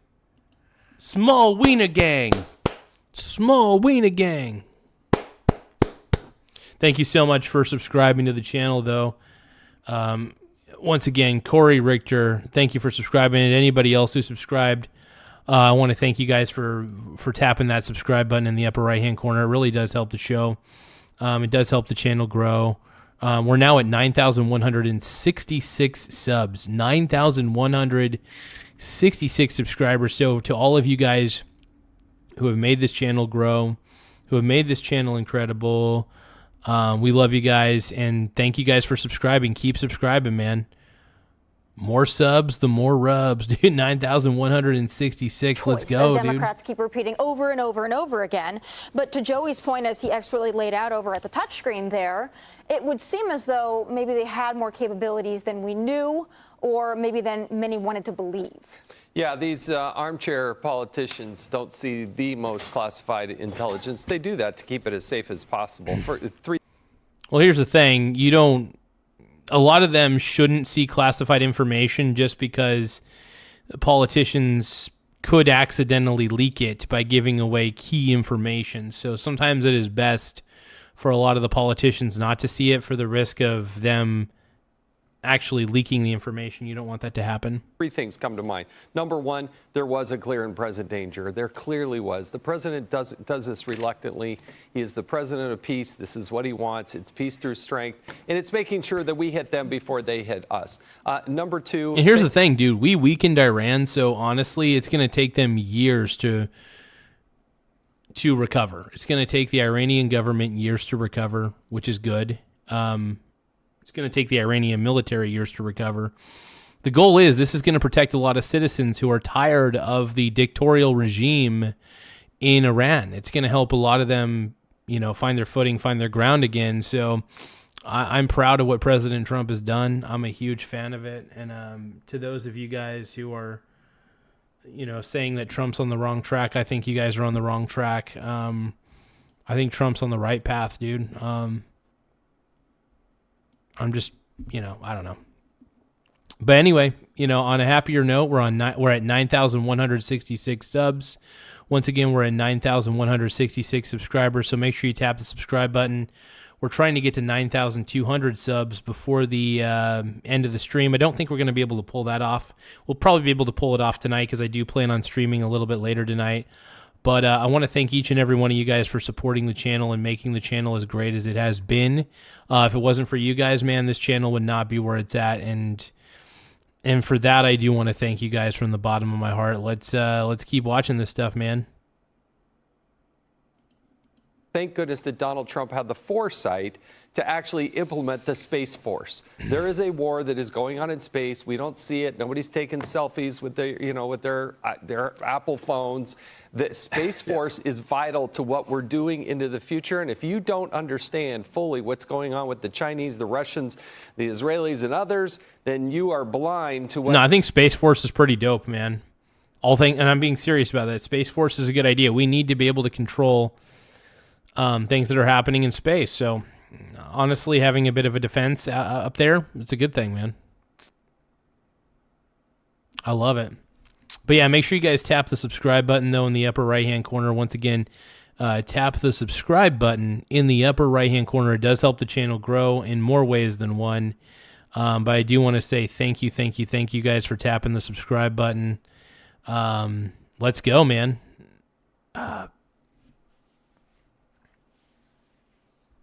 Like I said, don't forget to subscribe, boys, my brony bros. You gotta subscribe if you don't want to miss anything at all. We're at 9,167. You guys tap the subscribe button. Tap it, tap it, tap it. Don't tap it with your tip. Don't tap it with your tip. Tap subscribe, but don't tap it with your tip. Don't tap it with your tip. What is really going on in the world? And the last thing is we have some amazing technology that was put in place previously. For instance, the middle of Romania, we have what's called Aegis Ashore. This is literally a Navy ship they put right smack dab in the middle, foreshadowing the idea that, you know what, the Iranians may want to try to hit somebody in Europe. And we have. Hey, thank you so much to Diamond Bulldog 1 for sending a press F for 10 jewels. I appreciate it. Diamond Bulldog 1 says, Pink Lardo boy. Diamond Bulldog 1 says, oh, and you talk about not being the world police. No, we're not trying to be the world police, dude. Come on, man. America, fuck yeah.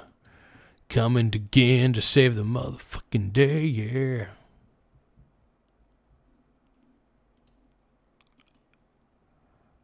Diamond Bulldog 1 says, that's pretty true, Patriot. I don't know. Diamond Bulldog, I just want to thank you for the gifts. I wanted to give you guys a little bit of social recognition. This type of technology on the ground to help defend Europe and American assets. So all that to say, there's a lot more that goes on. Yes. You know, Kaylee, I was thinking the other day when I was filling up gas, boy, I hope this is over soon, right? And I texted my parents, ouch, you know, gas, you know, it's hurting a little bit. And my parents responded, but nuclear, you know, threat from Iran is probably more expensive in the long run. And, you know, it's important to conceptualize that because as Joey laid out and as Jason emphasized there, the capabilities that they have or that they could create, that is an imminent threat to us, to our allies. And, you know, as we're talking about this ultimatum from President Trump, 48 hours, you know, that's ticking on down. We don't know how long he'll actually give them. But then you've got Iran basically saying, well, we're going to FAFO. Right. And we know that, you know, President. Yeah, Iran is effing around and finding out, dude. Iran is absolutely effing around and finding out. Agreed. It's crazy how much they are doing this. And it's got to stop at a certain point, man. It's got to stop at a certain frickin' point. But it won't, obviously. And, yeah. What can you do, man? What can you do?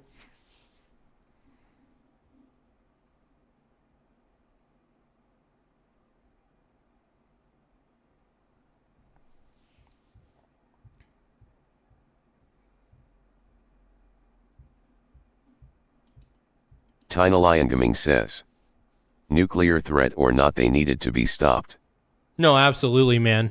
Absolutely. No, man, I think what Trump's... Look, I love Space Force, man. I don't think Space Force is a bad idea. I know people make fun of it, blah, blah, blah. I don't think it's something... I mean, I understand, like, yeah, I get it. People want to make fun of Space Force, but whatever. Look, I think Trump's the man. Look, if you guys think that Trump's awesome, tap the subscribe button in the upper right-hand corner.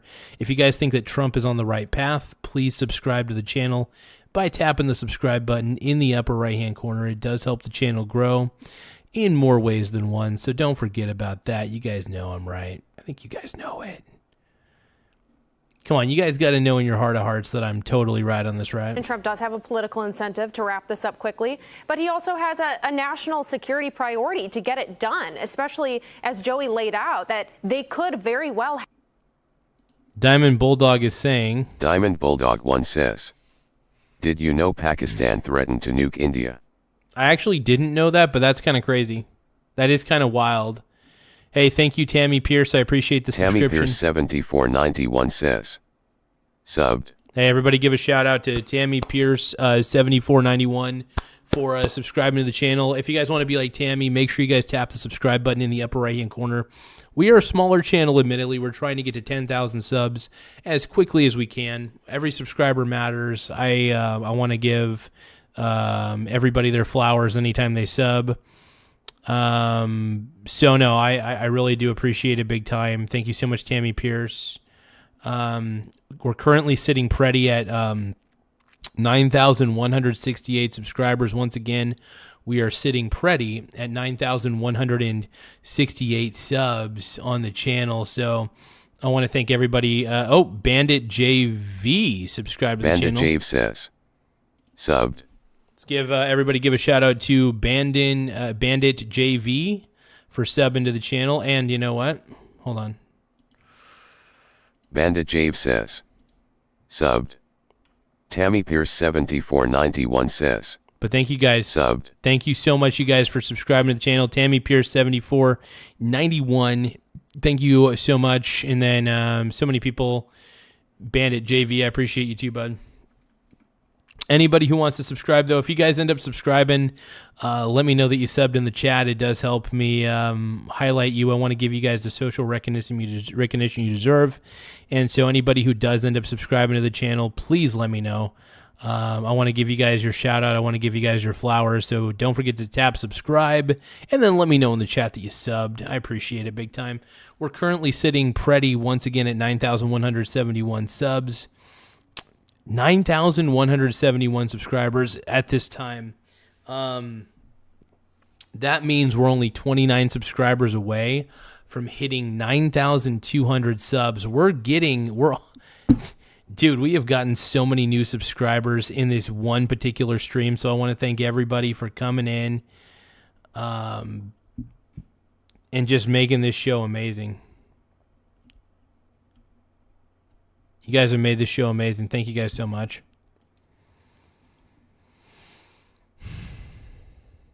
Hell yeah.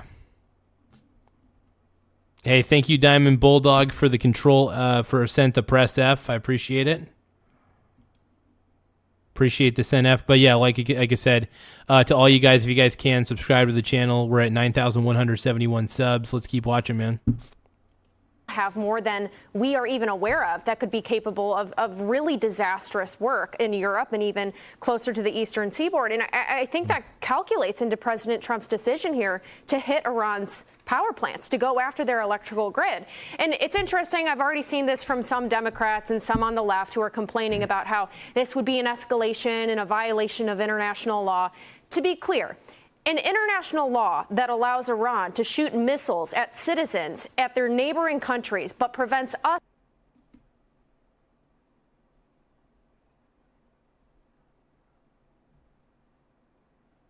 One moment, you guys. Sorry about that.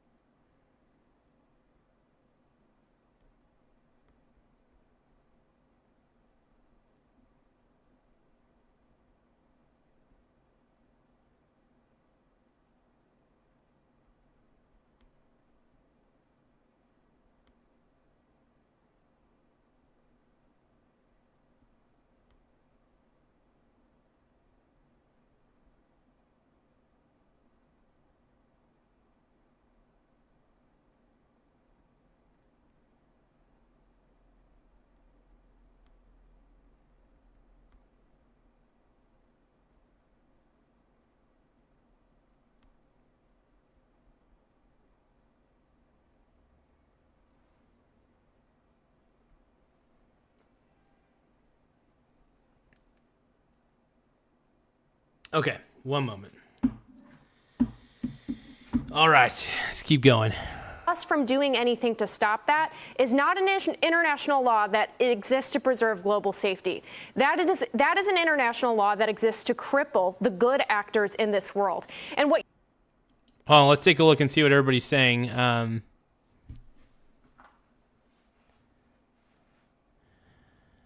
Let's see. Tiny Line Gaming says because Garza is Pharisee. If you support him, he shouts you out. Period.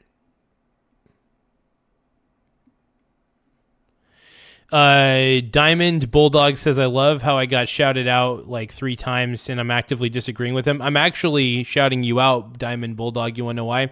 Because you were kind enough to send a gift, and anytime somebody sends a gift, I try to give them some love because they were nice enough, even if they disagree with me, they were nice enough to send a gift. So, yeah, I love it. Diamond Bulldog, I get it. People don't like me, man. Some people don't like me, man.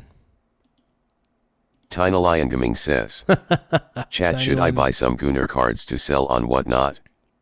Doyle Gaming G4K says, all the woke progressives in the chat just bring more exposure and more activity to the channel. I love it, LMAO. Oh, absolutely. That's why I never block anybody. Even the haters, a lot of the haters don't realize how much they have propped up this channel. If anything, a lot of the people that come in and hate in the chat, a lot of the haters have actually fueled the chat engagement so much that it's pumped up the channel onto the YouTube algorithm all over the place. So now we're now at 9,171 subscribers, and a lot of it is because of the haters, by the way. We're only 29 subscribers away from hitting 9,200. Yeah, and this is one of the things. I don't want to block anybody because they're annoying. I like the annoying people. The annoying people are kind of fun. It's fun to argue in the chat. I'm not here to create an echo chamber. A lot of different streamers try to create an echo chamber and they'll block people that they don't like. I'm totally different. In fact, the people that I don't like, I want to keep them on because it's kind of adversarial a little bit, and it's kind of fun to be a little adversarial, So I don't know. I like keeping the people that I disagree with on here. So yeah, I see no problem with disagreeing with people. What you're seeing now from President Trump is an American force that is unrestrained by that. For a very long time, and I'm sure that Joey can confirm this, we have been operating with one arm tied behind our back. President Trump is not going to allow that to happen anymore. So I do think you are going to see this expedited. You're going to see it wrap up quickly because he is releasing the American forces from that obligation. Joey, we've heard President Trump say that, this is winding down, and he said everything's pretty much been decimated. They don't really have a leader, and he's gone through all the success up until this point. But now we're talking about these missiles, and we're talking about maybe some capabilities that are a little more extensive than most of us knew of. Do you think that, given that, this is winding down, or what do you think it's going to take to end it? I don't know. I find it interesting that the administration put out a list. Axios reported a list of concessions they're looking for. I don't know if that's posturing for diplomacy so that Europe understands, hey, we're looking in that direction. I think that there is a chance there are a lot more capabilities still in that country than we know about. Yeah, I think Iran is actually hiding just how powerful they are sometimes. And the fact of the matter is, the fact they were able to launch a 2,000-kilometer range missile and we didn't even know about it. I mean, that is some secretive shit that they're pulling off over there. So I'm not saying we should be scared of Iran. I'm saying that we should be alarmed by that. That is alarming. So here's the thing. I still think that President Trump we need to go all out with Israel and take out the entirety of the Iranian leadership. I think that's the best thing to do. Because I think Iran is a threat to the free world. I really do. I think that Iran is completely a threat to the free world, without a doubt. An absolute 100% threat. And if you guys don't see that, I don't know what to tell you, man. Small Wiener Gang. Hey, we got 250 viewers right now. Jeez, what's going on with this? I love it. This is amazing. Thank you guys for sending gifts. Thank you guys for being incredible. Thank you guys for subbing. We got so many subscribers. I can't believe it, man. This is wild. 9,173 subscribers. We got Ike Solomon. Thank you for subscribing to the channel, Ike Solomon. I'm going to put your name on the board. Small Wiener Gang. Everybody give a shout out to Ike Solomon. Let's thank you for becoming a subscriber, man. If you guys want to be like Ike, make sure you tap the subscribe button in the upper right-hand corner. It does help the channel grow. We're trying to get to 9,200 by the end of the night. I think we can. So if you guys are hearing this message, please don't forget to subscribe to the channel. Firm or can locate. And I think that if we're this far along and we're getting that intelligence, we're figuring that out, there are still high value targets, I say keep bombing them. Real quickly, is this something we can all do from the air, or is a ground force needed to finish it? This is what I'll tell you. I'm not going to pretend to be something I'm not. I'm not a general. I didn't go to the war college. I read The Bearman Over the Mountain. I read The Other Side of the Mountain. The Soviets spent a lot of money trying to take Afghanistan with airplanes and bombs, and those airplanes got brought down by relatively cheap, Sidewinder, shoulder-fired missiles or shoulder-fired rockets that we gave them. And so that eventually the Soviets had to give up because it cost them so much money. So right before that, they put in. Thank you, Tiny Lion Gaming. I appreciate it. Tiny Lion Gaming says, subscribe if you love Donald Trump. Yeah, dude. Honestly, dude, look, I'm Trump sexual. I'll admit it. I'm very Trump sexual. I think Donald Trump is one of the greatest presidents we've ever had. Look, if you guys love JD Vance as much as I do, you guys want JD Vance 2028, please subscribe. If you want Marco Rubio 2028, that's okay too. Subscribe to the channel, man. If you guys just love the MAGA movement, look, we're pro MAGA on this channel, okay? I don't want to pretend like I'm something I'm not, but we are pro MAGA, okay? So if you guys can, please tap the subscribe button. It really does help the channel grow. Thank you, Diamond Bulldog, for sending another press F for 10 joules. I appreciate that, man. But yeah, don't forget to subscribe, you guys. I mean, more subscribers, the better. It does help the channel grow. We're trying to reach to 10,000 subscribers before the end of the month. We're trying to get to 9,200 before the end of the night. So we're seeing what we could get for the subscribership. But you guys have made the channel so much better. And yeah.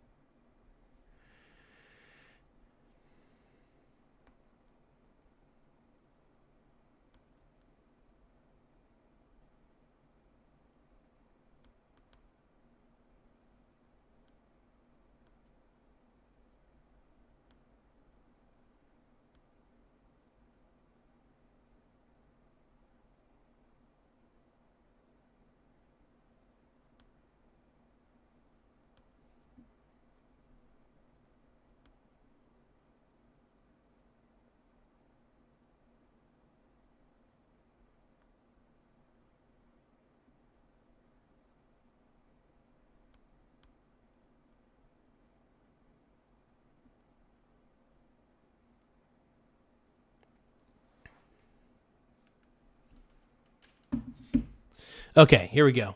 Thank you, Diamond Bulldog. Hey, guys, thank you guys for sending gifts, though. I do appreciate it. Hey, Bandon, oh, wow. So, yeah, Diamond Bulldog sent a press F for 10 joules. I want to give you a shout-out, brother. Bandit JV, I want to give you a shout-out for sending a press F for 10 joules. Thank you so much for sending that. I appreciate you, my brony bro. Thank you guys for sending gifts, though, man. This really helps the channel grow in a lot of ways. So, like I said, don't forget to send gifts, man. Give me them gifts, bro. Give me them gifts. Oh, yeah. I'm an e-girl. I just want to be an e-girl, baby. Ooh-woo. I want to send you ooh-woo. Ooh-woo. But yeah, we're at 9,173 subscribers. Once again, 9,173 subs. We're doing it, man. We're rising to the top, and we're killing it, man. In the tanks, but they weren't willing to send dead bodies home to mom and dads. They didn't get out of the tanks, and without any sort of presence, they were never going to take Afghanistan. As long as we understand we're not trying to or able to take Iran or even change its regime, what we're trying to do is neuter it. Then you can do that largely from the air and diplomacy. Love it. Well, we're going to be talking about it much more through these next wonderful 2 hours and some change. Yeah. Be sure to like and subscribe for all. Hell yeah. Oh, wow. The Federal Reserve Board governor says that she has 3 cuts written into the forecast this year. Let's see. 3 rate cuts. I'm very curious about this. By the way, to anybody who doesn't know how the rate cut system works, if the federal rates are actually lower, it means it's overall just cheaper to borrow money. So now I'm not saying that's a fix to our economic problems. We still got to pay down the debt. I'm still a fan of tariffs, by the way. But let's take a look and see what the Federal Reserve Board governor is saying that she's cutting 3. And wow, I'm serious. Back now, we'll look at where markets ended the week as the Iran conflict pushed oil prices closer to $100 a barrel. Wholesale prices came in hotter than expected this week, and the Federal Reserve held interest rates steady. Fed Chief Jay Powell citing concerns over higher inflation, lower labor demand, and Middle East uncertainty for not cutting rates again. Meanwhile, the White House is not backing down from the DOJ investigation into the chairman. And Powell said he's staying put until the end of the probe and until his successor is in place. But confirmation hearings for Kevin Warsh so far are on hold.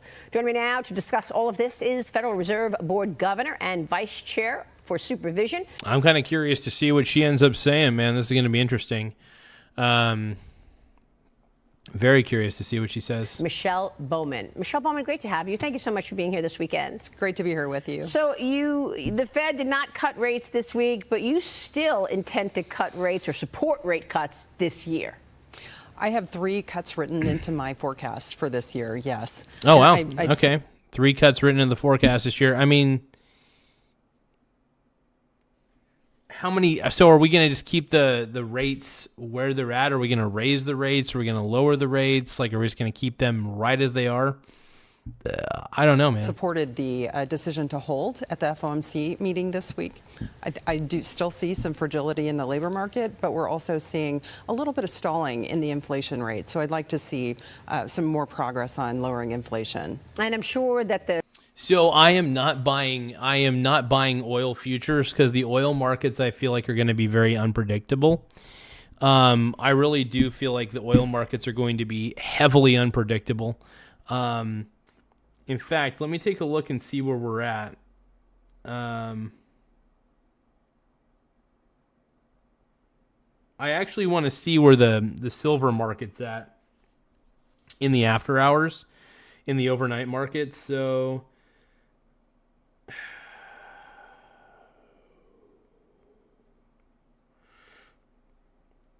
it's going to be interesting to see what direction everything goes.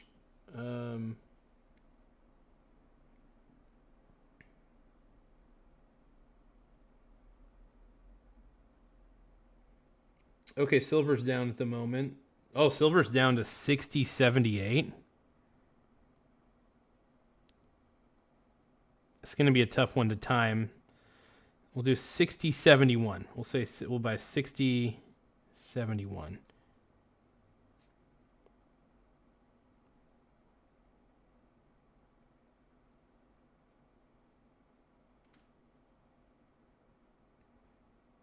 I think I was able to buy it. Okay, I think I was able to buy it. Yep, okay. So I was able to buy iShares Silver Trust at 60.71 in the after hours markets. Or I should say the overnight markets, my bad. Not financial advice by any means. And yeah, we're lowering the average cost that we have for our silver exposure.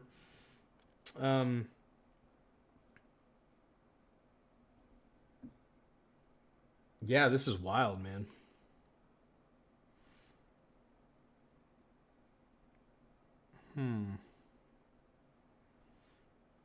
Yeah, I do have a feeling that silver might actually go up on a bull run just a bit. So that's kind of one of my predictions here.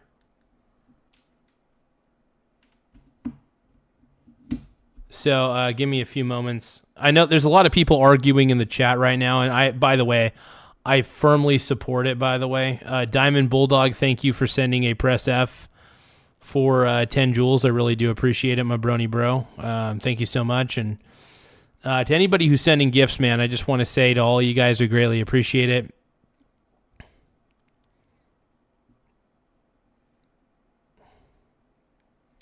Wait, why are you getting suppressed, man? Why are you getting suppressed, Bulldog? I don't understand, bro. Diamond Bulldog, what are you talking about?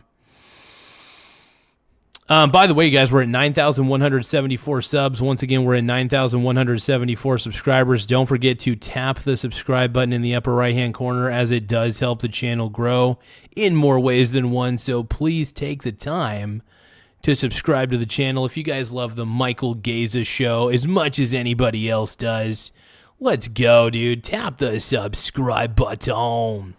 Tap that subscribe button. Just don't tap it with your tip. Don't tap it with your tip. Do not tap it with your tip. Just subscribe to the channel right now. Please subscribe to the channel right now. If you love Donald Trump. No, if you guys love Donald Trump as much as I do, though, please tap the subscribe button. Let's go. The spike in oil prices is going to show through when we start getting all the earnings news, higher costs for corporate America. Are you expecting this to be temporary, as the president has talked about? What is your stance on inflation and, importantly, economic growth this year? So I still see that we'll have strong economic growth, just as we had last year. We'll see a bounce back in the first quarter from the government shutdown in the fourth quarter of last year. I think right now it's too soon to tell what the impact of the Iran conflict is going to be on the economy and economic activity. If that extends for a longer period, then by the April meeting, I expect that I'll be considering what those longer-term impacts might be in my economic forecast. Tell me how you're thinking about jobs these days, Mickey, because we're in a new day in terms of artificial intelligence. I mean, just recently you saw Block say, oh, I'm cutting 40% of the workers in my company because I have found AI tools to replace humans. What's your take? And that's the thing. I love how they try. I love how a lot of these companies pitch the whole idea that AI is not here to replace you. It is here to assist you. Now, don't get me wrong. I think look, if you're working for a company and you're working a job that can be replaced by AI, expect to be replaced by AI. And if it doesn't happen, cool. But if it does happen, don't be surprised. I will say that. I will absolutely say that, man.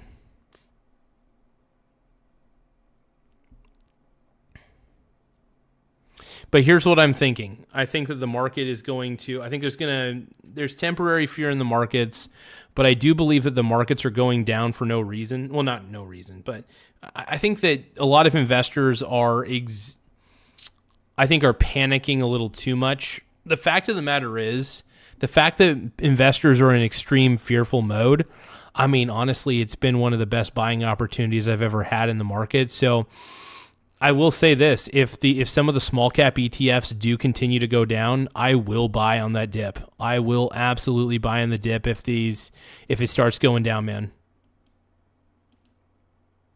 So Baby Moose says, I think AI should be illegal. I'm not against AI, by the way. I just want to say that if you work for a company and they say that they're giving you guys AI tools and you guys are saying, don't worry, and they're saying that, hey, don't worry, AI is not going to replace you, just know that your employer's full of fucking shit. Know that your employer's full of shit and that they're planning to replace you. Trust me. Especially if your job actually can be functionally done by AI, you're going to be sadly replaced. I'm not saying that you're not a valuable person. You can be valuable in many other ways, but I don't know. Diamond Bulldog, man. What are you... Diamond Bulldog's getting violent, dude. He's getting violent. Small wiener gang. I'm going to disagree with you and then tell you you're a dumbass. Hey, I do want to give a shout out to Jerry Outhouse. Thank you so much, Jerry Outhouse, for... let me put Tiny Lion Gaming. Tiny Lion Gaming says, AI will certainly replace 80% of jobs within 100 years if society as we know it continues without hiccup. Well, society's going to continue. There's going to be plenty of hiccups. But there will be plenty of hiccups, but I think that society is going to continue to move in a positive direction. I really believe that. But I do want to give a shout out to Jerry Outhouse. Thank you so much for subscribing to the channel. Thank you so much. Everybody give a shout out to my boy, Jerry Outhouse. Small wiener gang. 4-3. Thank you so much, brother. I appreciate you, man. But yeah, no, everybody. I really hope that everybody's having a good night so far. But yeah, man, thank you guys so much for subscribing to the channel. We're currently sitting pretty at 9,100 and, yeah, we're at 9,175 subs, man. We're almost to 9,200. We're really, really close. And I mean, we're going to do another stream tonight at some point. I am going to take about an hour and a half break, just so I can kind of clear my head a little bit. But yeah, man, we're almost to 9,200 subs. So, I want to thank each and every one of you guys for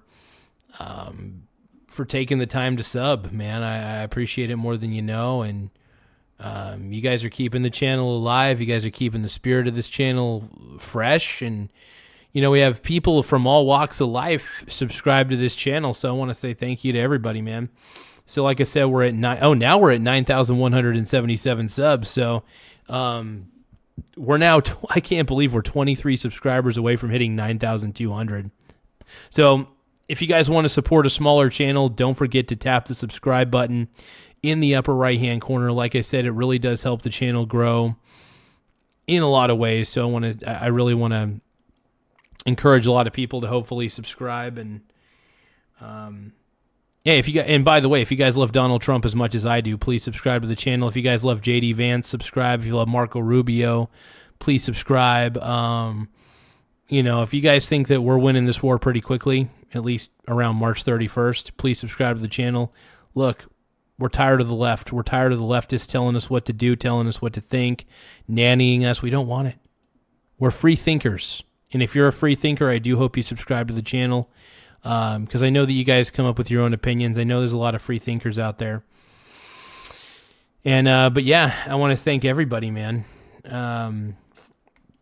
But yeah, I'm glad everybody's having a good time in the chat. I know the chat can be like a battle arena. Sometimes I feel like a Roman emperor when I watch the chat. By the way, this is going to sound conceited and ridiculous.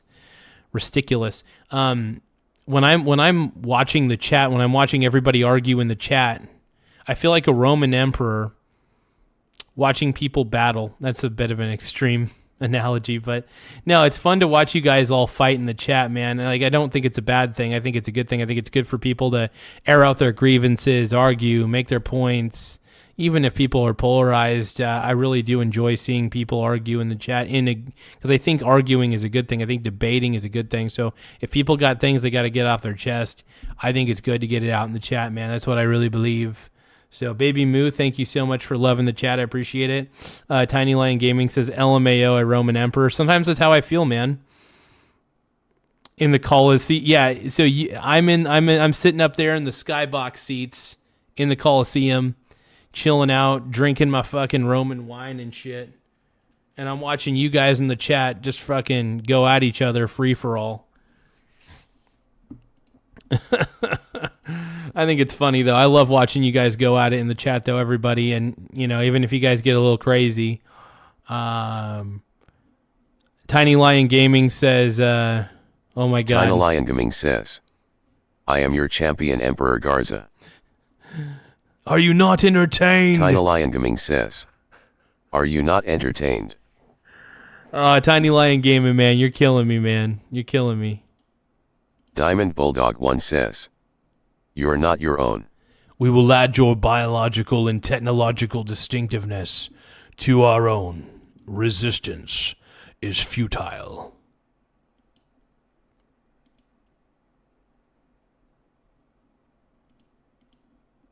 No, thank you guys, though. I'm going to go for a walk here in a little bit. I do think I'm going to end the stream in just a few moments. Let's finish the rest of this clip. Take on a structural change, I believe, is underway in the jobs market. And how do you see job creation this year? So to address AI in particular, I'm not hearing from my business contacts that they have plans to lay off workers or to reduce their hiring as a result of AI. Liar. I don't know. I'm feeling some lies on this one, man. I'm feeling lies. That's the same bullshit that they tried to spoon feed us before.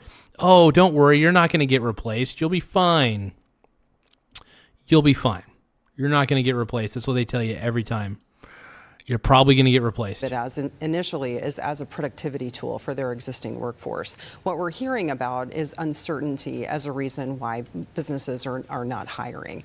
We are seeing a very low hire, low fire job market at this point, which is why I've pointed out since last summer that there's some fragility in the labor market. It does seem Yeah, and one of the things is I'm glad that I'm an independent person at this point. I'm glad I don't have to be bound. I am lucky that I don't have to be bound by an employer. I wouldn't say lucky. I mean, I've worked my ass off to put myself in this position. But yeah, no, I've really put myself in a good position to make this all work. So... Tina Liongaming says, "You some kind of Roblox guy, Diamond." That shit's funny, man. Oh, God. The Roblox pedos, to be that they're pointing to uncertainty about holding back on hiring. But I expect, and as they share with me, that as uncertainty lessens and there is more certainty, that they will begin to hire again. Okay. I mean, here's the thing. I mean, look, I will admit the war in Iran is probably not helping the job market at all. I think a lot of companies are a little bit shaken in their boots. They don't know what the future is going to hold.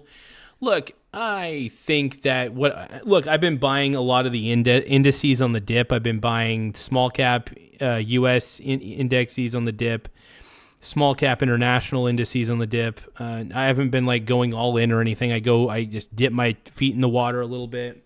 And I'm just making sure that I'm getting in at slightly lower prices so I could potentially flip them for a higher price. You know, I don't know. That's the way I see it, but let's take a look, man. Because I guess people want to understand where the jobs are and who is hiring. And I think things are shifting because, you know, white-collar jobs.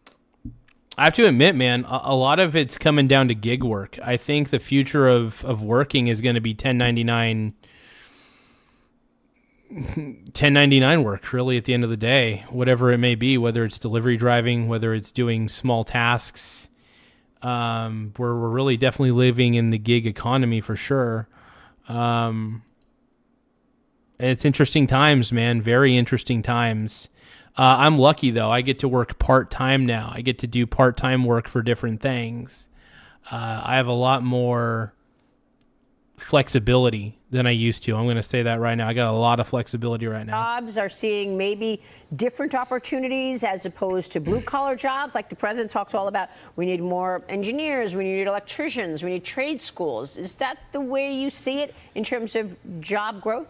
So what we've seen with the job data that we've been receiving is that most of that hiring has been in healthcare, and it's really nursing home and home healthcare in particular. So these are some things that we're seeing as a trend, but I agree with you. We're sending too many people to college. I will say, yeah, exactly. I think there's a lot of people going to college that I don't think need to go to college.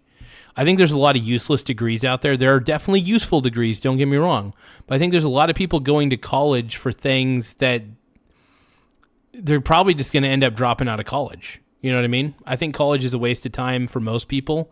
I do think that there are people, you know, that are absolute studs and they can do college effectively. But college is not for everybody. It's one of those things that's sold to you in high school that college is for everybody. No, it's college really... Not everybody should go to college. I'm glad I only tried college for a semester at a community college in my local town, and I'm very thrilled with that. I think it was probably the smartest thing in the world for me to do, and I'm proud. I'm very, very proud. You know? So I think I made the right choice is what I'm trying to say at the end of the day. Give me a few moments, though. My chicken that I'm cooking is... I have some chicken in the oven real quick, and I gotta...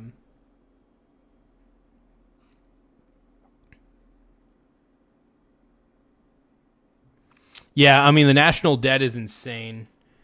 It's cray-cray. And give me one moment. I gotta make a chess move.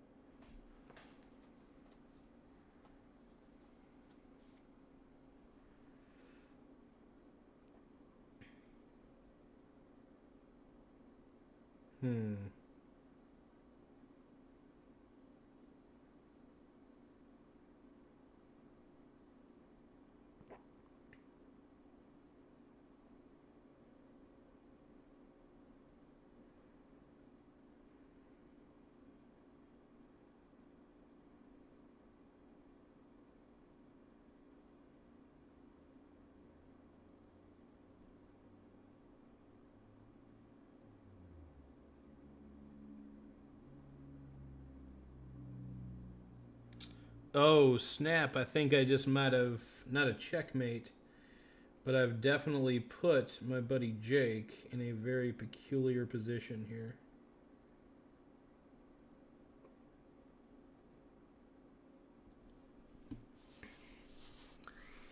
Crapoli.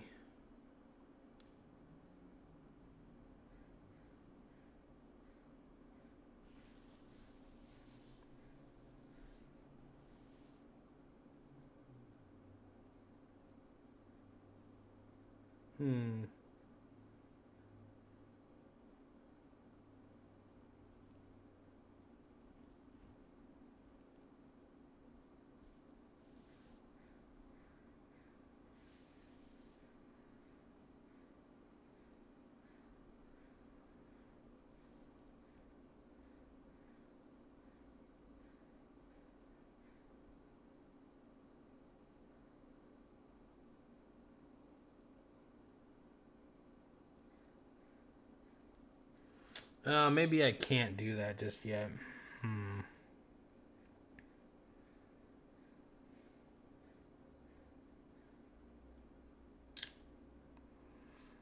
Well, I'll have to put... I don't want to do that, but I'm going to have to. Shit, okay. Sorry, you guys, I got distracted by a chess move. I had to do a chess move real quick. My buddy's putting me in an interesting position. I'm trying to, like, find a way to navigate. By the way, we're at 9,178 subs. I'm actually going to flash a few names on the screen. These are some of the people who have subscribed over the last 3 days. Just some of the people. Some people who have subscribed to the Michael Garza show in the last 3 days. Small Wiener Gang. Let's just put their names up on the board real quick. I want to thank each and every one of them for being incredible people. Thank you, guys. Huge shout-outs today. Small Wiener Gang. Yeah, these are all people. By the way, if you guys want to be like these people, make sure you guys tap the subscribe button in the upper right-hand corner. It does help the channel grow. Small Wiener Gang.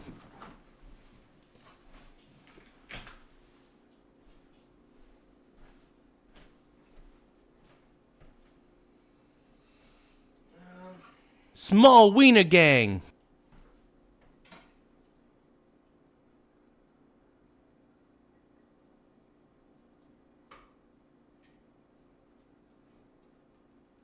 Small Wiener Gang.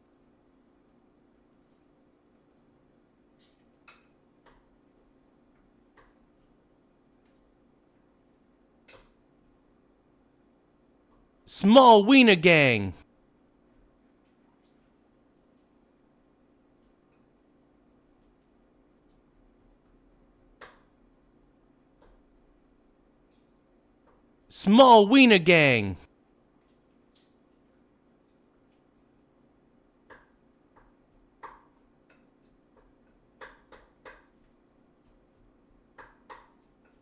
Small Wiener Gang. Small Wiener Gang.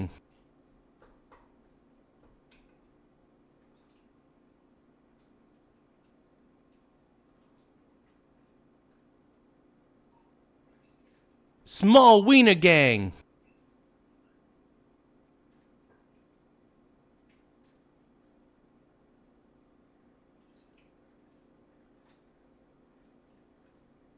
Small Wiener Gang.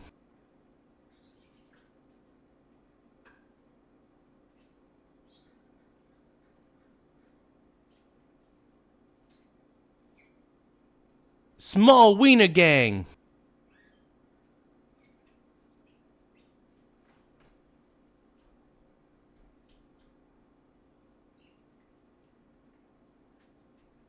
Small Wiener Gang.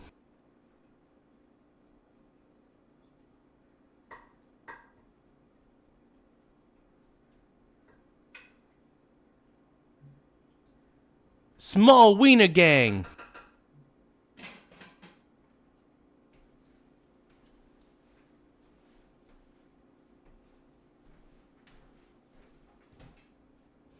Small wiener gang.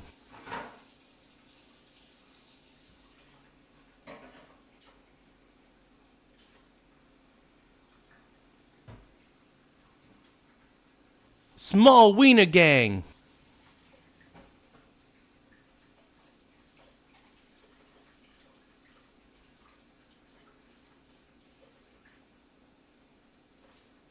Small wiener gang.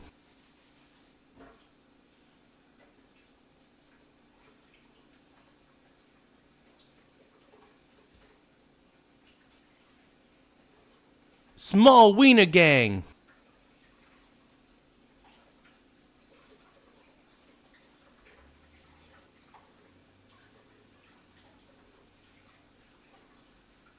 Small wiener gang.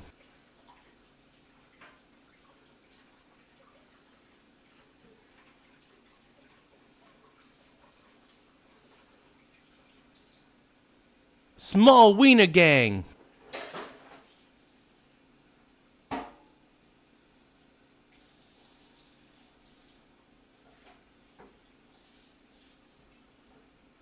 Small wiener gang.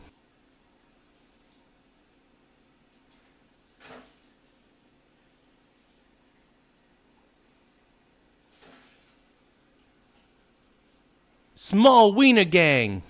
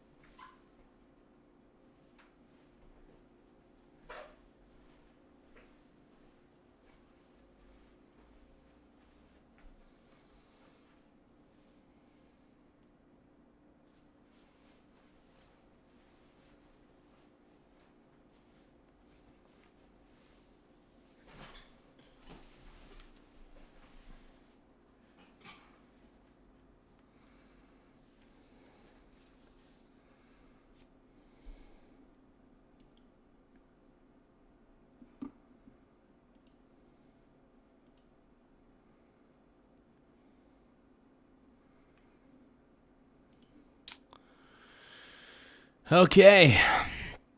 I am back, but thank you guys. Sorry, I was doing some dishes. Let's see. I'm kind of curious. To see what the chat was saying. We all know the chat's usually... let's see. Let's... avoid...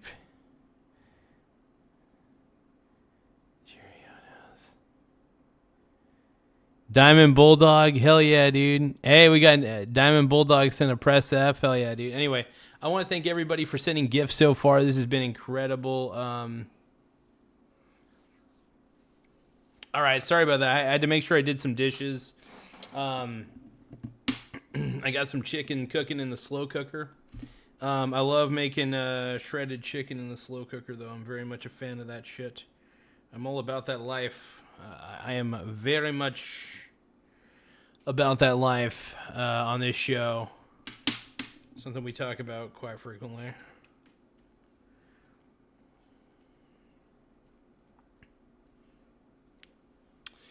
All right, let's see. Something's been going on, but I don't know what it is. Let's keep going. That probably should be learning a skilled trade. You can make a great living as a skilled tradesman and owning your own business. So I think we need to think about diversifying our workforce a little bit more and encouraging people to go to trades. Yeah, I think it's weird that, because I remember when I was in public school, when I was younger, there was like this weird, like teachers would always like tell you that college is the way, never really mentioning trade schools. I think there's only like one person, I think, might have been Mr. Vickery, who actually mentioned something as simple as trade school. You know, college isn't for everybody. Not everybody wants to go to college. Oh, Tiny Lion Gaming. That's a good point. Tiny Lion Gaming's asking if I'm going to do shredded chicken nachos. I think I should. No, I wasn't going to do that tonight. I was actually going to make some shredded chicken sandwiches tonight, but I think I put a little bit too much water in the base. So that may or may not be possible. We'll see, though.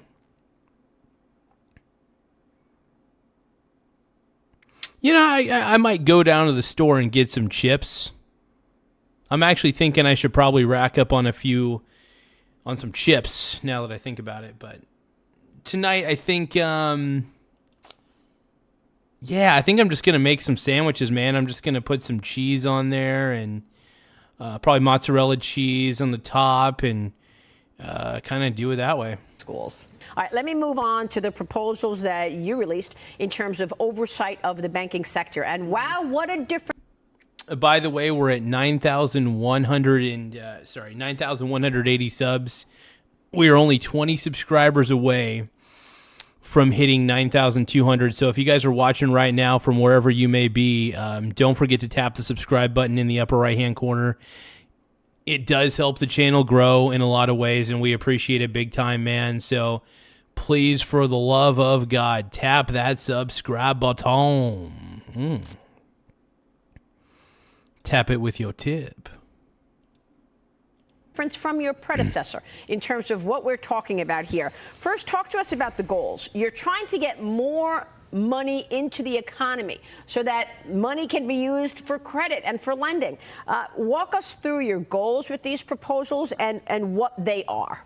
So when I took on this job last June, my main goal is to modernize the regulatory framework so that we can get banks back into the lending business to support the U.S. economy.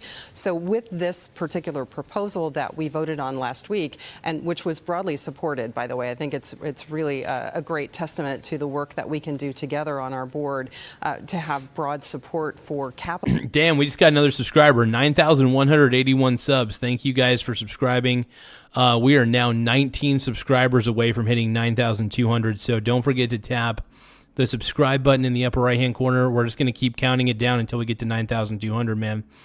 9,181 subs, everybody. Let's go. We're trying to get to 9,200. Maybe we could do it in this stream. I don't know. But if you guys can hear me, if you can hear my voice wherever you may be, I hope you subscribe to the channel because it really does help this small channel grow. Let's go. Proposals.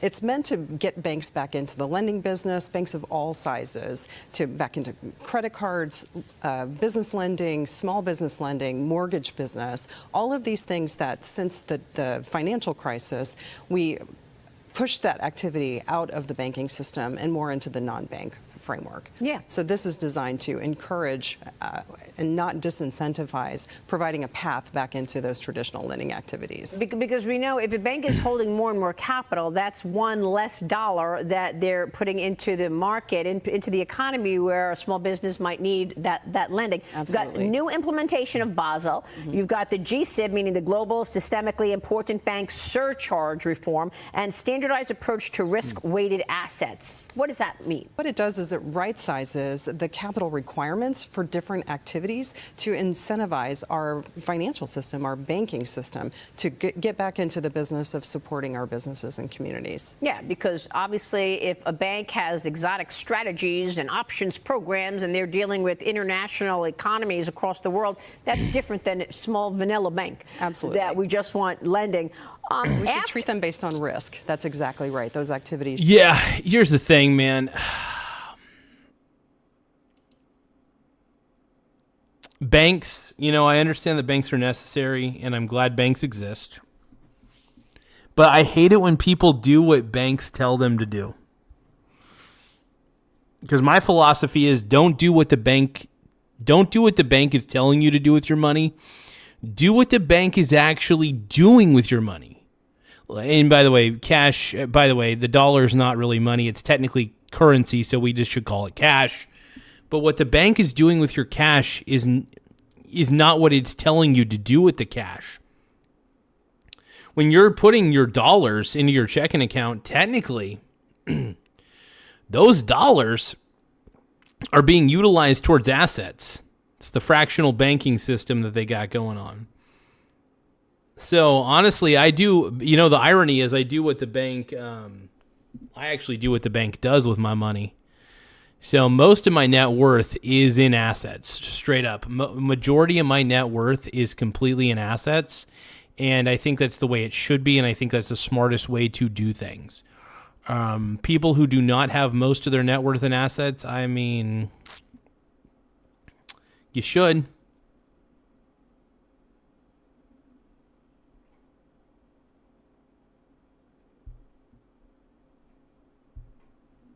Diamond Bulldog, man, what's going on, bro? Diamond Bulldog says he's in emotional pain. I'm sorry, bro. Diamond Bulldog I'm sorry, once bud. says, "Wow, I'm in so much emotional pain." Sorry, brother. Tiny Lion Gaming says, Tiny Lion Gaming says, "I turn all my money into Pokemon cards." Tiny Lion Gaming says, "I'm a Pokemon trainer." hell yeah, Tiny Lion Gaming. We love you, bro. We love you on this channel, brother. Should be scaled by risk. Exactly. Treat them. Honestly, I think Tiny Lion Gaming is the Pokemon master. Tiny Lion Gaming, man. Risk profile. So after the regional bank failures that we've seen last year, what is still vulnerable in the system right now? Where are the risks? So what we're looking at is improving our ability to supervise financial institutions so that we can identify those issues earlier and ensure that we can try to mitigate any potential bank failures. We're focusing on the financial risks that a bank may have or its vulnerabilities and ensuring that we're addressing those and allowing a bank to mitigate those circumstances that lead to that. So do you worry about private credit, for example? Are you worried about an AI bubble? Are you worried about the bond? I'm worried about an AI bubble, dude. Well, here's the thing. I think there might be a little bit of an AI bubble, but here's the thing. I think AI, for the most part, is here to stay unless something catastrophic happens to where it's like... But I don't think AI is going anywhere, man. I really, at the end of the day, do not believe that AI is going anywhere. And to those of you who think that AI is going somewhere, I don't know, man. I think it's delusional to think that AI is just going to evaporate. It's not... Dude, we've already opened Pandora's box with AI. We're not closing it, dude. We're not closing it. We've already opened Pandora's box, brother. So thank you guys. Make sure you guys tap the subscribe button in the upper right-hand corner. We're currently sitting pretty at 9,181 subs. Once again, we're at 9,181 subscribers. And for that, I want to thank each and every one of you guys for being a big part of the show, for making the show get to where it needs to go. And yeah, but thank you for tapping the subscribe button, man. You guys are incredible. If you haven't subscribed to the channel, make sure you take the time to subscribe. Look, if you love Trump as much as I do, please tap the subscribe button. If you love JD Vance as much as I do, I hope you guys subscribe. Let's go, dude. We're trying to get more subs, baby. Bond markets and leverage in the bond market. So we look at a wide range of banking activities to ensure that our supervisors are appropriately reviewing and working with the banks to identify those activities, the degree to which they're engaged, and how much they influence the financial system and its stability. I think she almost said fragility, dude. I think it's fragility.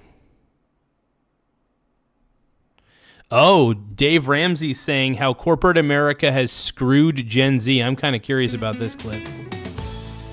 And this is 3 hours ago, damn. Building the American housing. I will say that corporate America is getting a little lame. I mean, I'm very happy that I invest in a lot of companies, but I want to be an investor in companies. I don't want to work for those companies. And that's the way I feel about it, man. They offer a good pay, but it's not worth the headache. I would rather be an investor. It's better to be an investor. And I'm one of those guys, man. I have a diversified portfolio. I'm about maintaining and growing wealth. Look, I think the longer you hold on to cash, that's the worst thing you could probably do. But let's keep going. Dream isn't just about government and central bank policies. It's about young Americans regaining control of their money. Joining me now, personal finance expert and host of The Ramsey Show, Dave Ramsey. Dave, it's great to have you here. There's so much to talk about here. Let's start with Dave Ramsey here. Dave Ramsey. First-time home buyers. Back in 1990, they were 30 years old. In 2025, the average age of a first-time home buyer is 40 years old. Wow, dude. 40? Dude, and it's funny because I'm not going to say what my age is, but that's crazy. That's fucking wild, dude. Fucking A. Old.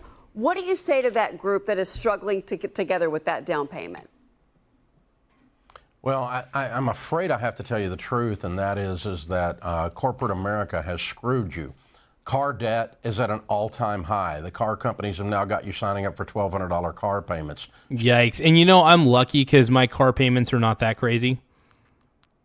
The payments for my car are a lot lower than most people's, I'll tell you that. I got very lucky. And, yeah. I got very, very lucky on that one, man. Extremely.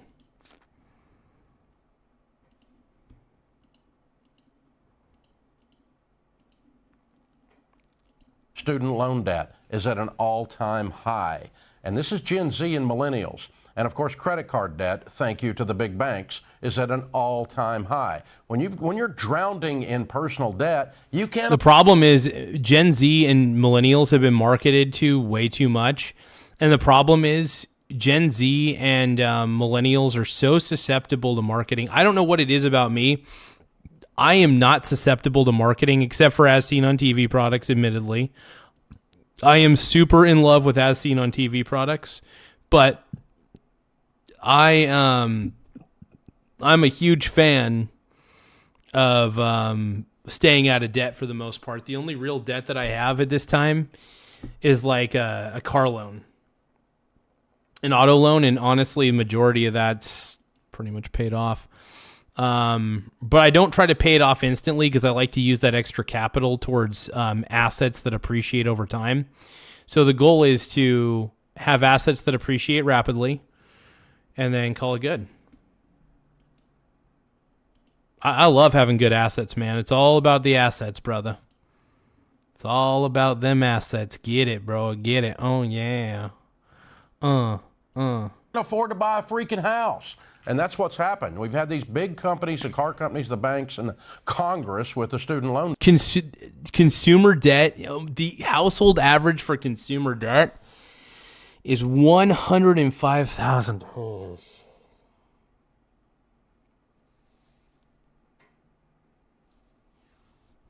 I'm assuming that's the combined household, but that's insane. And this is one of the reasons why I don't participate. I try not to participate in debt at all.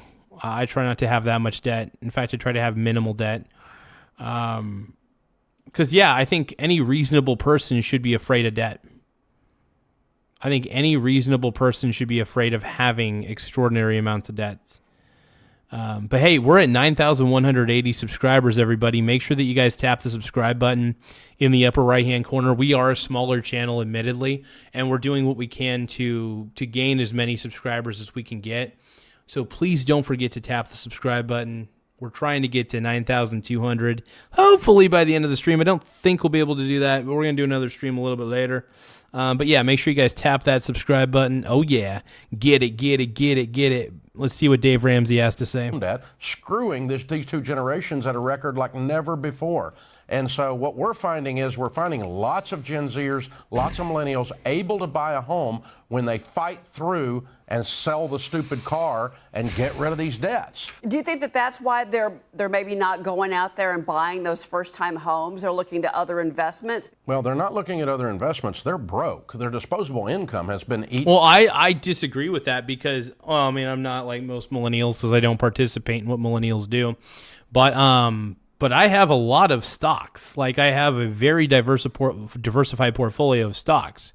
So, like, in a lot of ways, I think I have a more secure portfolio than a first-time home buyer. But yeah, on average, the unfortunate part is Gen Z and millennials are flat broke, and they're drowning in debt. I'm fortunate that I was fiscally responsible, and honestly, I liked to have a lot of cheap fun. A lot of the entertainment that I expose myself to is very, very affordable. I'm all about having good old-fashioned cheap fun, right? That is the way I look at life, and that's one of the reasons why I've never had to rack up debt, but I've had a very fun life so far, and I'm very happy with where I've been able to go. I'm not as depressed about my life as I thought I would be at this age. When I got to this age, I was like, I wasn't sure how I'd feel. I wasn't even sure if my life would even be worth it. I'm very grateful for where I'm at. I really am. Up by those three categories I was talking about. Again, car debt is out of control. Our message to Gen Z and to millennials, and we help them every day. We love them. We work with them, and we think they're awesome, is clear this debt, get rid of the stupidity, and chop up the cards, and work your... Well, here's the thing. I don't think credit cards are the problem. Because here's the thing. Once you chop up those credit cards, you still have the problem of poor spending habits, right? I honestly, like, when I use my credit card, it is for things that I need. That is it. It is for things I need to purchase, not what I want to purchase, but it's for things that I need to purchase, okay? That's a big differential. Diamond Bulldog, thank you for sending a press F for 10 joules. I appreciate it. That really does help the channel grow in a lot of ways. Diamond Bulldog is saying, what are you saying? Please save yourself? Diamond Bulldog 1 says, please save yourself.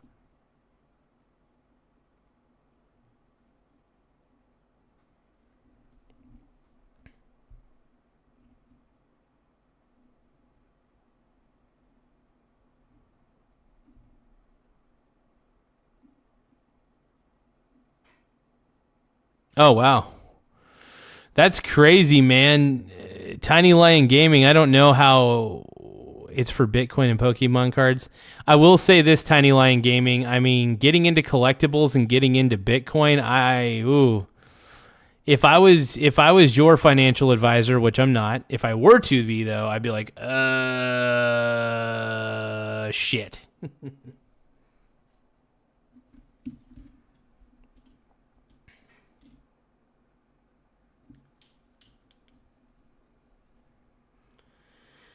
Give me a few moments, though.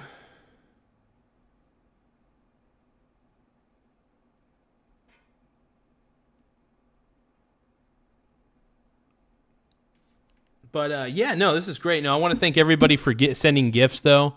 Thank you guys for being incredible. But let's take a look and see what Dave Ramsey's talking about. I'm Dave Ramsey, and I'm kind of a redneck.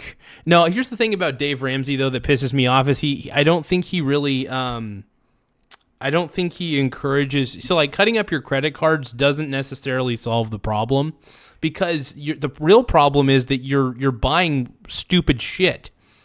You know, if people are really being honest about a lot of people's money problems, is that they keep trading in their car for a newer model every 2 years because they're insecure about their lives. It's that they're buying stupid shit that they don't need to buy. I honestly say this: get a fucking portfolio, get a diversified portfolio of stocks. If you're young, man, just get stocks. I think, by the way, I think the dream of home ownership is gone. I honestly don't even care about home ownership anymore. Honestly, I think I'm just going to rent the rest of my life. I'm fine with that. As long as I have a really good portfolio that constantly pays me dividends, the dividends grow over time, they keep up with inflation, the value of the assets that I have appreciate with time, and I can just live off the dividends to pay off everything I need. But I think it's good to have a diversified portfolio, though. I think that you're stupid if you don't. I think you're a good person. I think you're probably a smart person, actually, if you don't. But look, we teach our children that interviewing for a job is more important than having a portfolio of stocks. We teach our kids to be slaves to the system instead of owning the system. When you invest in stocks, by the way, you are literally owning the system. You own the companies. That matters, man. Ownership matters. So Tiny Lion Gaming says, but I don't understand stocks. Basically, you're just buying companies. You're just buying, like if you buy Coca-Cola stock, you are now an owner of Coca-Cola. You're a partial owner. You're a minority shareholder technically, but you got to diversify, man. You got to spread. No, here's the thing. The reason that diversification is important, and nobody ever really explains this very well, but I want to explain it now. The reason diversification is important is because you want to spread out your risk as far as you can. The further you spread out your risk, the better it is for your portfolio. I am very secure with my portfolio because it is so diversified that Ray Dalio would blush. And if you guys don't know who Ray Dalio is, he's a hedge fund manager, really cool dude, really incredible dude, one of the very famous investor. But yeah, no, Ray Dalio would blush at how diversified my portfolio is, man. Okay, I got to admit, I'm a little bit exhausted at the moment. I need to take a break from streaming. I've been streaming for 5 hours and 14 minutes. And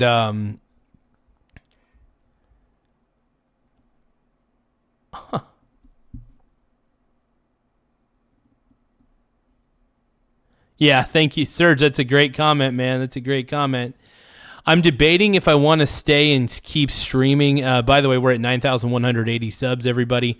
Don't forget to subscribe to the channel. I know I've said it a million times in this live stream, but I'm really trying to get more subs, man. We're trying our best. We're trying so flipping hard to get to 9,200 subs before the end of the night. I think we could do it, man. I think we can.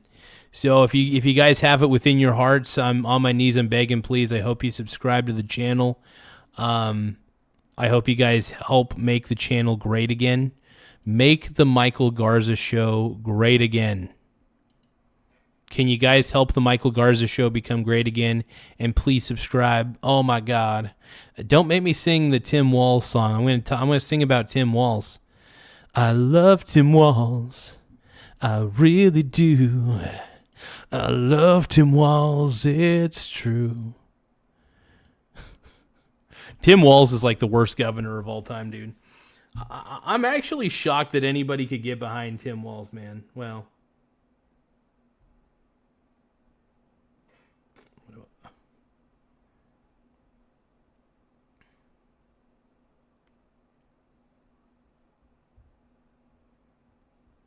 must see. There we go. Yeah, dude. Baby Moo says, Diamond, you need to sub, dude. I think Diamond did sub. I think a lot of people have subscribed to this channel, man.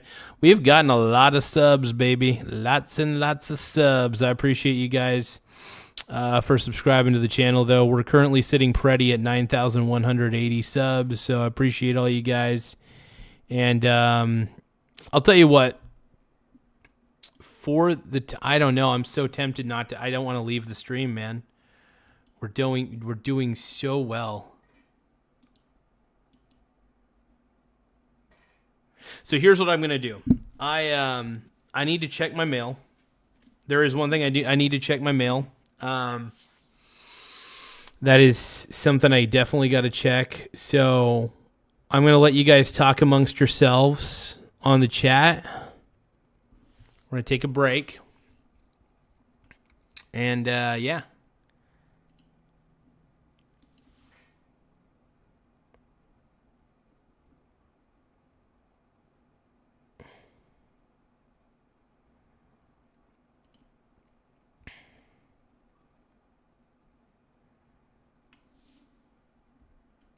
So we're just taking a break. This is the break screen. So, yep. I'll be back in just a few moments. I'm gonna go walk around for a bit. I just need to walk. I need to. Yeah. Thank you, Tiny Lion Gaming, for holding the fort down. I appreciate you, Brony. Yeah, I just need to go for a walk. Just a little bit of a walk. Check the chicken real quick.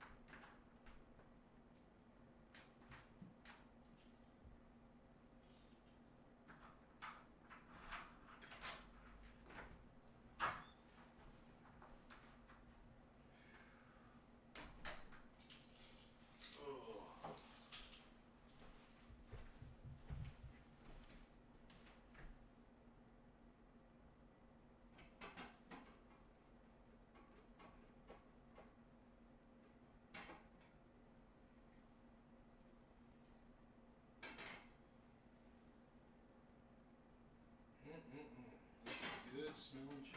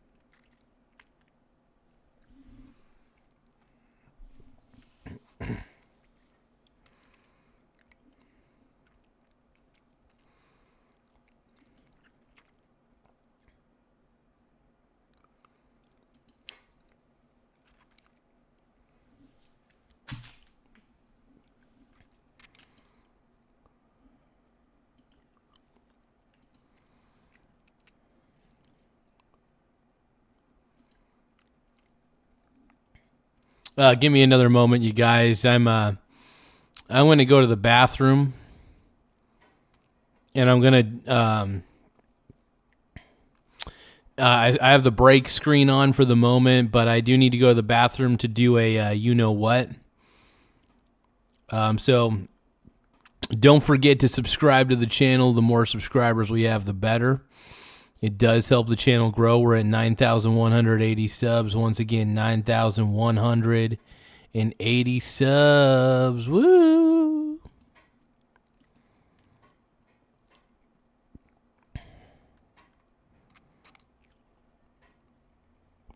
Anyway, I'll see you guys in a second.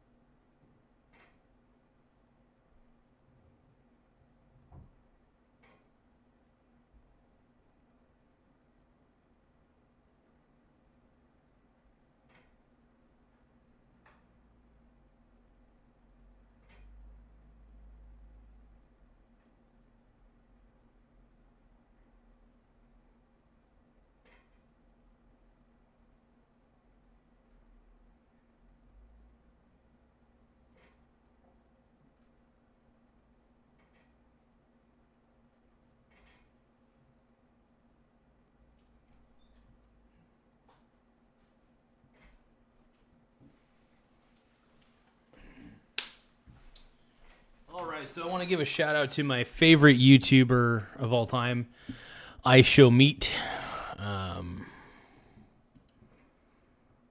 Total stud. All right, we're back in action. What's going on, my brownies? This has been a very, very, very successful stream. We've gotten so many viewers, man. It's wild. I can't believe how many viewers we've gotten in such a short amount of time. Also, we're at 9,180 subs. Once again, we're at 9,180 subs, dude. We're only 20 subscribers away from getting to 9,200. So maybe, hell yeah.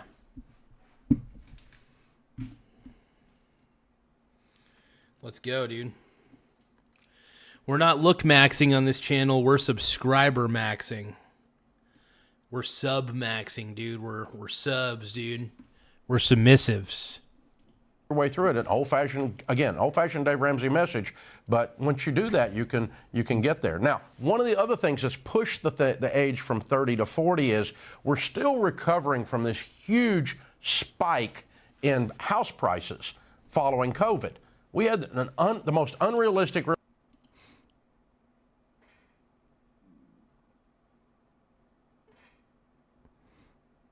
Hey, thank you so much, Tiny Lion Gaming, man. You're a stud. I want to thank everybody for being so patient, by the way. Aaron Russell says I worship Trump. That's fine. Say what you want, man.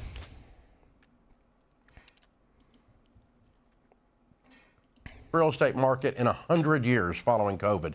People came out of their homes after being sheltered in place like a Baptist looking for a casserole. They bought houses like crazy. And look at the curve on house prices across America during that period of time. And it didn't slow down because now we've got a shortage of inventory, and supply demand has not allowed those prices to come back down. Well, nobody wants to sell. So the demand for homes is high. People are trying. But nobody wants to sell unless it's at an exorbitantly high price. And therein lies the issue, right? Therein lies the issue. So one of the reasons why I prefer to rent, because I can grow my portfolio at a very, very rapid pace.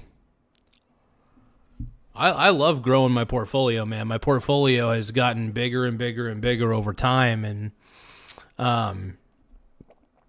yeah, investing's been a good thing for me, man. Obviously I have a massive portfolio because I have a tiny dong, but I have a tiny schlong. But no, one of the reasons why I keep a big portfolio is not just for overcompensating, but it's just because a well-diversified portfolio in stocks is a good thing. And here's the thing. I have a bunch of exchange-traded funds that also expose me to other things besides stocks. I'm exposed to actual silver. I'm exposed to bonds, real estate through real estate investment trusts. You name it. So, stocks are definitely an opportunity to be diversified.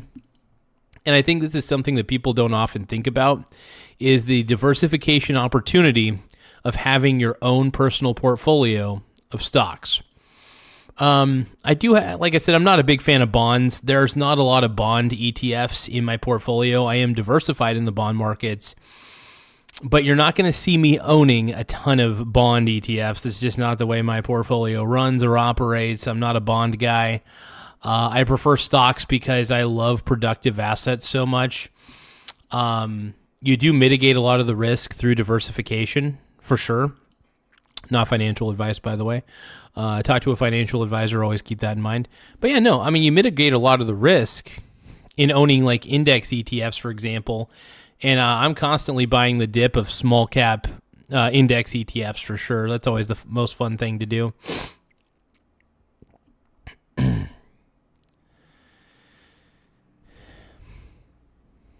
Brenda says, OMG, lol, that's not the issue. Dandelion Gaming is I'm of it. 10 gifts and all. Oh, man. man. I appreciate the gifts, everybody. Thank you guys for sending gifts my way. It does help the channel in a lot of ways.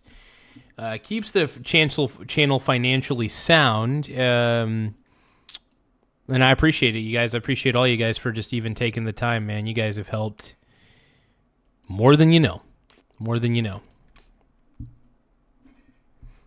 And so we're seeing these spikes in prices, and that's also pushed this age out and the affordability gap there. But the idea that somehow America is broken or the housing market is completely broken is just not true. There's this myth about the 20% down payment. I don't know, dude. Yikes.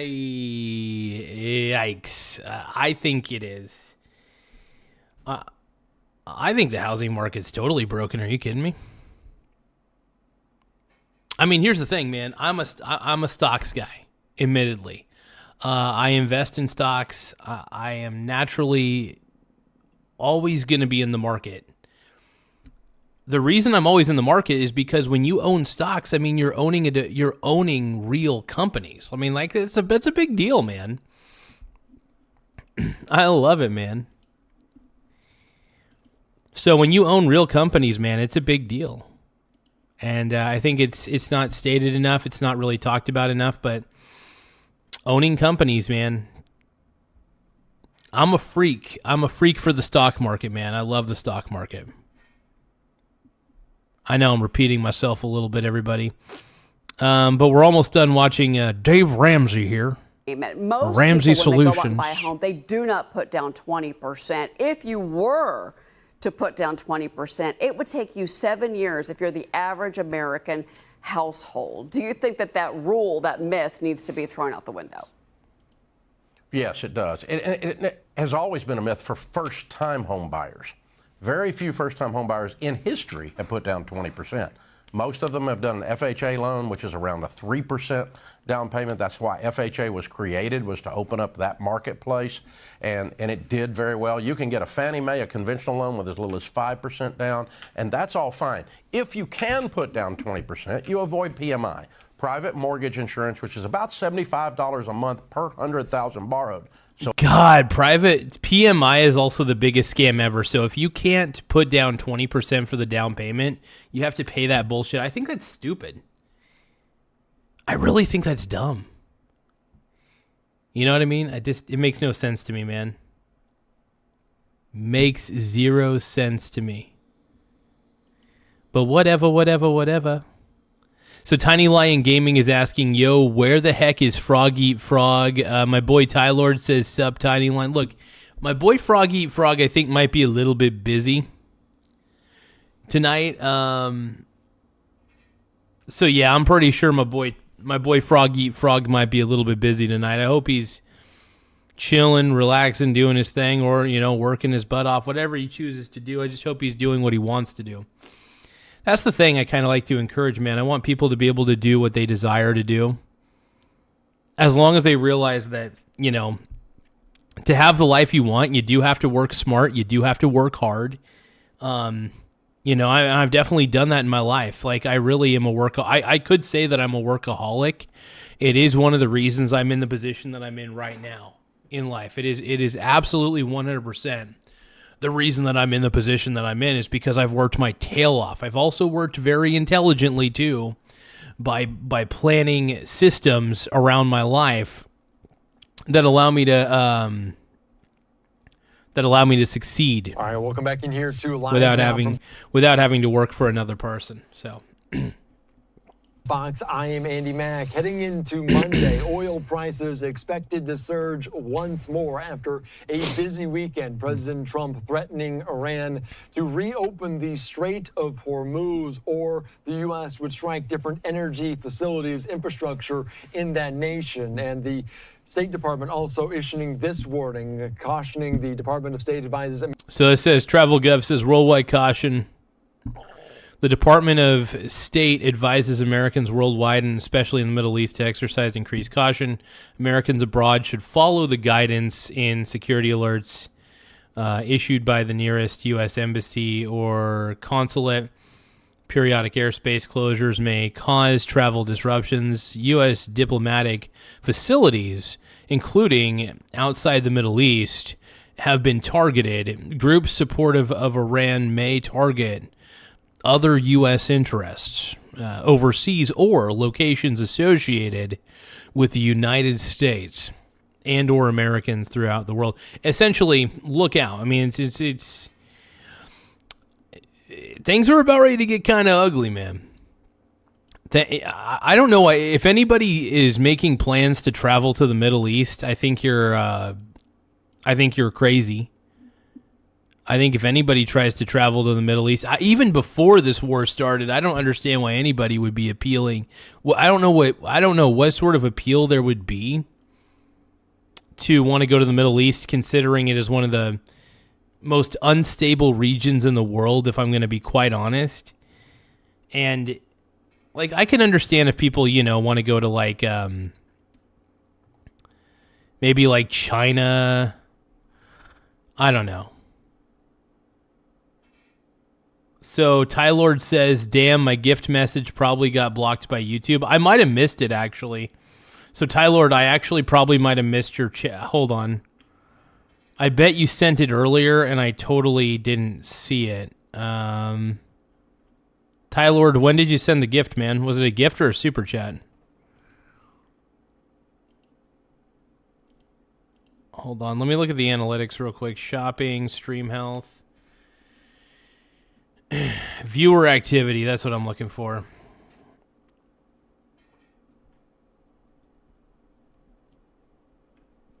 It is possible that somehow I skipped the gift or the super chat. I'm looking at it real quick. I'm looking at the chat. I'm looking at the chat logs real quick just to see like if I missed it, but the only one I see is my boy Diamond Bulldog sent a press F1 earlier. Yeah, I'm not seeing it, Tylord, but either way, man, I appreciate the gift. Oh, it was a standard message. Okay.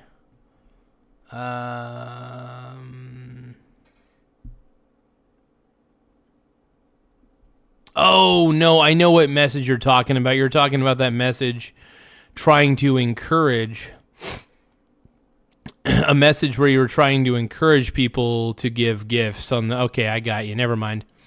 I remember I saw that one already. I read it a little bit. Yeah, I've been kind of paying more attention to the videos rather than the chats. I've been trying to pay attention to the chatters. I really have, but yeah, Diamond, dude, that Diamond Bulldog guy, he's kind of he kind of reminds me of Odin. Odin in the Diamond Bull. Zinc Roofer is also kind of annoying too. Zinc Roofer always pisses me off though. I could give you guys an entire rundown of all the chatters that come in that just piss me off on here. I could give you guys an entire rundown on it. I'd rather not, but no, I really do want to say thank you to everybody who's made this channel a massive success.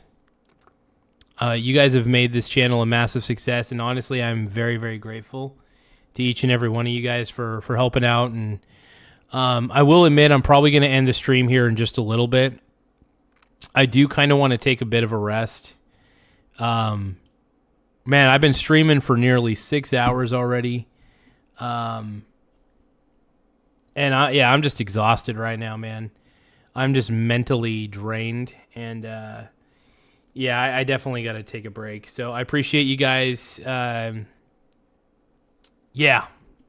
Before we actually, you know what? I got to react to this video. Americans worldwide, especially in the Middle East, to exercise increased caution. Americans abroad should follow the guidance in security alerts issued by the nearest U.S. embassy or consulate. Periodic airspace closure may cause travel disruptions. U.S. diplomatic facilities, including outside the Middle East, have been targeted. Thank you, Tiny Lion Gaming. I took a very long walk earlier. I was walking for about probably 2 hours for the most part. I did take like a 30-minute break to sit down, but yeah, I took a very long walk today. It was very, very nice. I have my new headphones in. I have my Type-C headphones, wired headphones. In my phone, I was able to listen to music, and I was able to like chat with ChatGPT, for example, and I've been using ChatGPT as kind of like a marketing assistant, so I've been kind of coming up with ideas or having it come up with ideas for me, stuff like that. Also, on my break, I might also take the time to record a few short videos, for example. So I do enjoy recording the short videos. Absolutely. Tylord says, it's true. He held my hand. It was cool. Oh, my God. Groups supportive of Iran may target other U.S. interests overseas or locations associated with the United States. And we're talking about that, the impact, but also what's going on with oil and gas. President Trump on Saturday threatened to obliterate Iran's power plants if Tehran did not fully reopen the Strait of Hormuz, that energy choke point, within 48 hours, the deadline being Monday evening. Significant escalation barely a day after he talked about winding down the war, now entering its fourth week. Let's be joined right now here on Live Now from... Gas is going up, man. Those prices are rising like crazy, bro. Those gas prices are really... And I'm very lucky that I have a car that's not a gas guzzler. I am very lucky. Yeah, lame maxing. I've been lame maxing for years, dude. I've been lame maxing for years. But yeah, no, I'm very lucky. I got a car that doesn't require a lot of gas. R.I.P. Chuck Norris, exactly. Osama bin Laden. Yeah, absolutely, man. Chuck was one of my favorite martial artists, one of my favorite actors of all time. Incredible soul. I love Chuck Norris a lot. Fox, from Chief Energy Advisor with Gulf Oil, Tom Plaza. Tom, thank you so much for joining us here on Live Now from Fox. We're expecting yet another surge tomorrow in terms of oil, natural gas prices. What do you expect to foresee tomorrow and this week? Well, I think we're going to see a higher opening, and I think we're seeing about as much caution as we're likely to see. I mean, it looks as though this is racing toward a climax, which could be a week or 2 or 3 weeks away. The presence of soft targets, whether it be power plants for the U.S. and Israel, or whether it be desalination plants for Iran, really could open up a tremendous can of worms there. So it doesn't seem as though we're approaching any off-ramps for this anytime soon. No, it feels like we're heading in the same direction. The U.S. threatening to strike some energy facilities. Iran in response in kind, saying they would strike neighboring Gulf states as well. You mentioned a potential climax, and we're already past $100 a barrel. Are we stretching? And is $150, is $200 a barrel a potential reality in the future? Well, did he say $200 a barrel? Hold on. I mean, $200 a barrel, that would be pretty extreme, I'm not going to lie. I mean, if prices got to $200 a barrel, I mean, that would be pretty wild, man. Freaking crazy. Holy smokes, man. $200 a barrel? Phew. You know, what we've seen is a separation between the actual physical prices for crude oil and what the futures markets are doing. Futures markets are pretty orderly. They're trading around 100 to 110. But we saw an Asian refiner pay $173 a barrel for some crude oil outside the Strait of Hormuz. And if you're looking to buy early April North Sea oil or... Here's the thing. I think the U.S. as far as oil is going to be good for the most part, but here's a big problem. A lot of the European countries, I think, are more affected. Here's the thing. I think European countries, some of the Middle East countries, and in China are affected very negatively by the closure of the Strait of Hormuz. So here's the thing, man. Donald Trump's going to go hard, man. He always does. That's the one thing about Trump, man. You could say on this channel we're Trump maxing quite a bit, and yeah, which is crazy. $10 a gallon where you live, Osama bin Laden? I don't know, man. That's a pretty big amount. Dude, we're at 9,181 subs. We're only 19 subscribers away. 19 subscribers away from hitting 9,200 subs. So I do want to thank each and every one of you guys for taking the time to subscribe to the channel. You guys do make the channel grow in a lot of ways, so I want to say thank you, thank you, thank you. At the moment, man, I think I'm gonna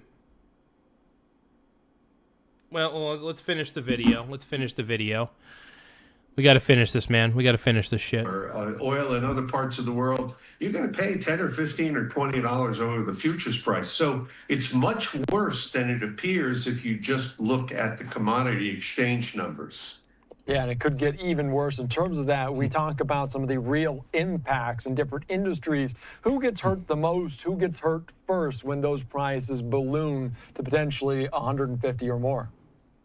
Well, first of all, you've got every other continent other than North America is being hurt the most, particularly Asia and Australia. We sent 5 cargoes of diesel and gasoline to Australia last week. I've never seen that before. Within our country, I think probably the people that get hurt the most are the people that are assigned to buy diesel or buy marine fuel for freight. Freight charges are going to go crazy, and I wouldn't be surprised to see the freight inflation, go up and approach 10. And yeah, when energy prices go up, by the way, when the cost of energy goes up, obviously the price of everything else goes up. I mean, this is something to greatly expect. I mean, it's one of the reasons why I'm kind of lowering down how much I'm purchasing, or at least I'm purchasing from the clearance section a lot more. For example, I'm looking for discounted groceries as much as possible. I go to places like Grocery Outlet. I play it as smart as I can, essentially. Yeah, we got Venezuela oil, so we're good. But yeah, the European countries are kind of a little bit screwed at the moment if you think about it. Because, I mean, the closure of the strait, it needs to open back up, man. Or else the cost of energy, man, it's going to go up across the board. The cost of oil, at least.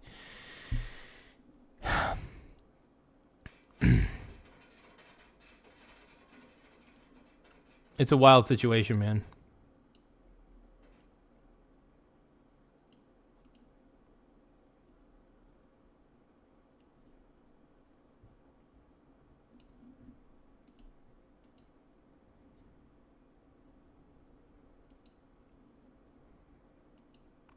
But yeah, man, I want to thank each and every one of you guys. We're currently at 9,181 subscribers. I can't believe it, man. We got to the 9,181 subscriber mark, and honestly, I couldn't have done it without you guys. You guys have been a big help in making this channel as big as it has gotten. As great as it's been. I mean, you guys really have turned this channel into something bigger than I could have ever imagined. So for that, I do thank you guys. I thank you guys from the bottom of my heart, man. You guys have made this. You guys make the show fun. Guys like Tiny Lion Gaming make it fun. My boy Ty Lord, all you guys. I mean, you guys have made this. I don't know. It's amazing. But Osama Bin Legging says I'm not blaming them on a few key figures. Osama Bin Legging also says, Garza, I love you, man. E.T. says you hate us deep down. No, I do love you guys. I really do. I really enjoy talking to you guys in the chat. This is kind of fun. It's really neat to have my own little personal online community of brony bros, dude. Nah, I appreciate it, man. Thank you, Mr. Tiny Lion Gaming. Yeah, I like to give you guys I like to make sure you guys have an enjoyable time on this show, and I hope, honestly, one of my main hopes is to inspire people to do what they really want to do, to monetize what they love to do. I really do enjoy being in front of a microphone and in front of a camera. I think it's kind of fun. I really do love being an online personality. I think it's great. So I decided, since I love producing YouTube videos, I mean, it's funny. I think I spend more time making YouTube videos now than I do consuming YouTube videos, because I only spend about maybe 30 minutes a day personally consuming YouTube content. For example, I know that I react to a lot of YouTube content on this show, but at the end of the day, in my personal downtime, I'm really not watching any YouTube content. The only time I'm really watching it is during the show. So it gets kind of interesting there. Yeah, this is great, though, man. I want to say thank you once again to each and every one of you guys. 10 to 15% in April. The motorists will complain, but we're probably not at the threshold of absolute. Well, there's always going to be people complaining, oh, the price of gas is just too damn high. The price of gas is too damn high. I can't take it anymore. Pain. We went to 501 in June of 2022. We're going to be above 4 in a matter of 48 or 72 hours, and we'll see if that... Osama bin Lagging. Osama bin Lagging says, keep it up, man. Ain't no shame in being gay and a brony. Thank you, brother. Oh, I'm not gay and I'm not really a brony, but on the internet, though, I pretend to be both of those things. So, but I appreciate it, though. Thank you, man. Command some demand destruction in the U.S. Does just regular gas that me or you put in your car versus diesel, are they kind of the same? Do they rise at the same level if this continues on, or are they different in any way? No, they're very different. I mean, refiners are celebrating what they're getting for diesel and jet fuel. They're getting somewhere between $50 and $100 a barrel in profit.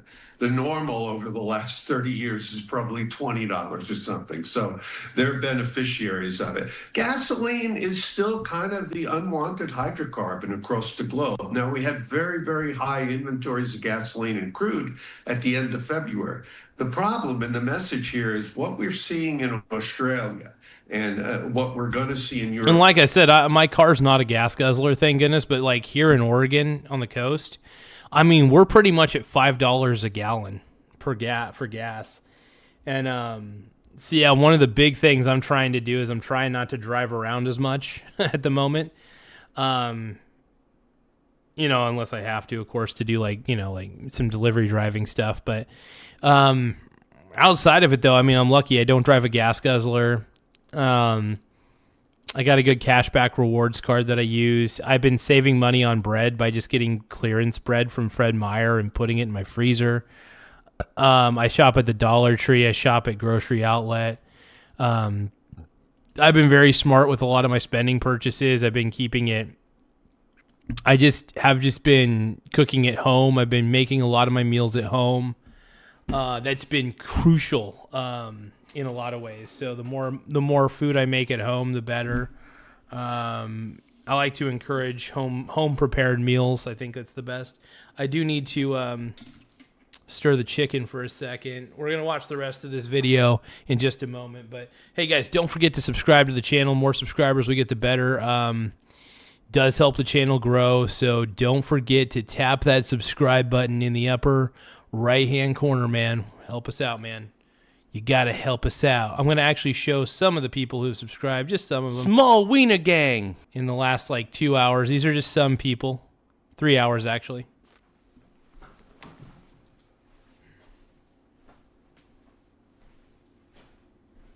Small Wiener Gang.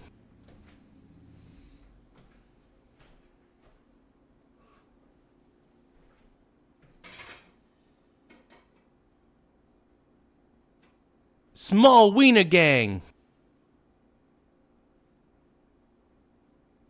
Small Wiener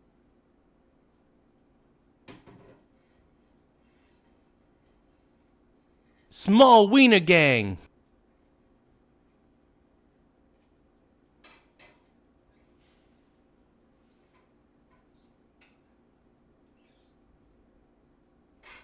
Small Wiener Gang.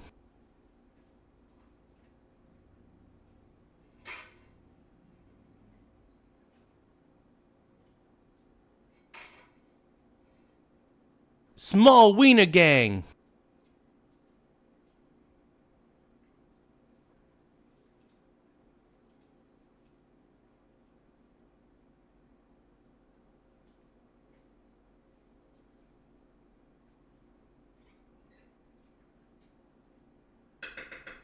Small Wiener Gang.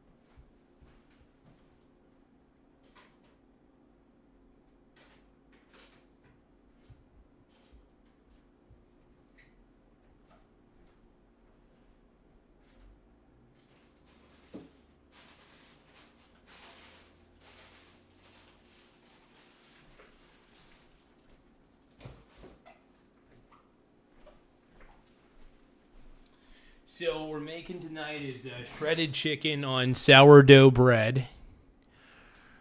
But yeah, E.T., what are you talking about, bro? You're out of your mind. E.T.'s out of his damn mind, dude. Okay, so we're going to react real quick to the rest of this video, and then I think once we're done with this video, I am going to take a break. I'm going to end the stream, but we're going to I'll stream a little bit later, probably around 9:30 or something, and then probably stream for about 2.5 hours, I think. That'd probably be best. But, yep.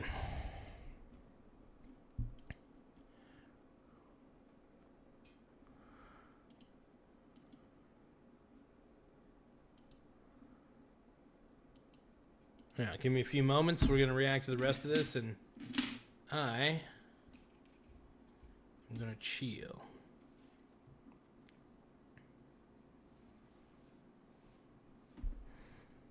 Well, we're not done yet. We're not done yet. We're going to react to the rest of this, though. And what we're seeing in Asia is coming to a theater near you.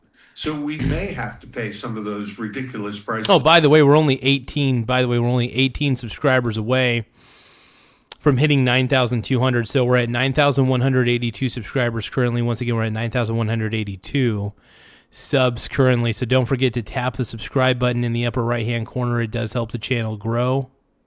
Let's keep it up, man. Let's keep it up. You guys are helping the show grow. That you see in other parts of the world. And we talk about the United States not really be dependent solely on these fuels, but it is a world commodity, so it goes up nonetheless. Is the United States doing anything? What can they do to mitigate some of the impacts? We talk about tax holiday. We talk about other sorts of things. What other options are out there for the Trump administration? Well, short of making sure that the Strait is reopened, there's small levers. You can have a tax holiday for about 18 cents for the federal tax. Various states, I think Georgia has gone to a state tax holiday. You can allow a little bit more leeway for a cheaper gasoline blend in the spring and summer. You know, these things might have environmental consequences, they might not. But you really don't have the big levers. And by the way, I think, you know, the United States crude oil industry is in great shape. We're going to probably break all of the records set for U.S. crude oil exports in the next 5 or 6 weeks. Yeah, that is a potentially good, and obviously the U.S. is just a huge exporter of that as well. We talk about, though, you mentioned spring into summer and the different blends, but people going on spring break, they are notably travel more during the summer. Is this kind of in line with the trend we expect this summer, or how would the summer impact some of these prices? Because there is going to be a demand, I imagine. Yeah, we'll see demand rise. And demand was kind of poor this winter because it was so damn cold. So we'll see demand rise from about 8.2 or 8.3 million barrels a day by about 1 million barrels a day, or, you know, a pretty large percentage amount. We'll probably see that. I think that if we get to $4.50 a dollar or $4.50 a gallon or more, we'll see demand destruction. That's a lot of barrels of oil, man. That's a lot of barrels, man. A lot of barrels. But, you know, it's hard to say. April is not particularly a brisk month for gasoline consumption or diesel consumption. I feel bad for the people who are traveling, though, because they have to contend with higher jet fuel prices and higher fares, and they also have to contend with a mess at the airports. Yeah, and this is now the 4th week of this operation in the Middle East, in Iran, and it doesn't seem to be ending anytime soon, despite President Trump saying it wind down. Is there a break-even point? Is there a point in which you're looking at in the summer months that it could get very dire? Yeah, I think, you know, if we get to the point where the prices are high enough to ration demand, like they did during the Arab oil embargo, or even, you know, during the Great Recession, then you're in some trouble. You may have plenty of molecules, but you're in some trouble. And I think that point is when you see crude oil prices consistently above $150 a barrel. But it's an abstraction. The price of crude oil right now is an abstraction. We've never dealt with having 10 to 18 million barrels a day not being delivered because of this impasse in the Persian Gulf. So it's new to all of us. And if the Strait... Yeah, and that's the thing, man. The Strait of Hormuz, it's got to open up at some point, man. At least it should. Iran has been being a total piece of you-know-what about it. And as you know, on this channel, we do not trust Iran. We do not trust Iran on this channel, I'll tell you what. Look, I'm a big fan of what Trump is doing. I think there's going to be some short-term pains. There's going to be pain on this one. It's just something we're going to have to accept for just a little bit, man. I know that it's tough to accept this sort of stuff, but we got to accept this for the moment, man. Just for the moment. Tap it with your tip. Of Hormuz, if Iran decided to go along with President Trump, fully reopen it, no threats to the strait, would it be immediate? How long would those impacts be felt? Because this crude oil still has to get somewhere, I imagine. Yeah, the U.S. the global oil industry has very, very long supply chains, sometimes 45 to 90 days. So we may start to feel some of the impacts of this March impasse, like an embolism moving through the bloodstream. So it remains to be seen. This is true for economists. It may be true for the military, and it may be true for people in the White House. There's a lot of stuff being made up as we go along. Yeah, everyone's trying to figure it out in real time. We talk about some of the real impacts, but there's also indirect impacts, some ancillary impacts, and obviously tanker and storage of this is a shortage. How might that impact some of what's going on? It'll be interesting. I mean, we will leave this when it is over as very energy dominant. There's no question about that. We've got shale oil and we've got shale gas, natural gas, and we're going to be superior in natural gas for the next 5 or 10 years unless, there's some sort of breakthrough like dilithium crystals. On the gasoline. My man mentioning dilithium crystals, motherfucker.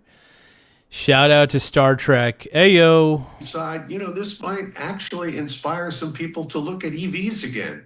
EVs have basically been in. Hey, by the way, we're at 18. We're only 18 subscribers away from hitting 9,200.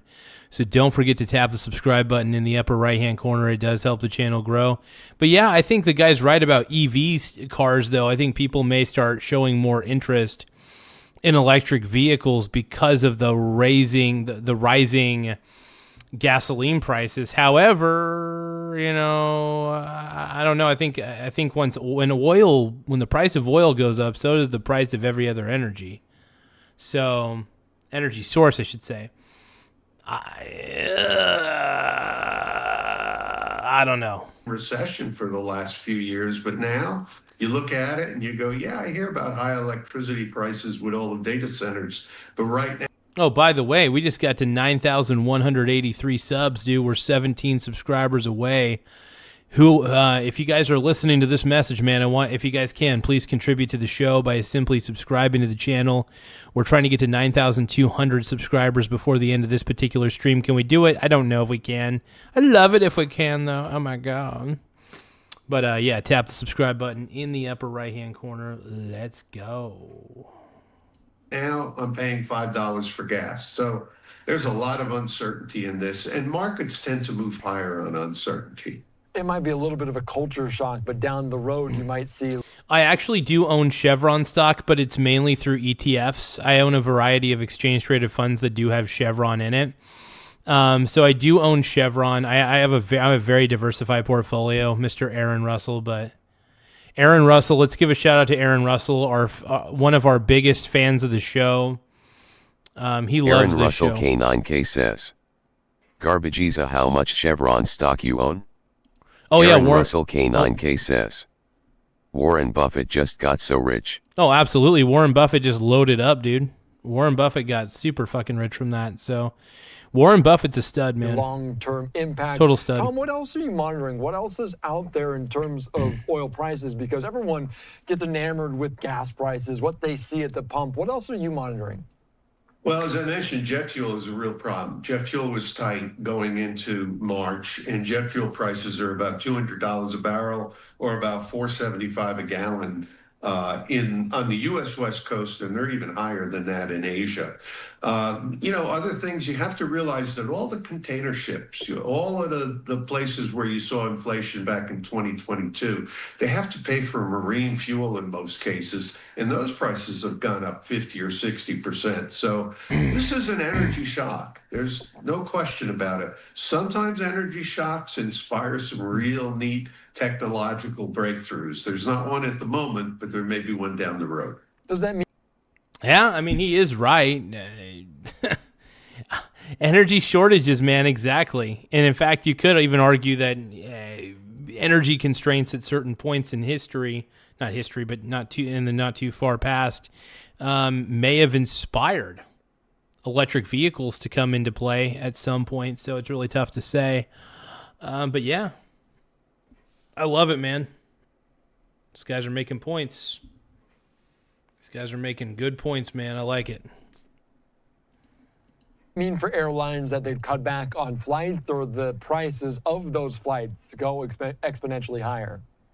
I think a little bit of both. I'm not a fan of the airlines, because if you're bigger than Michael Bloomberg, the seats aren't made for you.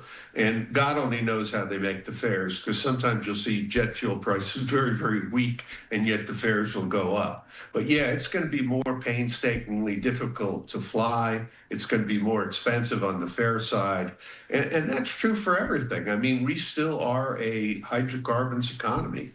We might use, other fuels in some cases, and we've largely ignored solar and renewables, and this may inspire. Hey, thank you guys for subscribing to the channel, though. We're currently sitting pretty at 9,182 subs. Make sure that you guys tap the subscribe button in the upper right-hand corner. We're trying to get to the 9,200 mark as soon as possible, but yeah, we're trying to get to 10,000 by the end of the month. Don't know if we could do it, but we're going to get close. We're going to try to get close. 9,182 subs. Thank you guys for contributing to the channel. Let's go. A reconsideration of some of those. Yeah, the formula those airlines put together is very head-scratching, to say the least, sometimes. Tom? Yeah, the one other thing I would say, too, is don't blame your local retailer.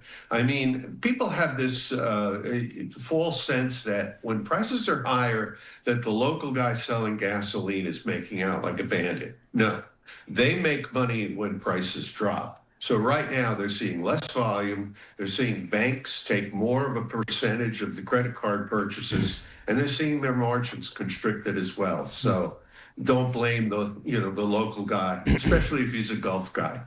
Yeah, so much is kind of intertwined and interacts indirectly with everyone else in this global economy. All right. Yeah, well, we'll see what the result ends up being. Yeah, I can't believe it, man. We're at 9,182 subscribers. Once again, 9,182. Don't forget to tap the subscribe button in the upper right-hand corner. We're going to end the stream for now. But yeah, I want to thank each and every one of you guys for being so a part of the show. You guys make this show go round, and I appreciate each and every one of you guys more than you realize. And just thank you again. You guys make this show great. Well, don't forget to like the stream. Don't forget to subscribe. I'm going to end the stream in 5, 4. By the way, if you guys want to give a gift, last second, give a gift, give a super chat. We're ending the stream in 5, 4, 3, 2, 1. Ending the stream right now.